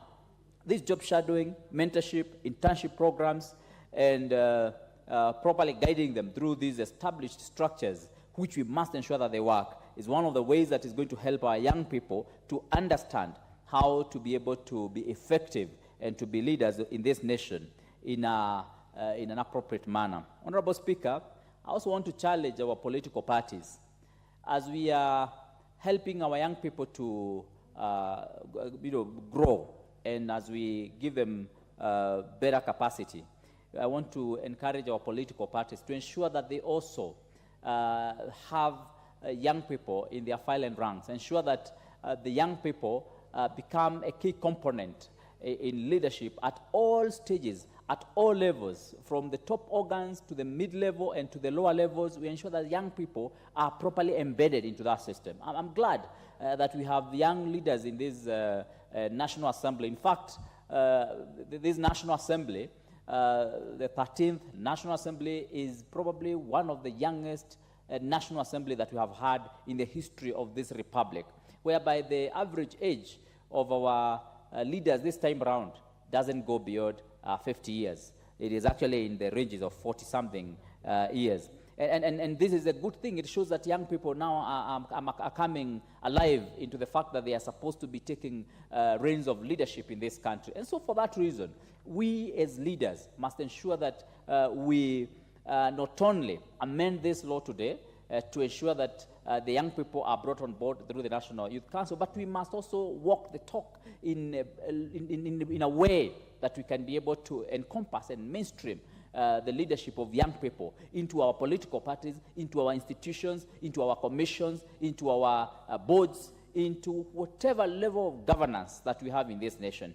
because we say that a country or a nation that does not take care of the young generation is a country that is planning to fail because it will not have the leadership in future. So, Honorable Speaker, I would like to support this amendment and say that we expect the Cabinet Secretary will exercise objectivity when addressing this issue of how to competitively bring on board the young people in the National Youth Council by ensuring that there is representation, ensuring that the gender issue is addressed, ensuring that marginalized societies and communities and marginalized people in this country are also well taken care of, and to ensure that we look beyond the political divide, to ensure that all the people from all corners of this country are brought on board because young people matter, young people are key and important in running this nation. Honorable Speaker, as I finish, I would want to also point out that as we prepare young people in leadership, they also need to understand that youth is a very transient status that passes with time. Before you know it, the age that we have as a youth bracket in this country, you know you are past that. And so I would like to encourage them to continue adding value in their lives so that when you do not have the years on your side, then you have that value that you have added during the time that you are a young person that will keep you going, and the experience that you gain from the exposure that we have talked about. Honorable Speaker, I want to thank you very much and support this amendment. Thank you very much. The Honorable Lynette Kipkoril, member from Bomet County.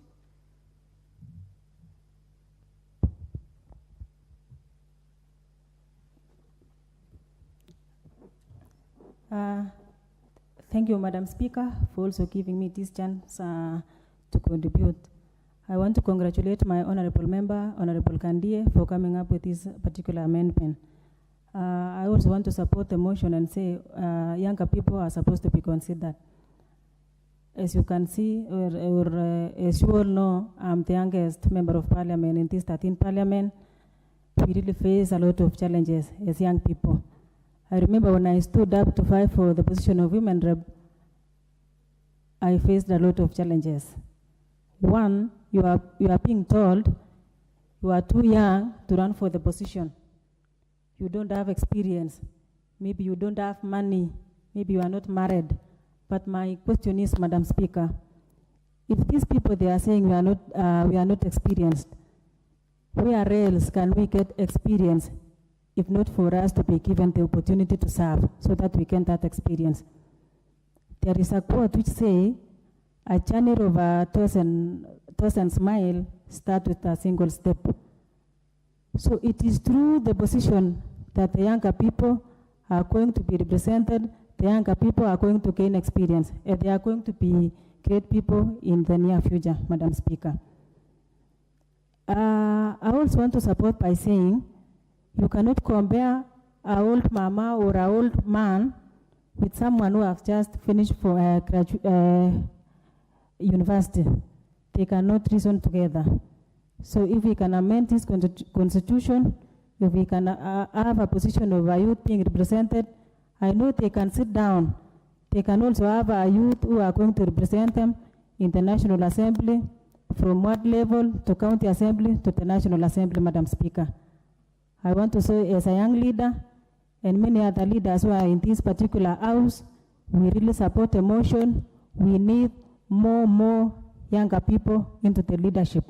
And by so doing, we'll be empowering many youth. Thank you, Madam Speaker. I support the amendment. Thank you, honorable members. As we had indicated earlier, that we go to intervention for this bill.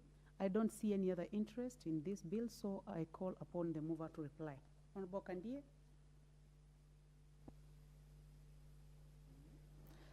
Thank you, Madam Speaker, for once again, I want to thank the members for their contribution, especially on the side of supporting the bill, because this bill is fundamental for our youth, and I have taken the note of all the contributions by the members, and also the amendments the members are proposing to bring on board.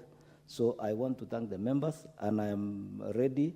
I will go and look all the proposed amendments by the members, and maybe try to make sure that I make the necessary amendments before it comes to the third reading.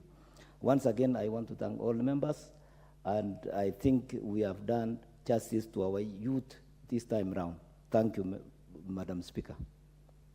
Thank you, Honorable Kandie. Honorable members, question to be put for this bill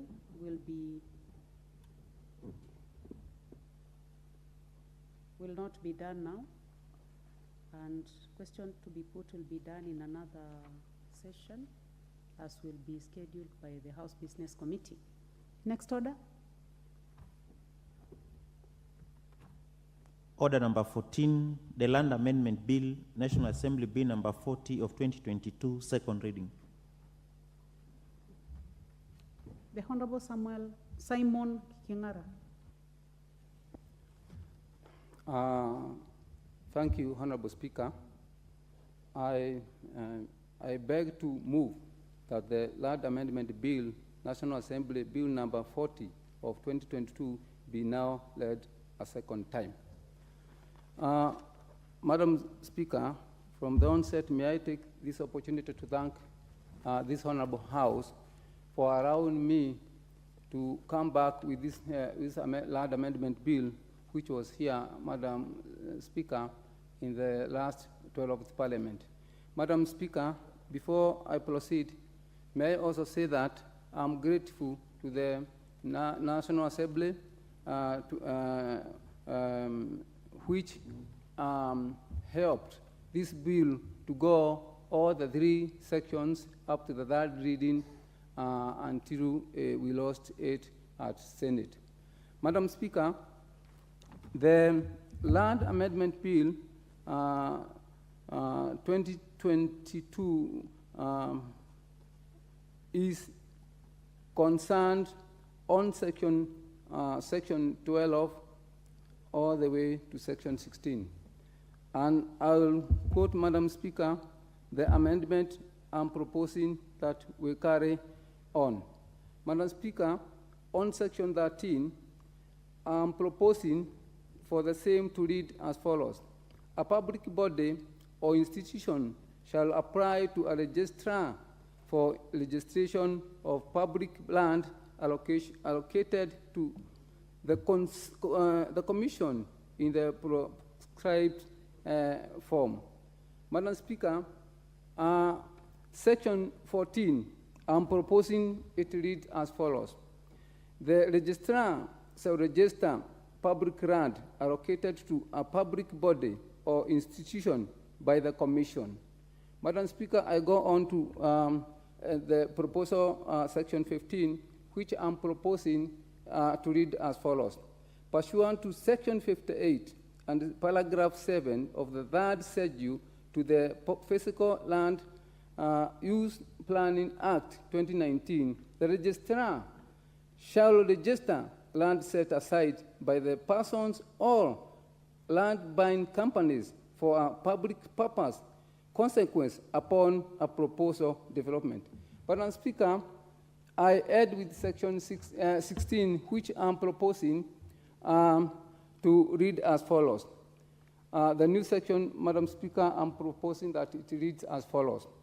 Upon registration of land under subsection 14, which I mentioned above there, and 15, the registrar shall issue a certificate of title deed.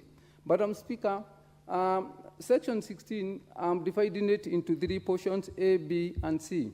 And I'm proposing that section A, Madam Speaker, to read as follows. In the case of an incorporated public entity, the certificate of title shall be issued in the name of the entity. Madam Speaker, then I proceed to section B. It's out of order, Honorable Millie Odhiambo.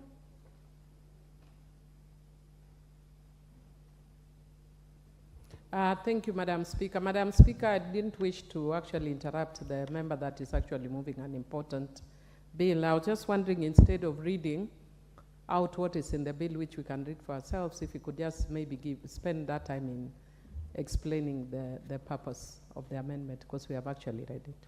Thank you.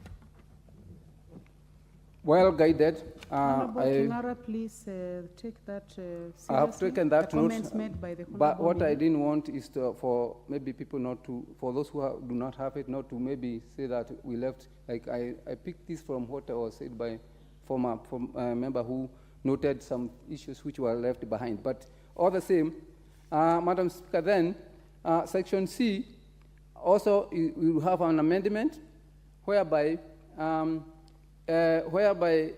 for the case of the county government, which is a default function, the RAD now is given a title deed to the county government.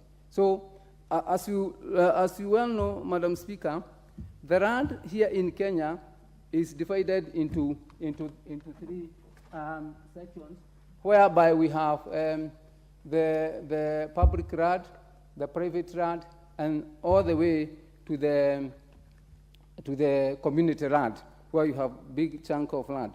Madam Speaker, what is the objective of this amendment? The objective of this amendment, Madam Speaker, is to lock the public RAD. Because what I have come to note, and that's engineered, I come in with this amendment, is whereby when a private land is divided into small portions, Madam Speaker, the law allows that at least a portion, maybe like 10%, is secured for public utility. And that, Madam Speaker, that is very much in order.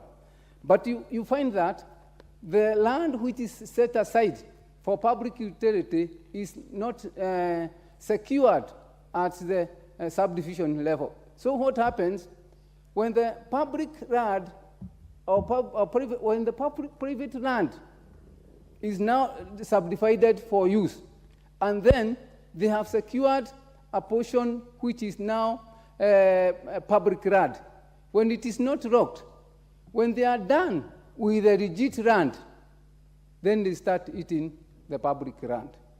And maybe that's why you find issues like what is happening in Athi River. If that RAD was secured immediately when the subdivision started, Madam Speaker, we wouldn't have experienced what we have experienced in Athi River. That notwithstanding, Madam Speaker, in today's development, the government and the public are fighting for public RAD to put public institutions. And you find, if I can pick a case like Roiro, where we had big chunks of land which were subdivided for public use, then public land was left aside for public development, then the same land was not locked. After the legit land was sold out, these people started selling what they had secured as public land. By that, Madam Speaker, that's why you find the government is fighting it so hard to put public institutions. For instance, now, we want to put Huduma centers, we want to put TTIs, we want to put hospitals, we want to put police stations, but there's no land. Actually, the government is going back to buy what it owned. What of if that RAD was locked? The same case applies to roads. The government has spent a lot of money to buy back RAD for Eastern Bypass. And remember, that RAD was so wide. But the same government, through scrupulous people, made it private, and they issued documents which could allow them to secure the land as theirs. But when the government now come to do development for the same purpose of public, the land is not there. What happens? Since these people have enough money to put up cases, the government normally loses.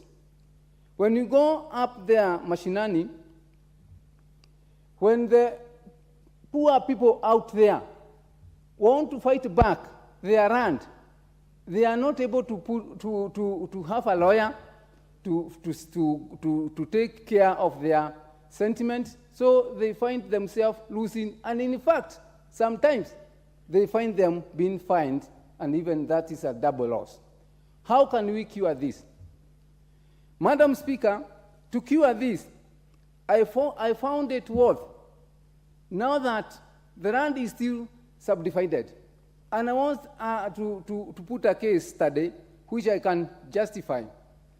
As I speak and as I stand here, we have Tatu City, which was a coffee plantation, owning about 15,000 acres. For me, I am assuming that they are supposed to give us 1,500 acres as public utility land. And that's what, Madam Speaker, that is what we will read in the initial documentation. But who is there to follow what will happen to 1,500 acres in 20 years to come? That's how we are losing our land. That's how we cannot do development. At the same time, Madam Speaker, in Kenya, for you to secure a title deed or a certificate for a lease, for you to lease land, the process is so tedious. So what happens if the land was secured and a document was not issued? Then we come to have development on the same land, especially where we have CSRs, people coming to assist us to put up projects. These people will ask for a rigid document. Then the document is not coming. People go to court. People challenge the land. So you lose the document. You lose the development, because maybe the donor is not there forever to wait for you to secure a document. But if the document was secured at the initial stage, waiting just for the development to come, then we would have many development. And I also want to give another case, like Loiro Gaos, in my place Loiro, where the land was 9 acres. As I stand, it's less than 6 acres. At the same school, Madam Speaker, we got donations from Japanese government, and I can quote that. But unfortunately, we were asked to give the rigid document so that they can do construction. Madam Speaker, we don't have any document. It is public land. The title deed was not issued. The land is just sitting there. Okay, the school is there just to secure the land not to be grabbed. But if somebody went to court, since we don't have any document, they can remove us from the land, like what happened in the river. Even little boys, where I schooled myself, that land was divided into 4 portions. It's only that we were there to secure the land. But we will not be there forever. So the public land, whatsoever, should have a rigid document so that we secure the land. Madam Speaker, this will give tidiness on matters like public land, because you find whenever a development comes, the land starts getting owners. The idle land now is there. Even those junks in Kirifi, Lamu, and elsewhere, the land is sitting there. But try to come up with a government development. You will see now the owners of that land and development, the government development stalls.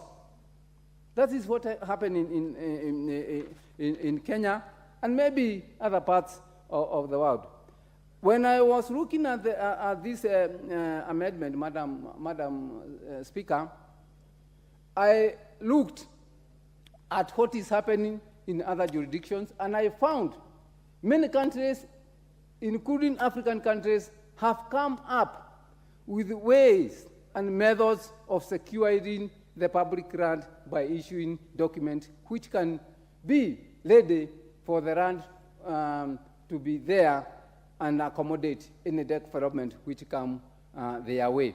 So, Madam Speaker, since I talked about this matter in the last parliament, and I was able, by God's grace, to convince honorable members to pass this amendment in this house, that was the 12th house, I request honorable members who are here and out there listening to me to support this amendment so that we can save our Kenyans and also create room for development in this country. Madam Speaker, there is what we are calling the Agenda 2030 matters development. But where will we put this development if you have not secured land? As I speak once again, it is the Jubilee government led by Dr. Samoei Ruto, our president, to come up with affordable housing. Madam Speaker, it will be...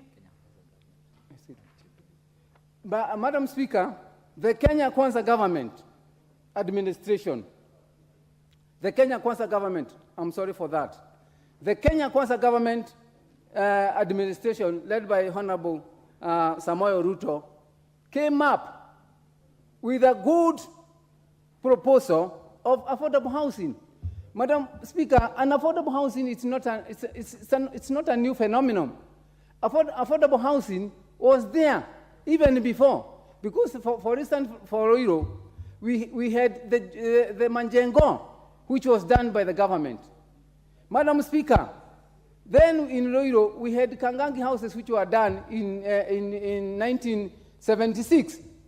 So now that the Ruto administration have come up with affordable housing, it's not a new phenomenon, and we should encourage it. But as much as we want to encourage the affordable housing, where are we going to put affordable housing if we don't have land for the affordable housing?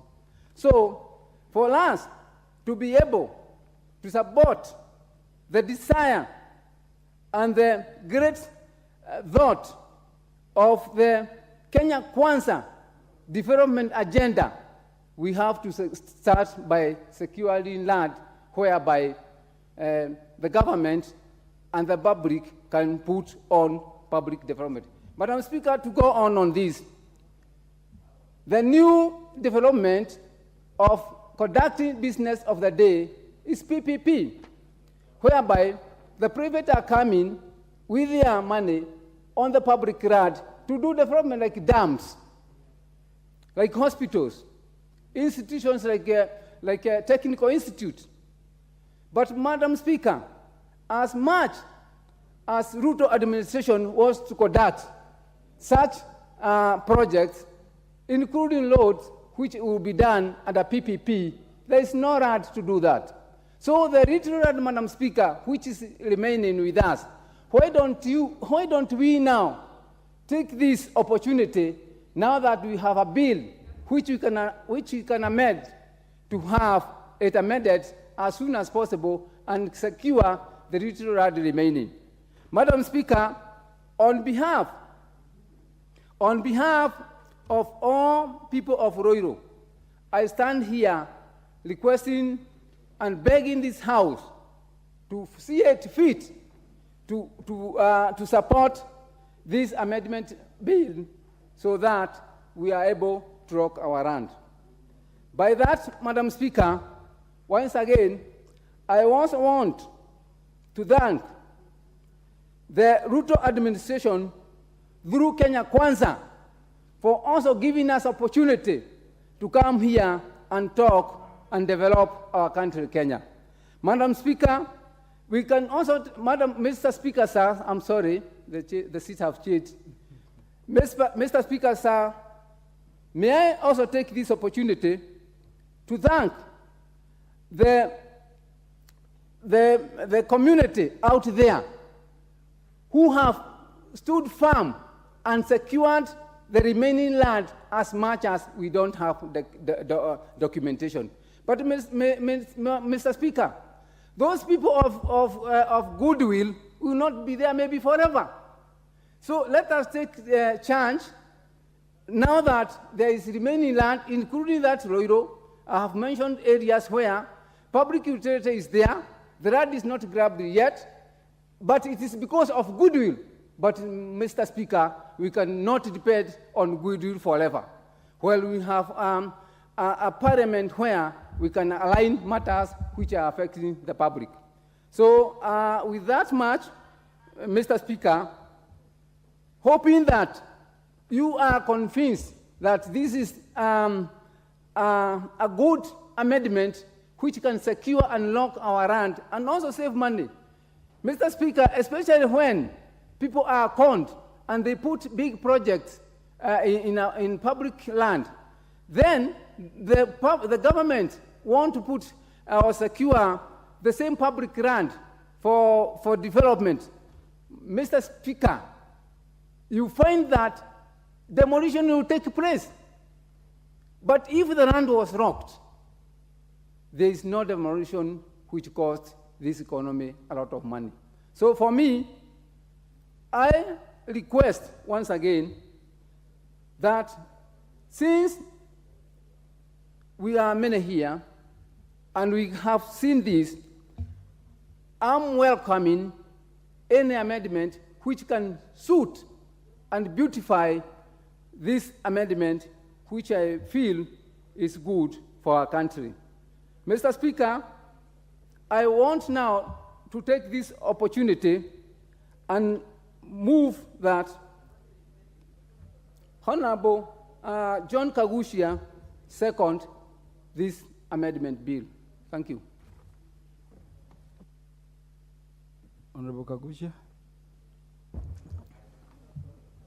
Thank you very much, Honorable Speaker.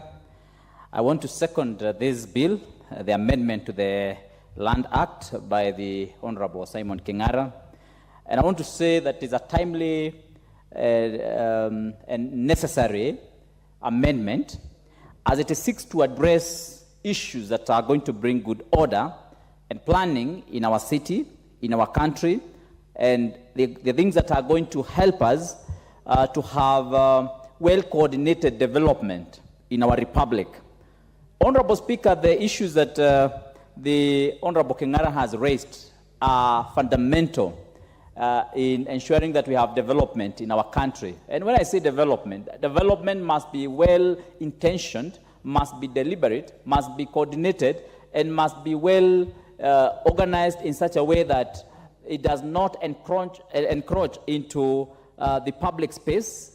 It doesn't end up bringing disorder, as we have seen. So far, you know, we have development in our country, which has, by and large, brought disorder in other areas. For example, if, for example, you're going to do a development of a nice and well-organized estate, and then you leave some piece of land that is going to be used for public utilities, for sports or sporting activities, for a public school, for a hospital, for a church, and then the moment you have completed the demarcation and subdividing of that public utility or that estate land, then you go ahead to subdivide and sell out the land that was demarcated for church, sporting activities, public utilities.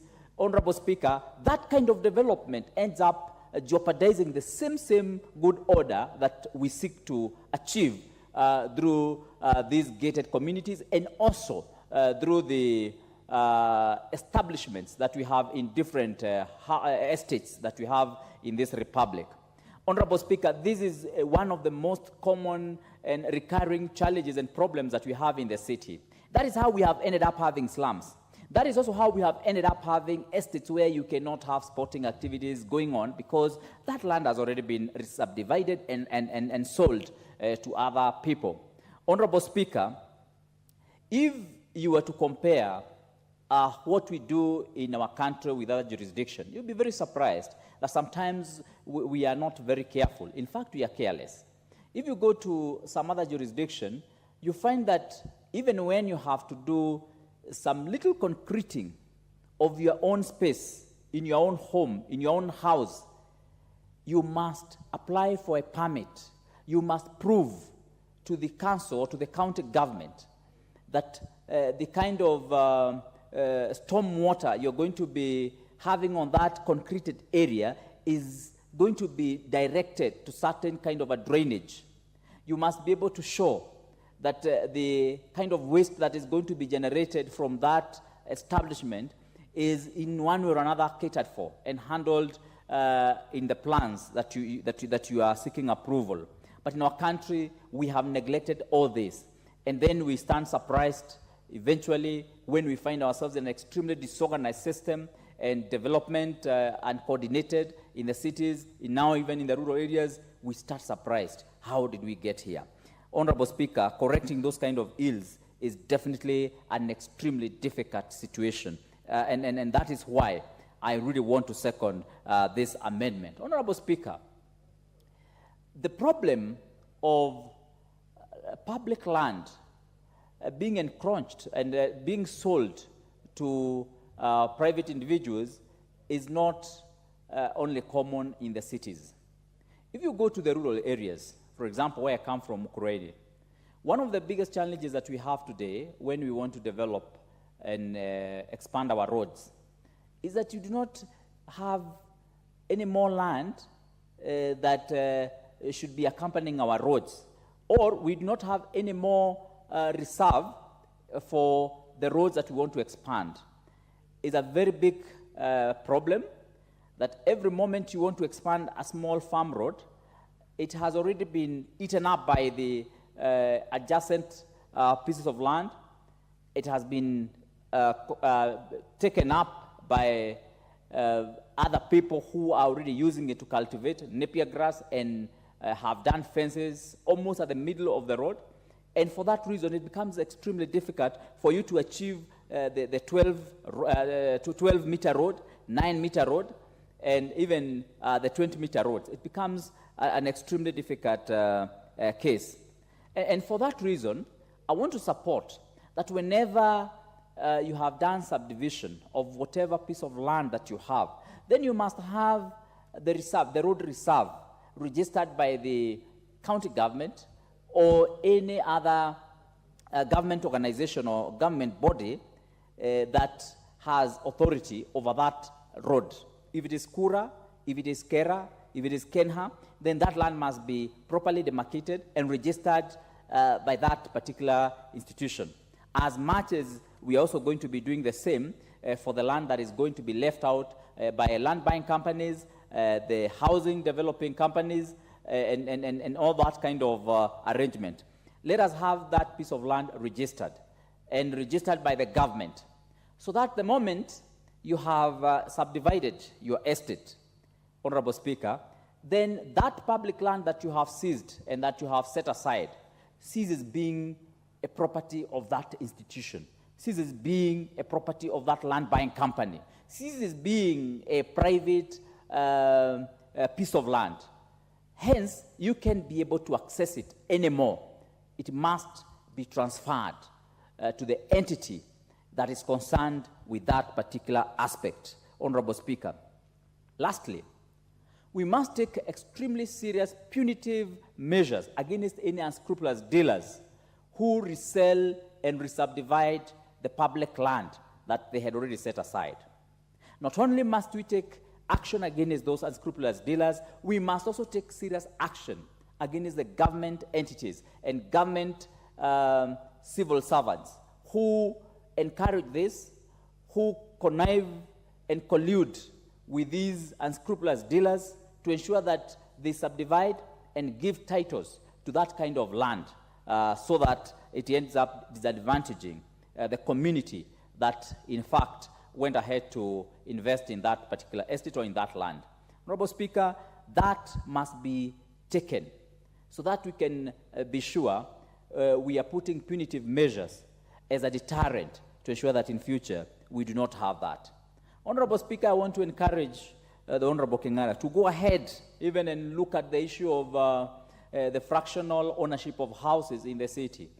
I know we have had serious complaints from some of the people who have bought the apartments in upmarket areas and also other areas. Sometimes you buy the apartment with the promise that at the basement they have left for you some space for gym, some space for sporting activities, some space for other activities as common area.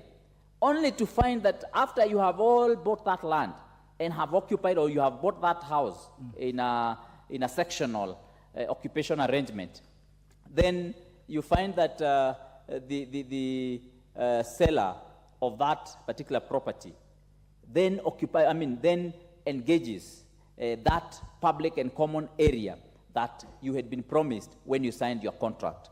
Honorable Speaker, this must also be brought into this purview of this law, so that we ensure that we do not allow the land buying companies, we do not allow the property developers to take advantage of people who seek to own property in the city, because many people have been left with a bad taste in their mouth. They have been left with extremely bad experiences after they have spent colossal amounts of money.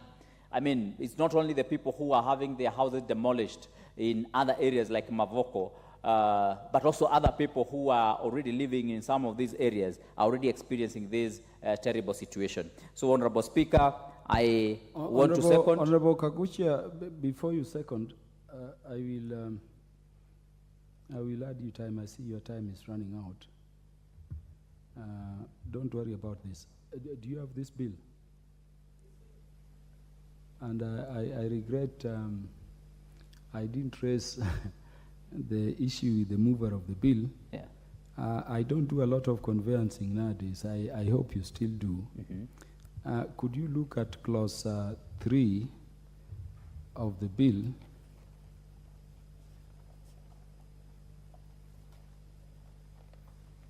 The proposed section 13 and 14. Yes, Honorable Speaker. If you may look at it. It appears to indicate that a public body or institution shall apply to the registrar for registration of public land allocated by the commission in the prescribed form.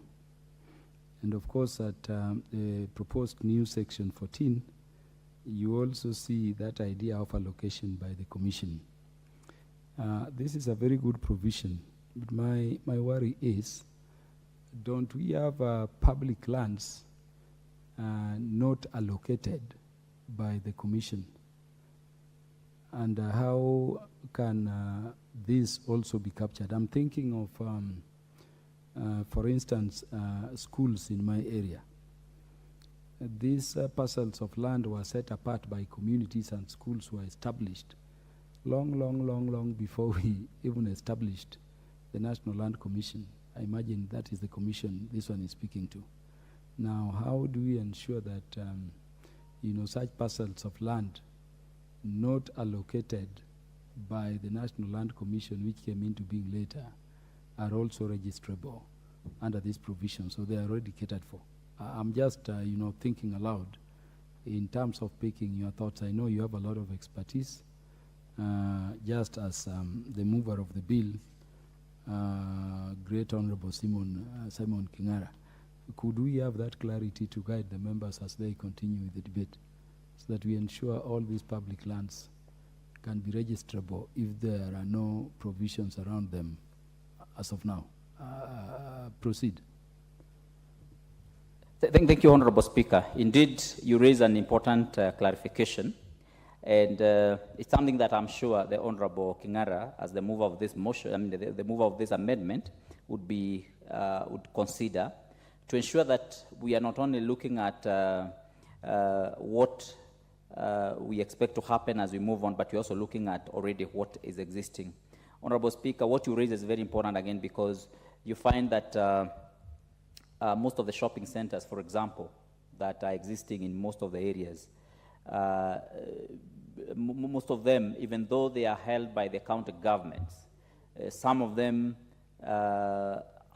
you cannot really know the boundaries and the demarcations, because they have not been resurveyed, they have not done proper planning, and so sometimes people still encroach. And you remember the time when we had councillors, most of them would allocate themselves. And I have a situation where I have an experience in my village, in Kio Shopping Center, where the councillor had allocated himself those days the slaughterhouse.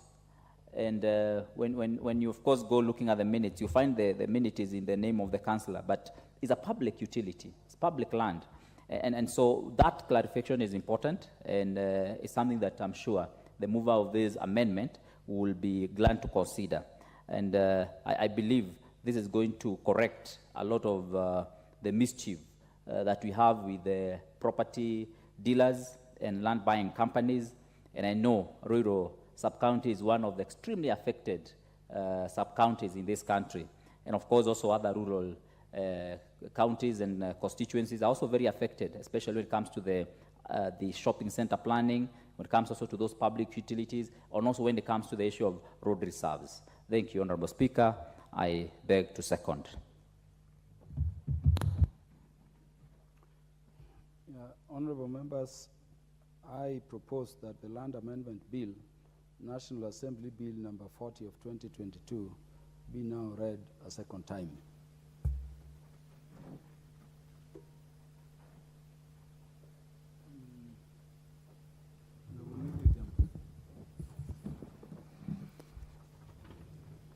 I'm presuming you've given me the opportunity, Mr. Speaker. Thank you, Mr. Speaker, for giving me this opportunity, and I want to thank Honorable Kingara for bringing this bill. It's very good, very timely, but also very straightforward.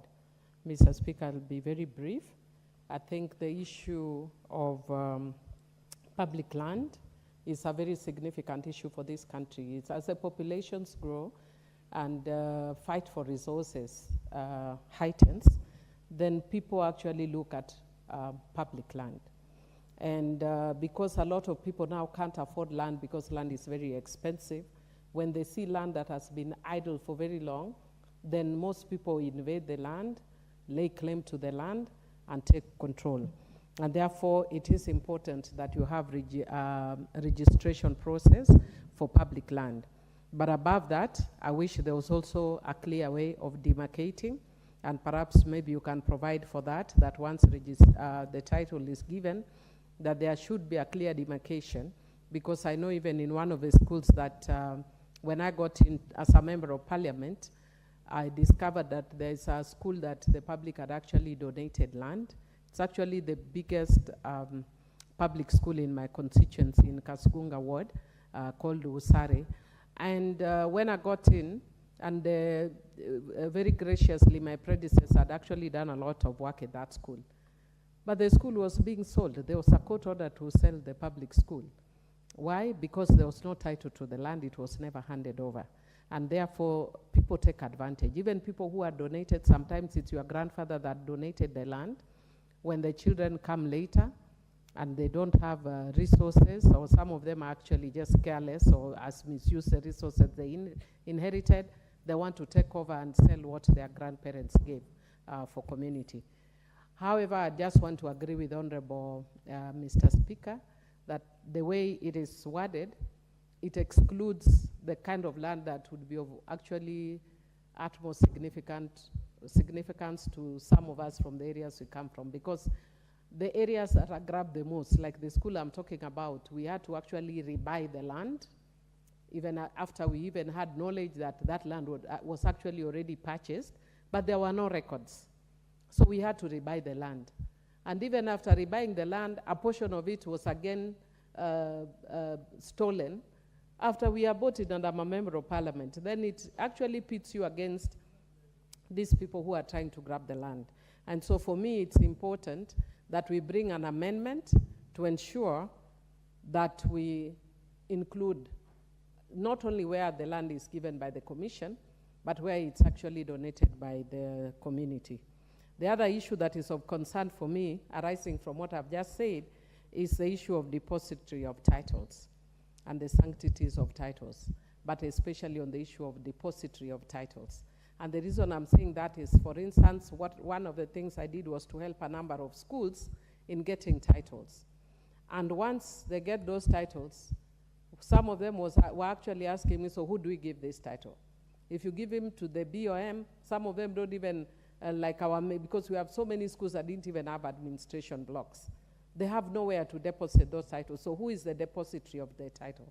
So maybe that's one of the things you can think around, and maybe think about how you can amend and bring how we can ensure that we protect those titles.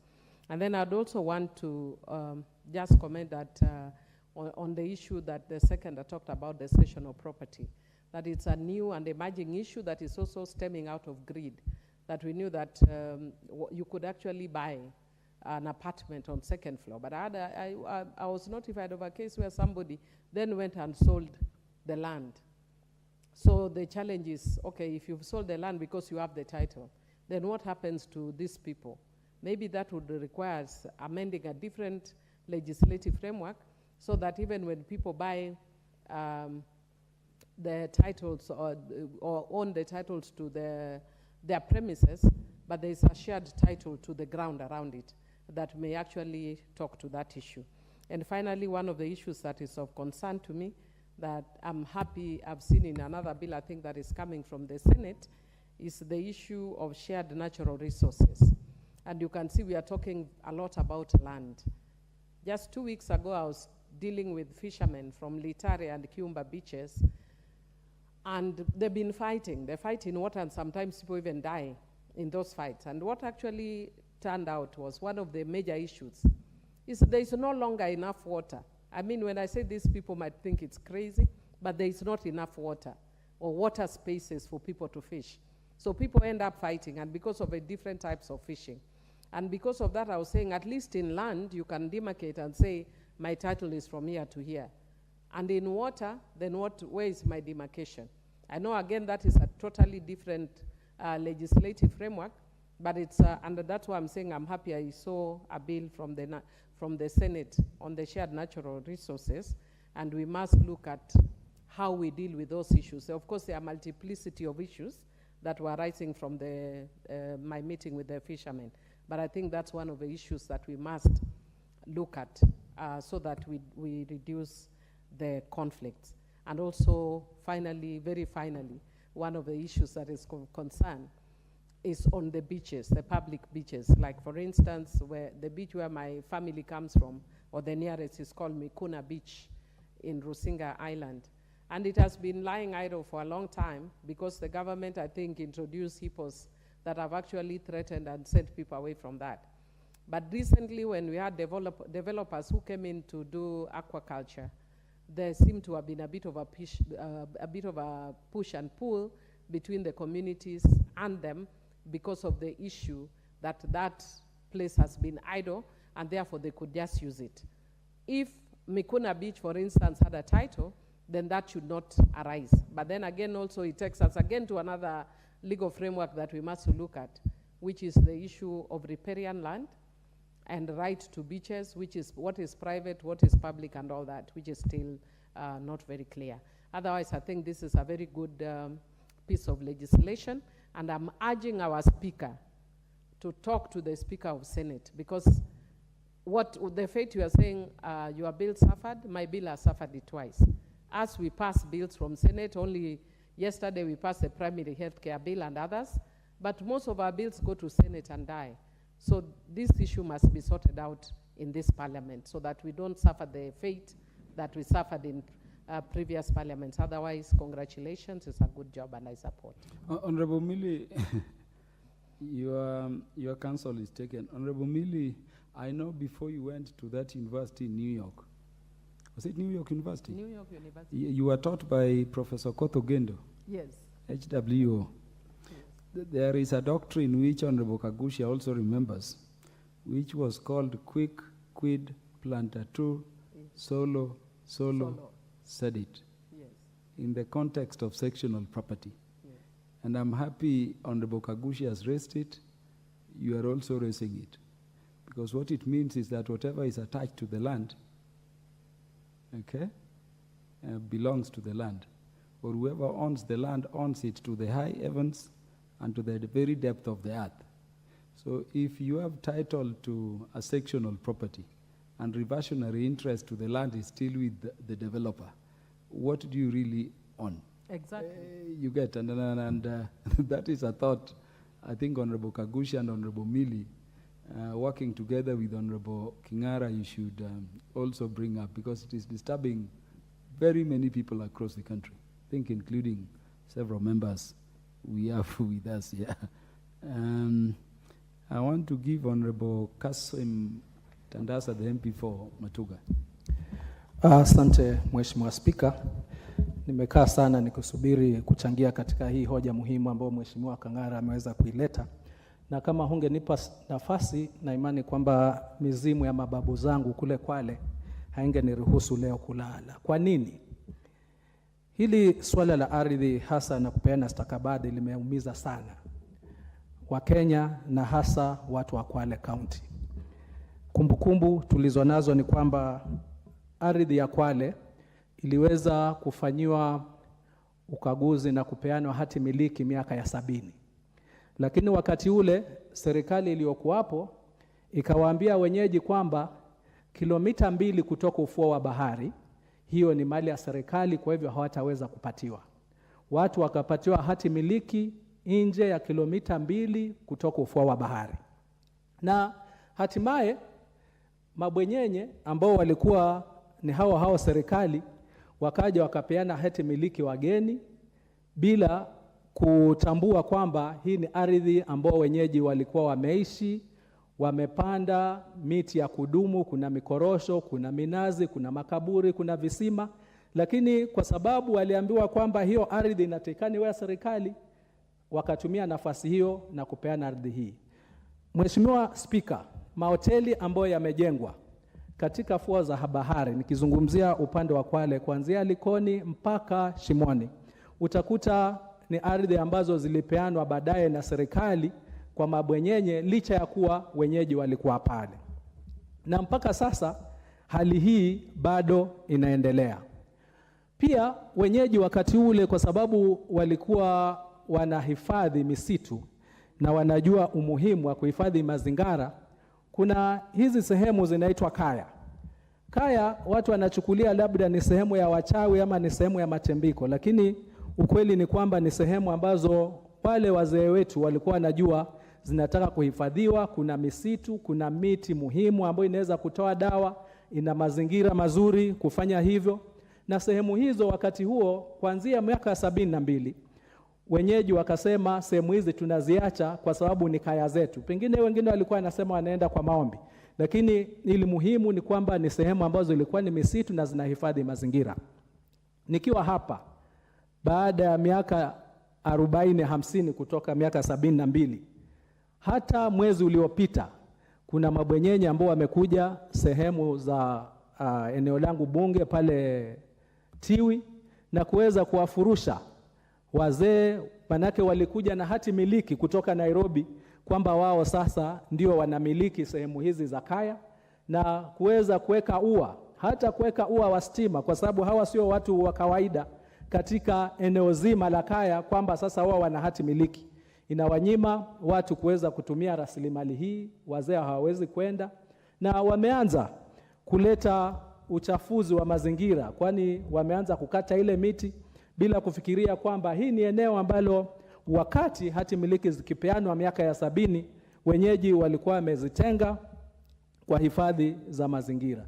Kuna sehemu pale hali kadhalika ambayo pia kaya nayo imeweza kutolewa hati miliki, kupeanwa mtu binafsi kwamba aweze kumiliki sehemu hii, licha ya kwamba ni sehemu ambayo wakati hati miliki zikitolewa wenyewe wakazi waliweza kuiacha kwa matumizi ya pamoja, ambapo sheria hii wakati ikikubalika na kutiwa kidole katika kama inavyostahiki, tatizo kama hili halitaweza kutokea. Kwa hivyo namshukuru sana Mheshimiwa Kingara kwa kuleta hoja hii, japokuwa imechelewa.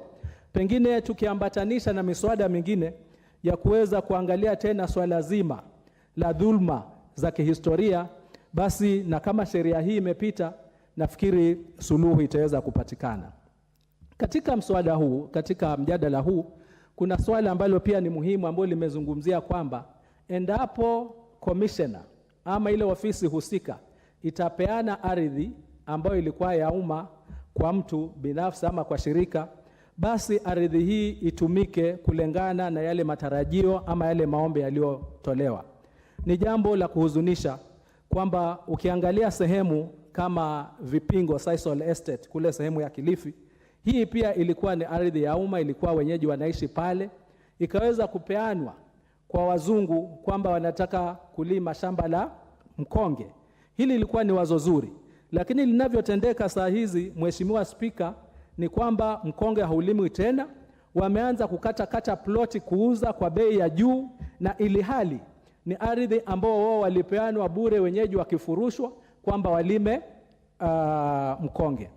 Hili limetamausha sana watu wa sehemu zile na linatatiza, kwa sababu wakati kumbe kulingekuwa na thamani, basi yeye mzungu akiona kwamba hana haja tena ya kulima mkonge, ingekuwa basi ardhi ile airegeshe, na ikiwa sio kuiregesha tu kwa serikali ama kwa kaunti, lakini irudi kwa wale wenyewe, kwa sababu bado vizazi vipo na wanajua kile mtu sehemu yake ilikuwa wapi. Na ikiwa ni kuuza, basi ni wenyeji wauze, sio kwamba mtu alipatiwa ardhi bure kwa malengo ya kudanganya kisha baadaye aweze kupata faida kubwa kiasi cha kwamba wenyeji hata aweze kupitia tena sehemu hiyo ya ardhi. Kuna swala jingine pia ambao nafikiri lingeingia katika mswada huu, katika wale wawekezaji ambao hupata ardhi wakafanya mradi kisha baadaye wakishamaliza wakaondoka. Ardhi hii inarudi kwa kina nani? Nazungumzia kwa mfano kama ile kampuni kubwa ya kule Kwale ambayo inaitwa Base Titanium. Waliweza kuchukua ardhi, wakaelewana na wenyeji, wamechimba, wamemaliza, wameondoka. Iko taratibu ya kwamba waweze kurekebisha ardhi ile, lakini hatimaye kwa sababu wale ni wazungu, ni mwekezaji na atarudi kwao, hatimaye ardhi hii itarudi kwa nani? Stakabadhi hii itabaki wapi? Kwa sababu ikibaki hivyo, hata baada ya kuirekebisha utapata ni wale mabwenyenye tena ndio wataweza kuja na hati miliki kwamba sasa wao ndio wenyewe. Ningetaka kuangalia kifungu cha 12(2) ambapo katika huu mswada inasema kwamba ardhi ya umma isiweze kupeanwa ikiwa kuna momonyoko wa ardhi, kuna mafuriko na mambo kama hayo. Hapa naona Mheshimiwa King'ara, kulingana na utaratibu ama na ueledi, mimi kama engineer, kama mhandisi wa masuala haya, hili siwe kiegezo kwamba haiwezi kutolewa, kwa sababu iwapo yule anayepatiwa malengo yake ni kurekebisha, iwapo yule mwenye kupatiwa kwa kawaida wenyeji hawatumii kwa sababu kuna mafuriko ama kuna momonyoko wa ardhi, lakini yeye malengo yake ni kupatiwa na kuweza kurekebisha sehemu hiyo iweze kuleta faida kwa wananchi bado, basi hili ni swala ambalo lingetaka kuangaziwa tofauti, badala ya kusema moja kwa moja wawe sehemu kama hizi haziwezi kupeanwa. Hali kadhalika naangalia sehemu ambayo pia naona hii ni kifungu cha 12(2)(c) ambayo umezungumzia kwamba sehemu ambazo kuna maji pia zisiweze kupatiwana. Kwa wakati huu, kwa sababu huu ni wakati wa mtandao wazi, ukiweza kwenda kwa huyu jamaa anayeitwa Google na kuangalia hoteli za kifahari ulimwenguni, utakuta kuna hoteli ambazo zimejengwa chini ya bahari. Bahari ni kwenye maji, na hizi ni hoteli labda wengi tungekuwa na hela ya kutosha, tungetamani tuweze kulala katika hoteli hizi kabla tuweze kwenda mbinguni. Kwa hivyo ukisema moja kwa moja kwamba sehemu kama hizi ziwekewe sheria kwamba zisiweze kutolewa, inamaanisha wawekezaji ambao wangetaka kuwekeza katika sekta hii ya utalii, kuweza kujenga mahoteli ya kifahari katikati ya bahari, chini ya maji, sisi kisheria tutasema haiwezekani, ambapo hapo nakuta tutakuwa tumewanyima wawekezaji nafasi na moja kwa moja kujinyima sisi mapato, kupeana na nchi za kigeni na kunyima ajira ambazo kuna sehemu nyingi kama za kwetu ambazo tuna uchumi wetu ambao tunaotarajia sana ni uchumi wa utalii. Kwa Mheshimiwa Spika, na kushukuru kwa kunipatia hiyo fursa na naunga mkono hoja hii. Asante. Asante. Mheshimiwa Rashidi Badzimba, mjumbe wa Kisauni. Asante sana Mheshimiwa Spika. Nimesubiri vya kutosha ili niweze kutilia shime katika mswada huu ambao umeletwa na Mheshimiwa King'ara. Mimi pia niungane na wenzangu kuunga mkono kwamba ardhi za umma ziweze kupata stakabadhi, kwa sababu ni aibu sana mpaka sasa miaka 50 tangu tupate uhuru, lakini utapata shule za umma zote hazina hata hati miliki. Ziko tu zinasemekana hizi ni za umma, lakini hazijulikani stakabadhi zake ziko wapi wala ni ardhi ya aina gani.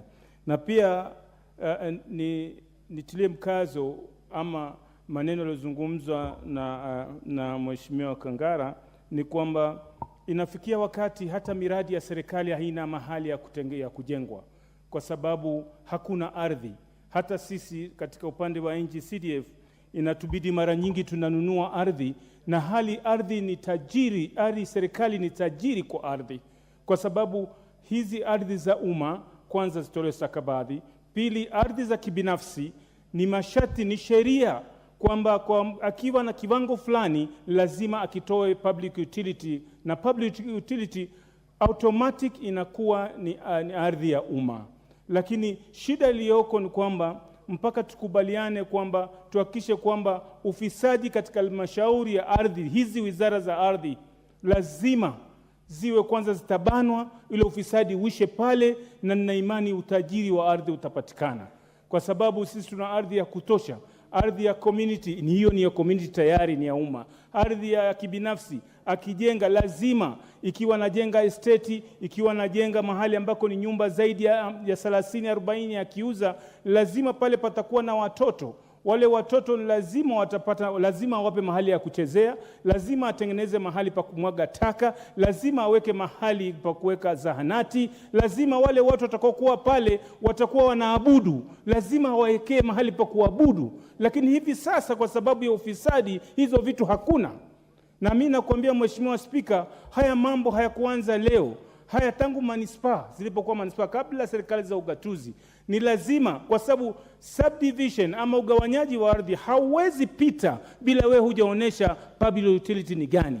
Kwa sababu wewe pale utawapangisha wananchi, utawapangisha binadamu, hawatatoka juu ya mbingu waanguke hapo chini. Lazima watakuwa na barabara ya kutoka nje kurudi ndani, watakula chakula, lazima zile takataka ziwe na sehemu maalum ambayo ni si yako wewe, yale ni mali ya umma. Public utility uweke waweze. Wale wanaokwenda kanisani waende, lazima wawe na sehemu ya kuabudu. Wale wakwenda misikitini wawe na sehemu ya kuabudu, na wale wanaabudu Jumamosi pia na wawe na sehemu zao. Kwa hivyo ni lazima, lakini kwa sababu ya ufisadi ulivyojaa, mimi nasema ikiwa itawezekana ifanyiwe auditing tangu mwanzo kulipokuwa manispaa, zile ardhi za umma kama ziko ziweze kutumika ili zirudi. Mpaka leo sisi tunapata pesa za NG-CDF zenyewe si nyingi, lakini inabidi uchukue hizo uende ukauze ardhi. Na pia niseme Mheshimiwa Kingara ni kwamba utilie mkazo, ikiwa ni hati miliki iwe ni ina nguvu, hiyo stakabadhi iwe na nguvu. Kwa sababu unaweza kuwa na hati miliki, kesho mtu anakuja anasema hiyo ni karatasi umebeba, inakuwa haina maana wewe kuwa na ile stakabadhi. Kwa hivyo lazima tuitilie mkazo kwamba ikiwa ni title deed, hati miliki iwe ni ya nguvu. Ukipewa imetoka katika serikali, hakuna mtu anaweza kuja kuambia jambo lolote. Utakuta hata hospitali yetu hayana stakabadhi, hayana hati miliki, yako pale. Hata mtu yote za kuja akaja akasema hii ardhi ni yangu, na wagonjwa wote wakatolewa mbio. Kuhusu suala la uvunjaji, Mheshimiwa Spika, sioni kwamba ni jambo la busara, kwa sababu hii nchi inapelekwa na sheria. Ikiwa mtu anachimba msingi, amepata stakabadhi kutoka ugatuzi, amechimba msingi, amekuja amejenga, amepata approval zote, ashamaliza, ndio wewe unakuja kusema ni yako, hapo ni makosa sana. Kwa hilo siwezi kubaliana nao, lakini kwa huu mswada nakubaliana kwamba stakabadhi zitolewe, lakini zipewe nguvu. Utakapokuwa nayo hakuna mtu tena kisheria kuja kukutingisha.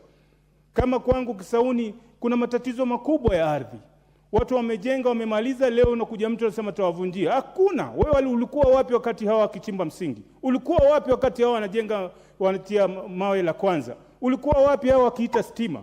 Ulikuwa wapi mpaka leo limeisha na umekuja? Mtaua watu wamefanya kazi mpaka wameretire, pesa yao wameweka pale. Watu wamechukua mortgage, wamechukua maloni katika benki, mtaua wa Kenya Kwa hivyo hilo kwa hilo la uvunjaji sikubaliani nalo, lakini kwa mambo ya ardhi nakubaliana. Mheshimiwa Kingara, umefanya kazi nzuri na nina imani bunge zima litakuunga mkono. Kwa haya mengi, asante sana Mheshimiwa Spika.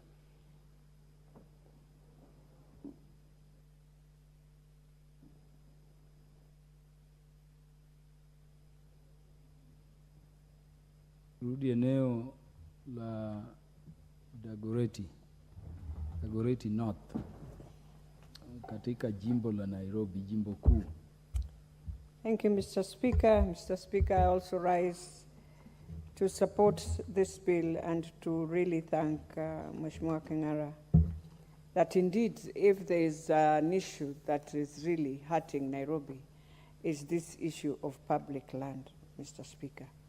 And Mr. Speaker, you find that in all the public lands that we have, especially schools, I think most of them have been grabbed until we've reached a point, Mr. Speaker. Ours is to now negotiate with the grabbers that whatever is remaining, can we have?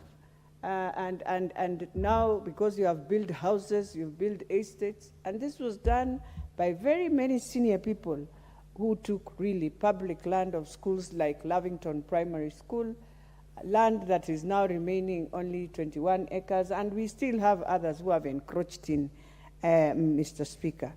And therefore, even as we look at this bill, the most important thing we have to do, and I know my senior Mheshimiwa Mili, and you have also spoken about, is how do we ensure that we have safeguarded these titles? Because as she says, indeed, even now, the other day we tried looking, we got a few titles, but yes, the schools are wondering, do we keep them in the bank? Where do we deposit these titles? Is a very, very key question. And therefore, even as we look at the bill, we must ensure. This is the time, and I want to thank him, that this is the time we can rectify a few of the mistakes that we have done. Ensure public utilities. Mr. Speaker, if you enter this town, we have toilets of Nairobi, but these toilets now became like a place where gangs just decided to take over. They are the ones who run it. It's now like a private entity. It's no longer anymore a public utility where you can say this is supporting the county and the county is even able to collect revenue on it. The other place is Gikomba. Mr. Speaker, when you see everyone fighting in Gikomba, everyone burning everything, it's just because this is land that was public land and it has no title. So everyone goes for the 38 acres that is there, and everyone would wish to take and now privatize it and just find itself in another system where you'll find huge buildings being built. The other place is now Kilimani and Kileleshwa. When you talk of shared title, that is now where the biggest challenge is. That our Chinese have come, they build the apartments, they now sell to you this apartment, but now when you come to understand where is the title, when you sit as a team now and ask for your title, you have no title because they still own the title. They are the ones who run maintenance, but you pay them. But yet you bought the land from them, and you are buying the land plus the apartments. And we must deal with it so that they know in this country we have laws that can safeguard Kenyans who have thought we have bought land where our children can be playing. And it's not just there. Even these townhouses you see, Mr. Speaker, everyone, the sellers still hold on the titles. You cannot sell even yourself, because if you want to sell again, you'll have to go through the process to look for the same seller. So what they have done, they create companies that they use for selling, and they keep those companies to become now the management companies of managing these estates. So even as we look at that, we must ensure. I can see now we are pushing in the issue of environment, the issue of planting trees, but you find these riparian lands. In Nairobi, I doubt whether we have something called riparian land anymore. It is gone. and yet it was public land that was meant to do all these things, safeguard the waters not to enter into houses, but ensure that we are also safe and the river is also clean and safe. So for me, even as we look at the whole bill, Mr. Speaker, what we need and what Kingara needs to help us with is to ensure when we come now to the Committee of Whole, we must amend and put in some very critical amendments that will safeguard now public land, public utilities, give a chance to schools now to ensure they can have their title, but ensure they can also safeguard. And any person, any principal who lives and comes in will always find that there's a title of this school. If we do that, Mr. Speaker, we will close Christmas knowing we have safeguarded issues like the Mavoko. It should be the last and the first. This Mavoko thing should teach us in this House, Mr. Speaker, that we must deal with this matter of public land. This matter of third party, at the first one bought, then sold, that now when it's on the third party, you can't ask any question, the title is gone, and that is how public land has disappeared in this country. But then the most important thing also, we are urging the courts, and especially the judiciary, that it is important also when you are dealing with public land where people have built, people have sold and sold 7 times, then it is important for the judge just to go on the ground to see how the situation is before you decide now is when we are giving a court order to just go and evict. So for us, today, Kingara gives us an opportunity to now go back and see this sickness that we have of issues of land, and where people just see any empty space and they grab, any empty road reserve, they grab. I think all the towns in this country have gone through that challenge.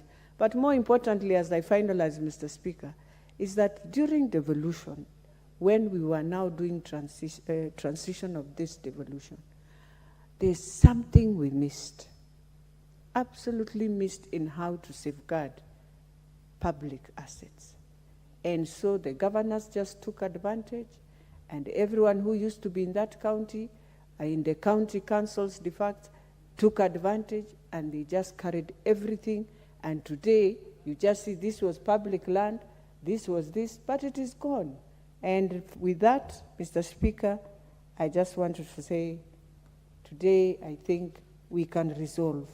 And thank you so much again, once again, Honorable Kingara. Thank you, Mr. Speaker, I support. Thank you, Honorable Beatrice Elachi. Beatrice Elachi, that matter of sectional property, more so in your area of representation, is a big, big crisis. Big crisis, and I would request that you are the third member mentioning it. And what Honorable Kingara has raised in this bill, sit with Honorable Kingara and also deal with the Sectional Property Act.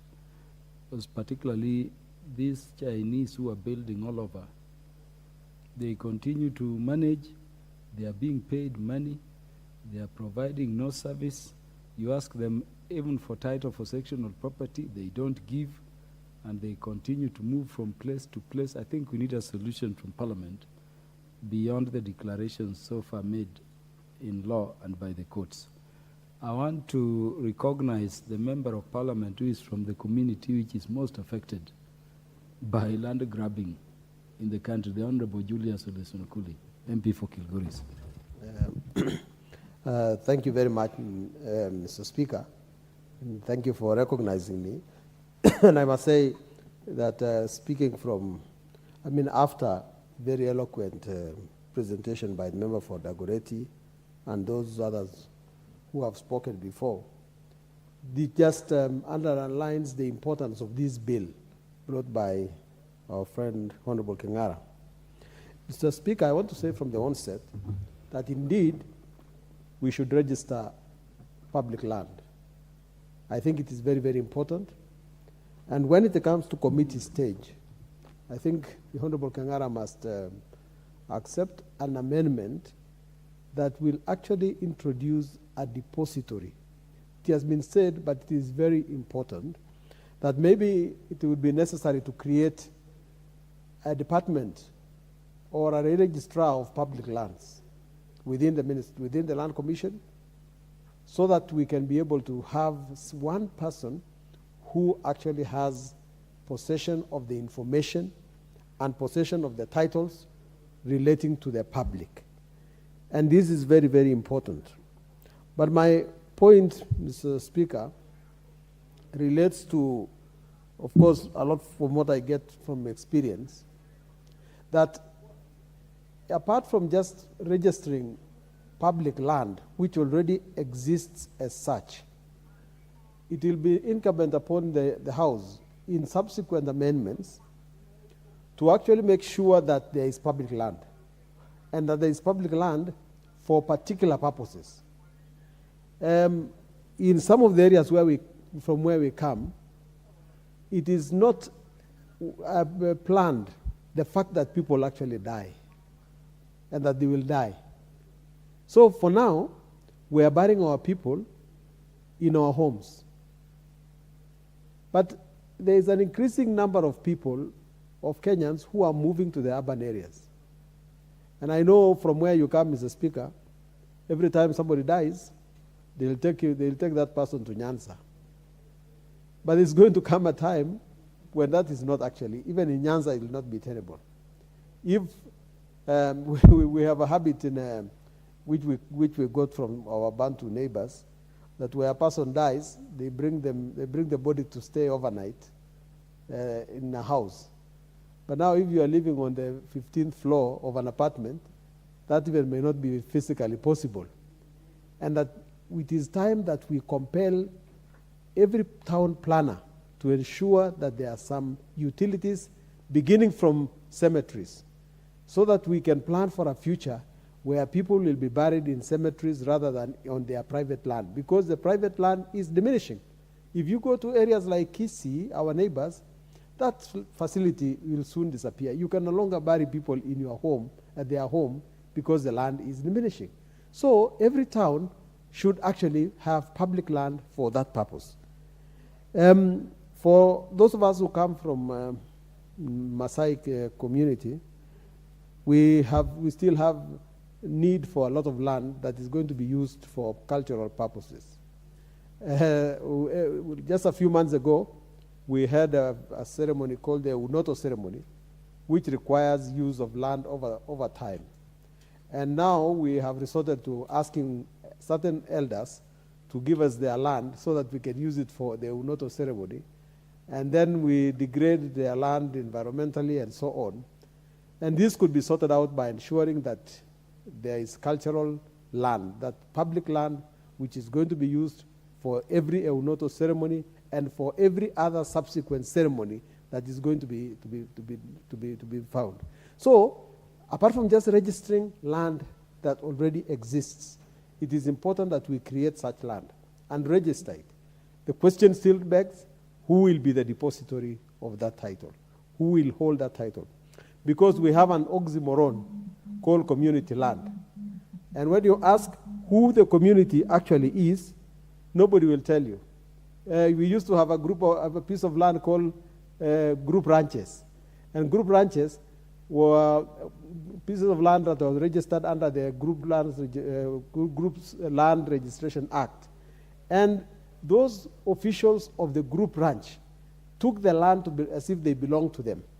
Now the groups have more or less disappeared, but they are still in the law, a part of the law called community land. Now, what is community land? Who actually owns community land? So that is why it becomes very important that public land be registered, and there is one person or one office that is going to be responsible, that's going to be referred to as the office that is holding a title for such land. And there are so many pieces of land that we used to have. I see Mavoko now being demolished.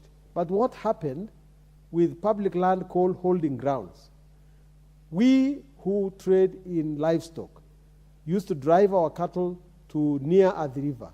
And in Athi River, before your cows could be bought, there was holding ground. Such ground was also in Dagoretti, actually.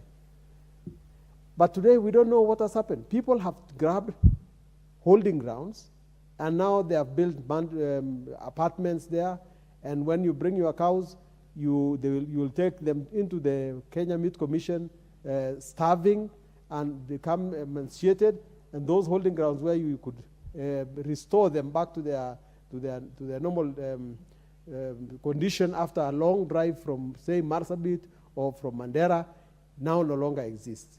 That is actually one of the reasons why this bill is important. It should have sorted out the issue of grabbing of our holding grounds, because that holding ground was still very, very important. We must say that when public land is created, let it be adaptive to the environment that it exists. Let public land also exist in order to sort out the issues that are there. And Mr. Speaker, I don't know, because today when we're thinking about public land, we are thinking maybe of registering schools, school land as public land. Yes, that is true. But there is also land that is held by the public for future use, that may be not exactly described now, but in the year 2030, society will require that land. We have to find a way of registering that land, because we cannot leave land under this regime called trust land, because we no longer trust anybody. Trust land used to be there when people were trustworthy, but now the person who holds land in trust for the community is the same person who is going to sell it within total breach of the trust. So the only way to do it is, let's lock this thing with a lock and key, and that is by registering that land as a public land, creating a depository where the title will be held, and unlocking it for use when that particular time arrives. And in addition, I think the regime for releasing public land, the law that is created for releasing public land for any other use other than the public use, must be very, very tight. We cannot make it quite liberal, because if you leave that transition between public and private land to only land control boards, I think that's not going to be good. And that's why it's important, if we draft a law, we say we even create a need for it to go to one of the assemblies, either the National Assembly or the County Assembly, so that it has not become so easy for us to turn public land into private land. We require to be very, very tight with it. I've seen in some of our towns, like the famous town of Kilgoris, that you can hardly get land anymore for the public, yet people own their private land. The forest that we have called Nyakweri Forest actually was not government forest, and because it was not government forest, people treated it as a private forest, and now it is depleted. The charcoal that was burnt out of it has made its way to Kisii, and now we no longer have forest. Mr. Speaker, I beg to support and thank Honorable Kangara for bringing this bill. Thank you. Thank you very much, Honorable Julius Unkuli. Honorable Amos Mwago last. Thank you, Mr. Speaker, sir, for giving me an opportunity to contribute to this bill, which I fully support, from my friend, my colleague from the Ruri constituency.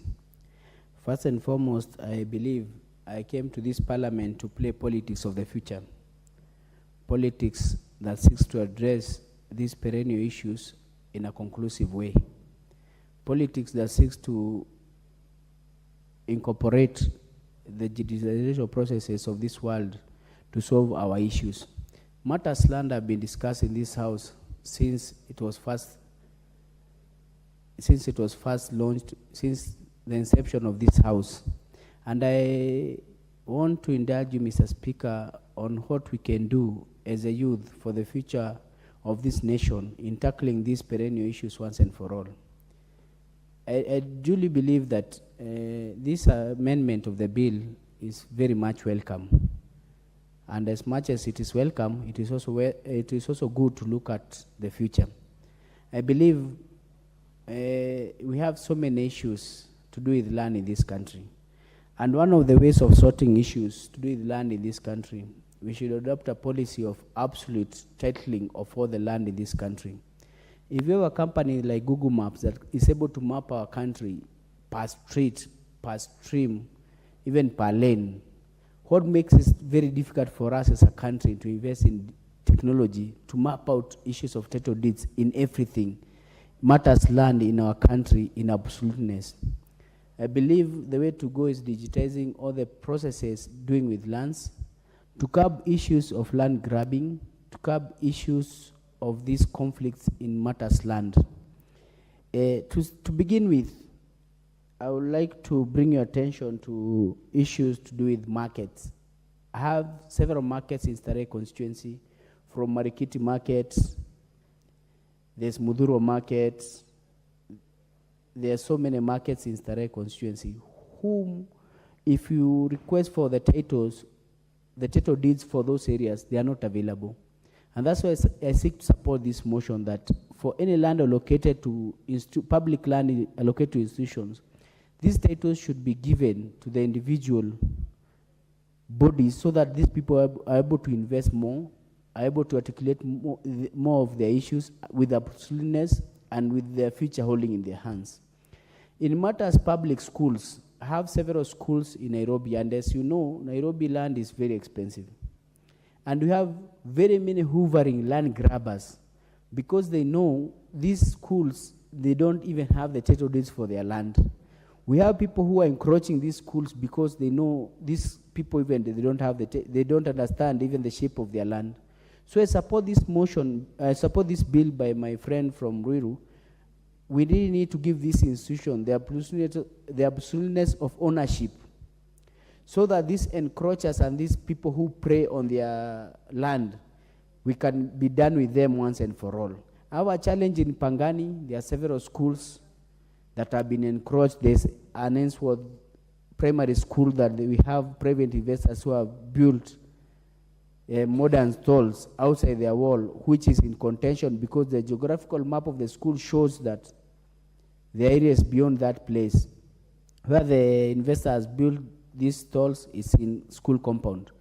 The Resco's primary school, we have an issue, and we have so many issues of people who have built modern turfs in schools because of lack of absolute knowledge of the school map and the title documents not being in possession of the schools.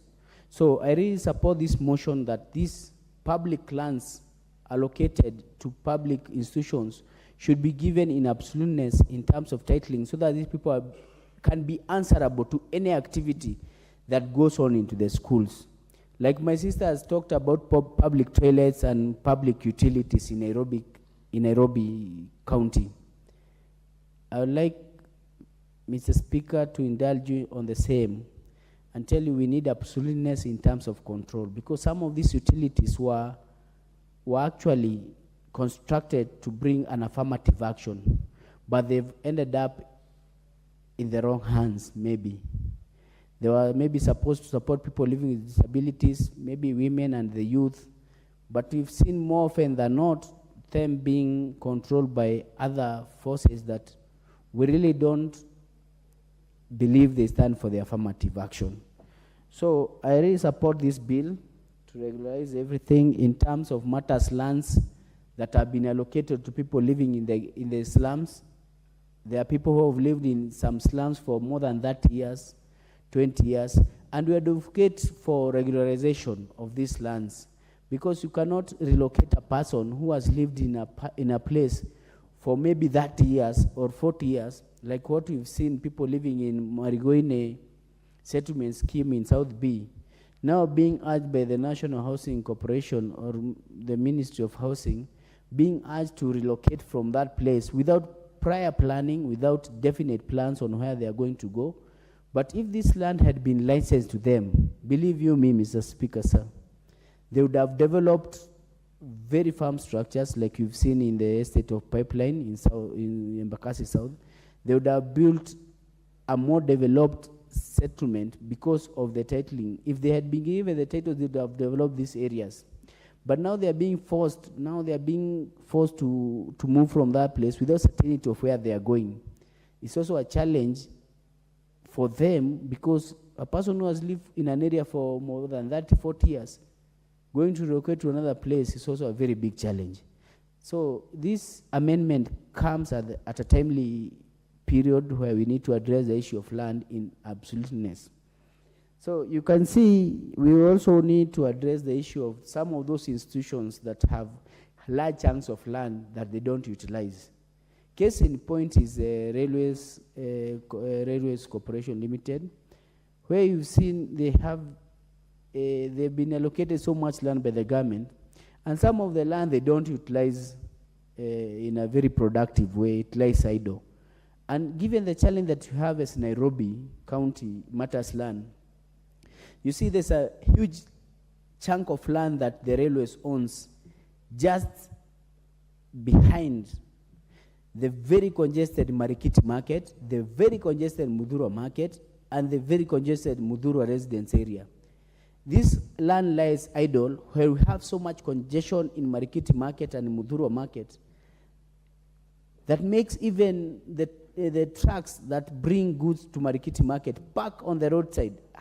We have traders who have put their wares on the road at Haile Selassie Avenue at the behest of these huge chunks of land that the railway owns. Just behind them, areas that had been opened up for trade until a private investor came on board, and through, let's not call them scrupulous means, but through means that be, obtain that land and force the traders off that area. We need to be realistic as a people and as a government, and we need to be progressive. In matters market, we need to have a policy that states clearly, after every 5 years, there has to be more of government land allocated to markets, because we live in a progressive society. The population grows, the traders that we have on our areas grows by day. So we really need to have a progressive policy that really puts aside land every 5 years for the population that grows to make markets, especially in Nairobi and especially in Starehe constituency. And for all these areas that were demarcated for markets in Nairobi, actually in Starehe, those areas should be developed, and actually those markets should be given licenses to individual markets management committees that should be established by the traders themselves, so that for posterity, even if there are those regular changes of the management committee, these titles will never stay in the custody of the traders. Mr. Speaker, sir, I want to bring your attention to this issue of Mavoko that has been brought about by the entitlement by other people who believe that the East Africa Portland Cement, if it had been given titles and actually regularly advertised the issue, being the holders of the title of the land, there would not have been these issues. But we tend to see, if we dig deep, we see even the people who are called invaders, the people who invested there, there has to be something that had been done by these corporations, I believe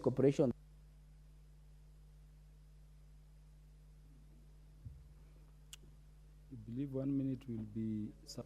some of those people who are being called invaders had even a court order that had barred East Africa Portland Cement from interfering from that land. That gave confidence to the people who invested in that land. Mark you, Mr. Speaker, sir, the so-called invasion started happening in the year 2003. And you cannot tell me that these people are silent and were blind to all the happenings up to now. It is so disheartening to see people lose their properties in such a scenario where all the government agencies were silent when everything was happening. I actually went there myself and visited that place, and so more than 700 high-rise buildings in that area, and more than 2,000 we can say the temporary shelters. So there must have been a very big information lapse in what happened. And it can only be addressed by fully digitizing the whole Ministry of Lands and matters land in this country. That from the touch of a button of your phone, you can be able to know if this land is legit or is not legit, or this land is owned by who or is owned by who, and that's the only way to go. Thank you, Mr. Speaker, sir. I submit. Honorable Mwago had indicated you'll be the last speaker, but interest has been showed by Honorable Julius Ruto, the MP for Keses. Would you make your contribution before we call the mover to reply? Thank you so much, Mr. Speaker, sir, for the moment that you accorded me to come last on this crucial bill that is before us, the amendment bill by one Honorable Member Simon Kingara, of which, first of all, I should commence by thanking him for coming at the right time, understanding the current challenges public institutions are going through on matters of land. We've been experiencing a lot of challenges of squabbles, squatters, people taking over the public land that have lied idle, no registration in it. Thereafter, or subsequently, when the government institution realizes that the specific land allocated to them has been taken over through a scrupulous process, government uses forces infringing the human rights on the occupants of the land, of which most of them innocently were duped to acquire the same. But before then, Mr. Speaker, what is very important here is that this particular amendment seeks to address where the gaps have been existing. Because for quite some time, public land have arisen through many processes. Most of them were acquired through the normal process of procurement for a specific purpose. And then thereafter, commencement of the same purpose or objective might have taken time, and the land remained idle. Some particular public utilities have arisen through subdivision as guided by Fiscal Act on matters to do with the 2% provided for, or the 4% in case of municipality areas. But then these particular lands go silent.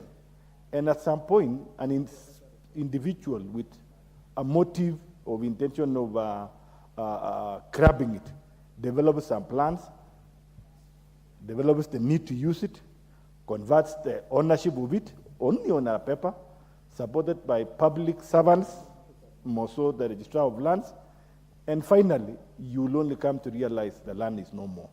It has been acted upon it, subsequently been sold, somebody else has taken occupation of it, and it becomes a problem to reclaim it back. So therefore, this particular bill, Mr. Speaker, seeks to hasten the issue of registration of the same land, that immediately after that particular matter has been adjudicated upon, land has been administered, process completed, either by the guidance of NLC or by any other process whatsoever it is. And then it is incumbent upon land registrar to give it a priority that that particular parcel is registered forthwith in the name of given institution or particular purpose that is meant to serve. And I'm coming from the point of view that at the moment we are facing a lot of challenges. Keses constituency, where I come from, we have a upcoming residential area in Eldoret called Annex area. It was the huge young land of Turning, ETEC, and after selling it and subdividing it for the purpose of disposing, when the time had come for them to exceed, the people who participated in that subdivision decided to hide the public utility which was meant to provide services like security, like learning institution, like markets, and public administration for the purpose of service delivery. We are now facing difficult challenges to manage the situation because, number one, this is a town area. There is no even land to buy in the first case, but the situation there is dire. There is need of security. There is need of building schools for the children of these people who are residing in this area. But we are getting a big challenge because the people who are administering the specific parcel of land, knowingly after subdivision, they provided for as far as the requirement of Fiscal Act dictates. But then because of these scrupulous minds, and because there was nobody in the public sector who had shown interest in it, that land has gone. Now we are having a challenge. And learning from this, it is high time that we need to cause the State Department of Lands to initiate even a process of undertaking an RRI to register every existing public utility, even if the land has got other bigger challenges. No land in this country has no title, be it the mega title under LR or under NR or under lease, whatsoever it is. Every land has got its own information. Whenever we come across a particular parcel belonging to a public institution, it should be given an interest in protecting it so that it cannot be misused, or the original interest should be taken by a third party, that it will bring a challenge thereafter. Say a case of public schools that we are funding, even with our CDF. Most of our public schools are going through a lot of challenges in terms of changes of boundaries because of maybe scarcity of land around there, or because of the same motive, people driven by negative motive of trying to take over what is existing for public again. And I want to call upon them, as they are doing their own budget, they need to deliberately, they need to intentionally focus on titling every existing public utility, starting from primary schools, secondary schools, tertiary colleges, forest, so that in future we don't have people trespassing or encroaching on public utility. Then thereafter, it becomes a challenge. Can we manage this problem? Because it looks like the issues of land will be there forever. As long as people are there, people are born, population is increasing, the challenges of land will still be there existing in a foreseeable future. But why can't we use our moment, our opportunity, this particular house, as we are passing these laws, and again, let the executors take up their role? The problem we are facing, Mr. Speaker, is the aspect of collusion, because all these troubles we are going through are collusion. In fact, the Committee on Lands need to have their game on oversight, because most challenges like the issue that we are facing in Portland land, if you look at it, surely, where did this particular title came from that was used to dupe people to buy? It came from the Ministry of Lands. Those are the people who are facilitating it. So, Mr. Speaker, let's learn from this one, and we fix up the issues of land once and forever. But more so, where there's public utility. And in any case, even the Bible says, I'm a Christian, where Jesus said that when you send the devil away, and then if it comes back and find empty space, it will come with more 7 demons in it. Why? I mean, sometimes you don't blame people when they find bare land that can be used. They get into it, use it for economical activities, and of course, by staying for more than 10 years, how do you come and ask that person that to move out that is not owning that land, and it's been there for 10 years without anybody asking any question? But wherever a land has been registered before, anybody else would have no reason, would have no any justification to move into it. That amounts to trespass, and there are legal provision that protects on that one. So I want to submit my support to this particular amendment and to call upon further looking at the land issues in terms of legislation process and encouraging, even the Senate, we need also to ask the Senate to look at bills that support the county governments. As I talk to you now, where I come from, Eldoret, I don't know what has happened. All of a sudden, there are a lot of grabbing left side render. The other day you saw a whole street, an open land for service delivery, somebody else building. I mean, who is this person who has cars to approve for that particular land for construction? And this is an open line for roads, for service delivery. In case there are fires, this is where the ambulance will use. This is where the fire engines will use.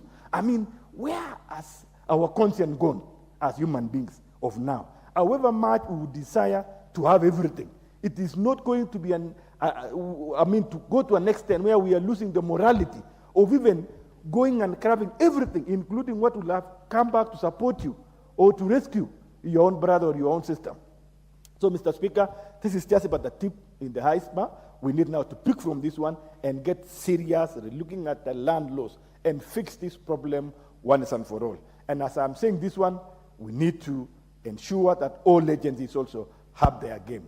Every agency have their game. And in the event, even on the issue about the river, in the event public servants are going to be found, like what we've seen the DCI have enlisted people with interest in terms of to be questioned, to give out further evidence on what happened. In the event there are culprits who are going to be found, there should be dire consequences by law. So we should be able to look at this law and provide additional consequences for the culprits, for the, those people who enable, for the polluters of this one, for those who facilitate knowingly or unknowingly by abusing their role or their position that the law has given them to serve there competently. They were employed competently, they were selected competently, they went through the panel, they went through vetting, all of them, and they demonstrated competence in terms of using the law. What has happened then thereafter? Thank you so much, Mr. Speaker.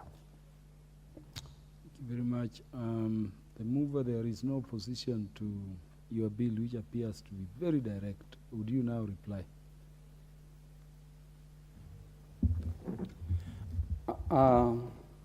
Honorable Speaker, I beg to reply this amendment bill number 40.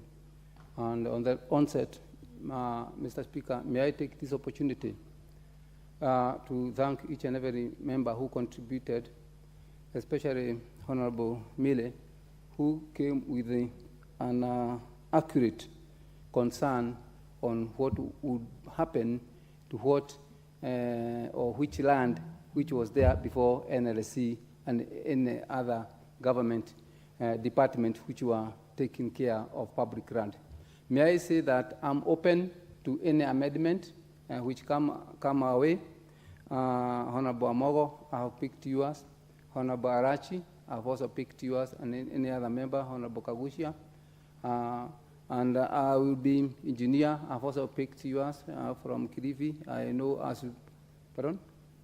Kware, but you talked about the Kilifi land, Honorable Speaker. It is true. When the Kilifi people gave out that land, it was for plantation.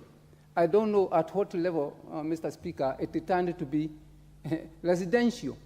And of course, even if it turned to be residential to sell to people, why not start with the owners, the indigenous owners who gave space for it to take place? But Mr. Speaker, I don't want to dwell much on that because members are very positive on this, but I want to pick some few issues which are very real-time matters this bill. Mr. Speaker, it is anticipated that to actualize Vision 2030, about 50% of Kenyans will be living in urban settlement. Mr. Speaker, then if they are living in urban settlement, we need recreation areas, we need areas for EPZ where we can do development matters production, and at the same time, we need industrial parks where now we can also have employment for our young ones. And for the agricultural sector, Mr. Speaker, we need aggregation centers whereby we can do food securing our food for future use. If we do not have public land, Mr. Speaker, to put that in place, then how do we go about development? I said earlier, the Kenya Kwanza administration want a lot of land for development, especially housing, which I understand is happening all over the country without leaving anybody behind. But, Mr. Speaker, all this development will only take place where we have a piece of land. So sometimes you find people saying, this development is not coming my way. I will not give a case study, what is happening here in Del Monte. That land, Del Monte, as much as Del Monte people want to secure, to give out public land, there's no document for us to put development in that land. The land is lying there, we can put up development for employment, but there is no document. Imagine, Mr. Speaker, if when the land was secured for that agricultural matter, and of course the public land left behind, because we have health centers there, we have schools there, I wish that when they secured those schools, when they secured those police posts, because I see them there, then they would have been followed by a document which is a title deed or a certificate which ascertains that this is public land. Now, the other land which was left maybe for recreation or other development, if it was secured by our government, people can't go to court. I'm afraid that maybe people will go to court and even hinder development. With that much, Mr. Speaker, I wish to quote study number 53.3, whereby would wish that the putting the question be deferred. Would you first beg to reply before you move in the manner you are proposing? Thank you, Mr. Speaker, for your wisdom. May I beg to reply, and at the same time,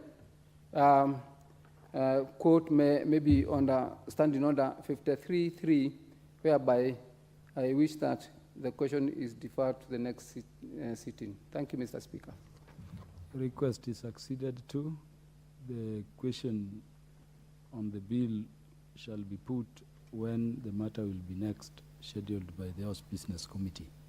Next order. Order number 15, the Public Service Commission Amendment Bill, National Assembly Bill number 6 of 2023, second reading.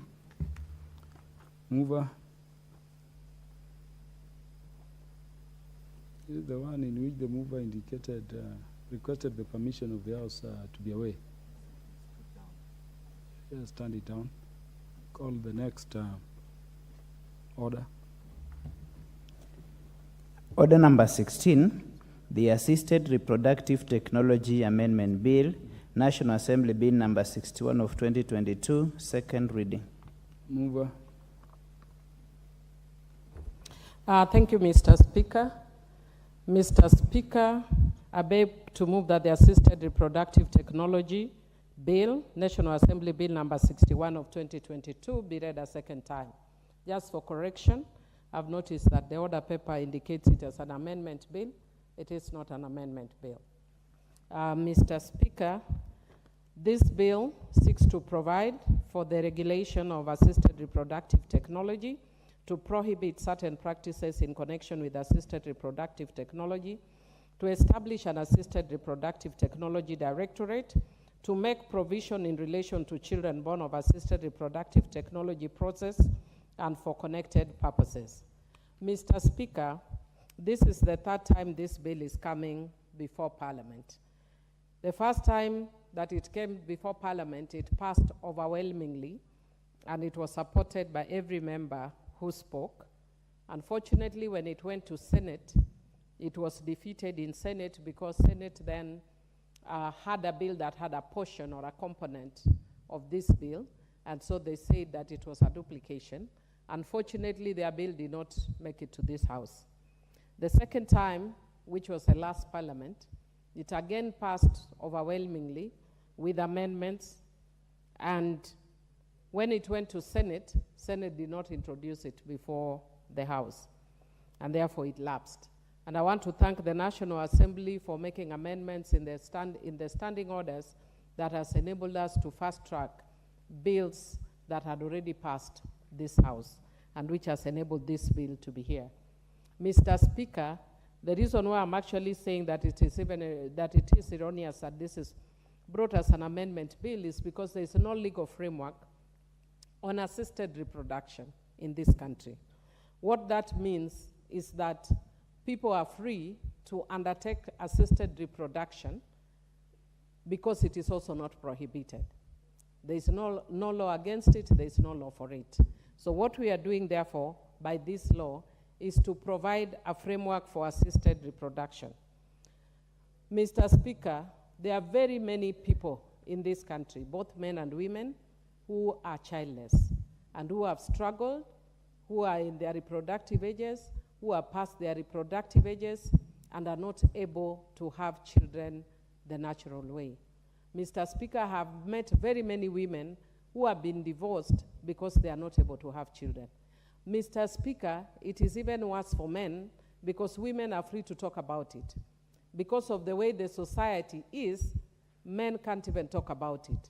And I was actually surprised in even the two parliaments when I brought this bill, that there are very many members of parliament that would see me in private who say they have either benefited from assisted reproduction or that they are unable to because of the stigma around childlessness. But there were some who were brave enough to come up, including Honorable Joyce Lay, and I think for those who remember, when she was speaking to this bill, she broke down and cried because of the challenges that she was facing when she actually helped somebody or she got somebody to help her carry her baby. And then she had to go and still go through an adoption process for her own child. So in the records of the country, even though that is her biological child from her husband and herself, but she's actually adopted her own child. We also have Honorable Shakil Shabir, who has also said that he has had children through assisted reproduction. There is a member who was not willing to actually say, who was in the last parliament, and she spoke to me before she came to parliament. That is actually, in fact, how I started this process. They called me. There are women, there are a group of women who are evangelical women who are in a fellowship and they are struggling to have children, and the only option they have was to pray and fast. And sometimes that prayer and fasting alone is not enough, because even the Bible tells us faith without works is dead. So if the works that God has given us to have child through sex is not working, sometimes we have to help people who are struggling to have children, Mr. Speaker. Mr. Speaker, I want to thank God that I have the privilege of being childless. And when I say that, people think I'm mad.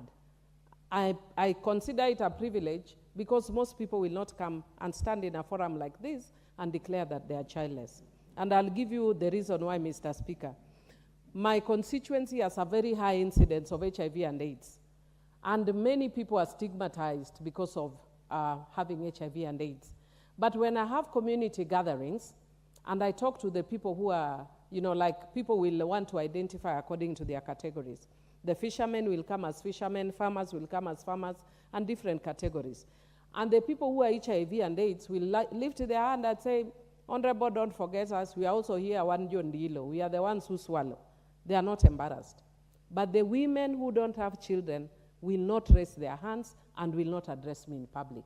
They will go behind when I'm leaving, and they say, they can't even mention, because the Luo word for a childless woman, people get shocked when I tell them. When I go to the public and I tell them, I am Lor, women cry. They tell me, don't say that, don't say that. Mr. Speaker, I know there are so many people who keep praying for me.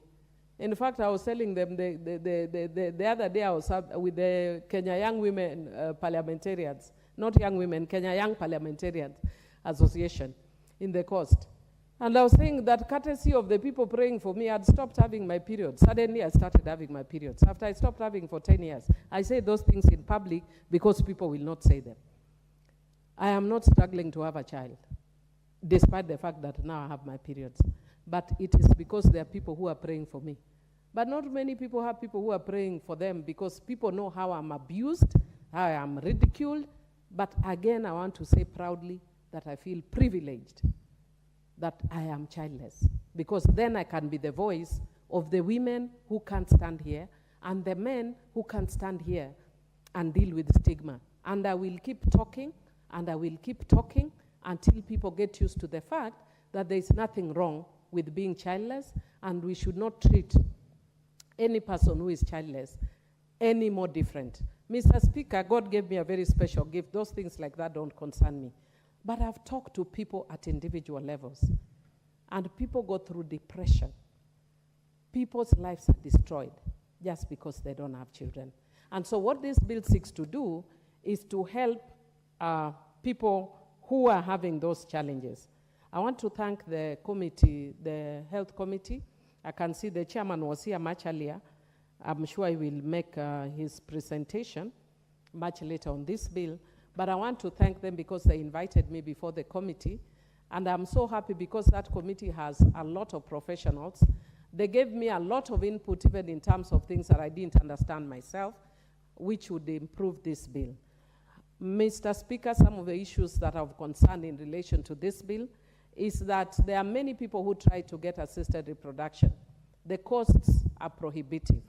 I was giving you an example of a member of parliament in the last parliament who told me the first time she tried to get a child through assisted reproduction many years ago, she spent 300,000. It didn't succeed, spent another 300,000. Didn't succeed, went to South Africa, didn't succeed.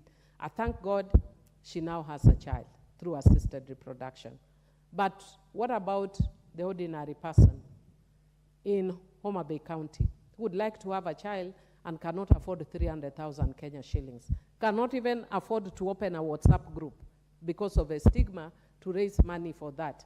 You heard Honorable Catherine talking earlier and saying that even our insurance does not cover that. So we are even discriminating people, even in insurance coverage, they can't cover that. At least for maternity, they can cover a little bit, but for assisted reproduction, they cover nothing. So those are the things that we need to look at even here.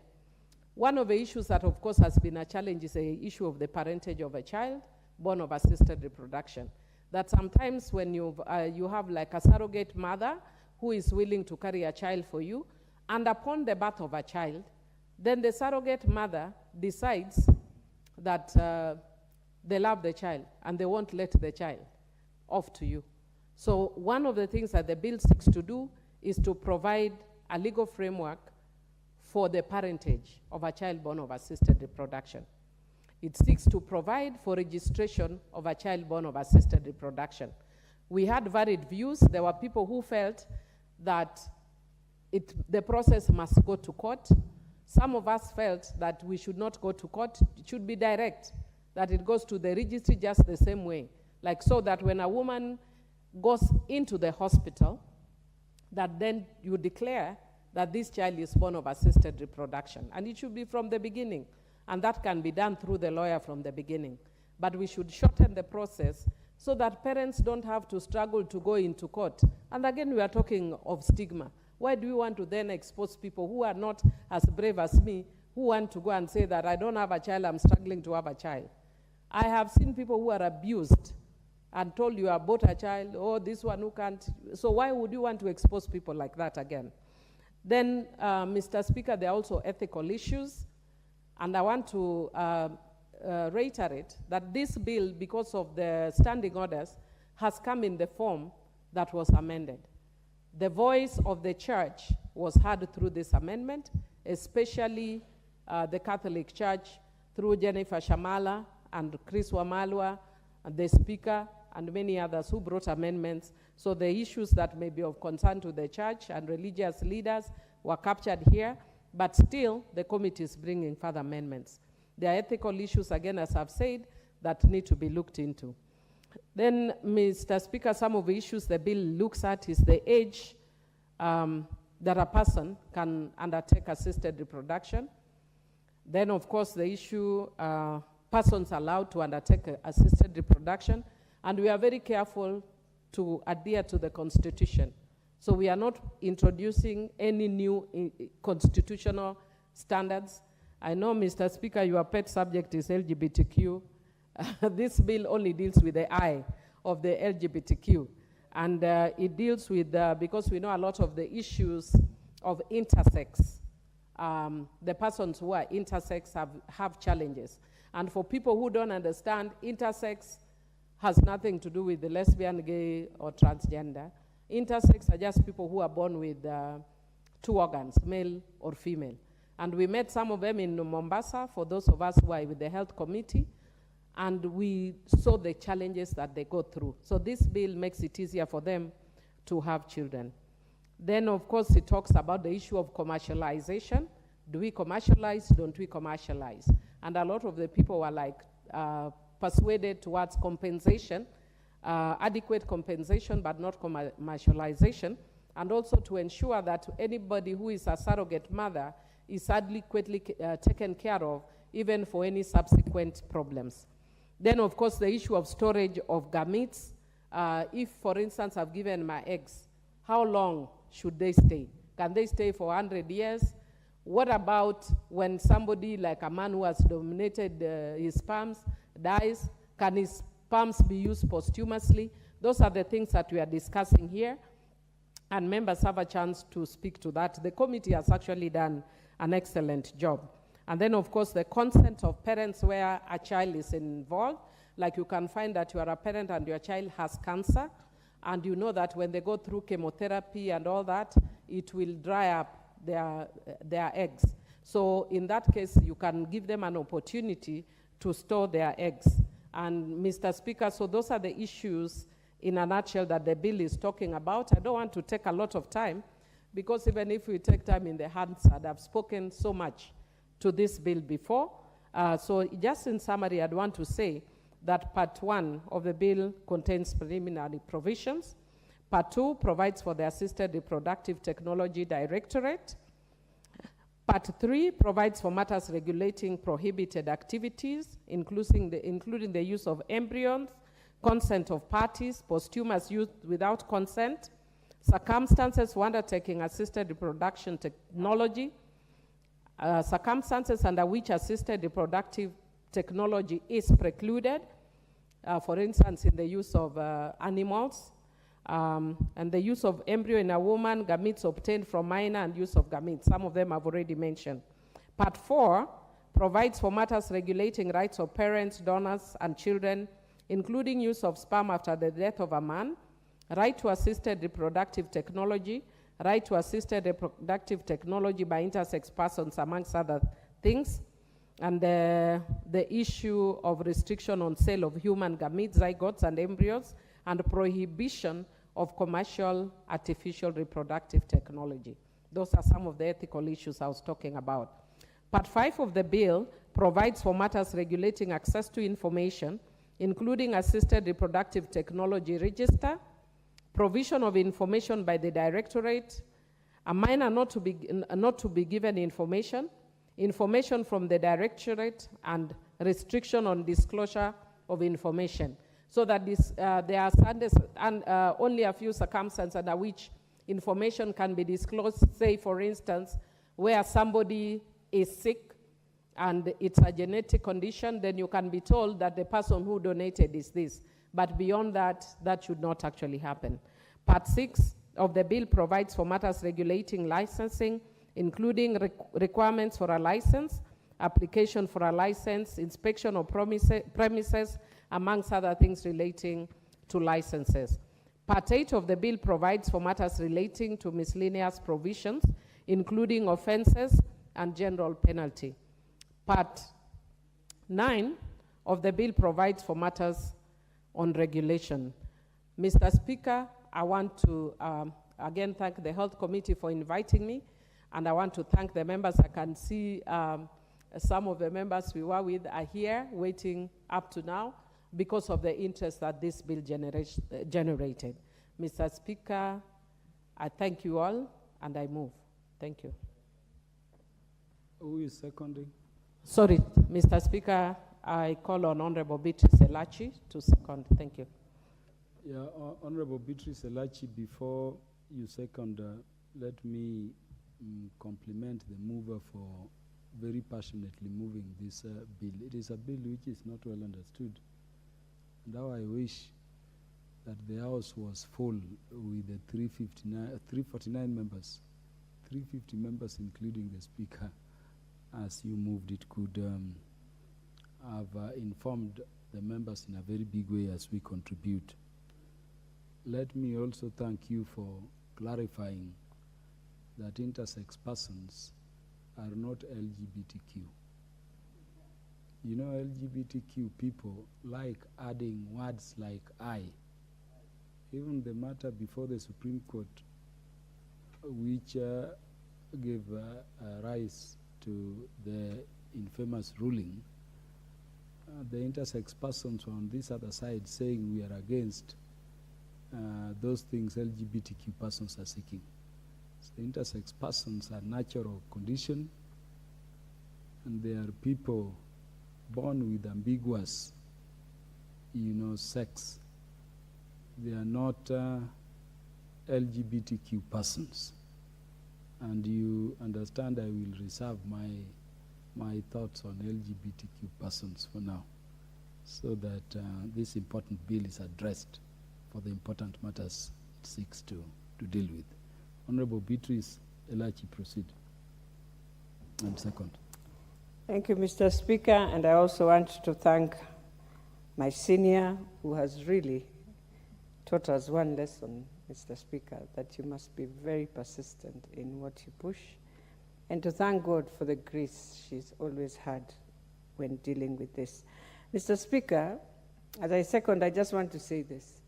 Parenthood is one of the most remarkable things or transformations that men and women go through. But if there's something that also brings you down as a human being, is the moment you realize you cannot have a child. That is the time you go into a mental health challenge that many of the families that Honorable Millie has talked about have gone through. And at the time, you find that many of them even are unable to sit with their relatives just because every day their relatives are talking about them. They see you get married, then you go year 1, year 2, the family starts, the parents starts, and it becomes a very challenging. They won't even care whether it is the woman, and always women will go 90% into that mental challenge. The men, even if it is their problem, they will never come out to say. And that is why in the old days, Mr. Speaker, you would see families, if they know it is their son, then they will go around and make sure the wife is able to get a child through their own family ways, and they will keep quiet. But at the same time, the challenge we face as women is that if it is a woman, now that family won't even want you. They will never remember what they normally do for their sons. So even as we speak about this, let us appreciate that this bill now comes in to bring in that dignity and a chance for any woman or any family in this country, Mr. Speaker, to just have a healthy baby. That you can go through the 5 methods that are there and ensure one of them will work for you, and you will have a child. And you will have that dignity that we look at. The one thing that I'll appreciate about this bill, Mr. Speaker, is that now it brings in a directorate that gives us regulations. Because if there's one thing even doctors have taken advantage, is this process of infertility that women go through a treatment, and you find yourself, today you have this treatment, if it doesn't go through, the doctor won't care. You paid him the 500,000, you paid him the 300,000, again you go home, you start afresh, but you have no place even to go and say what really happened. You have no place to question, you have no regulations to guide you, you have no awareness even, is this the right clinic that you need to go through, or is this the wrong clinic? And so you find we move from here, we go to India, we come back, when it backfires, we are there. Mr. Speaker, as I speak on this, there's a girl who was in the county assembly, went through this process. It backfired on her, turned around and became the worst nightmare, until the end we buried her. And to date, it has been very painful. So if we have the regulations or this bill becoming an act to guide us, then we would follow process through and also follow through with the doctors. The other challenge as we look at this, and that is going to be cured, is this matter of now you agreeing to carry the baby.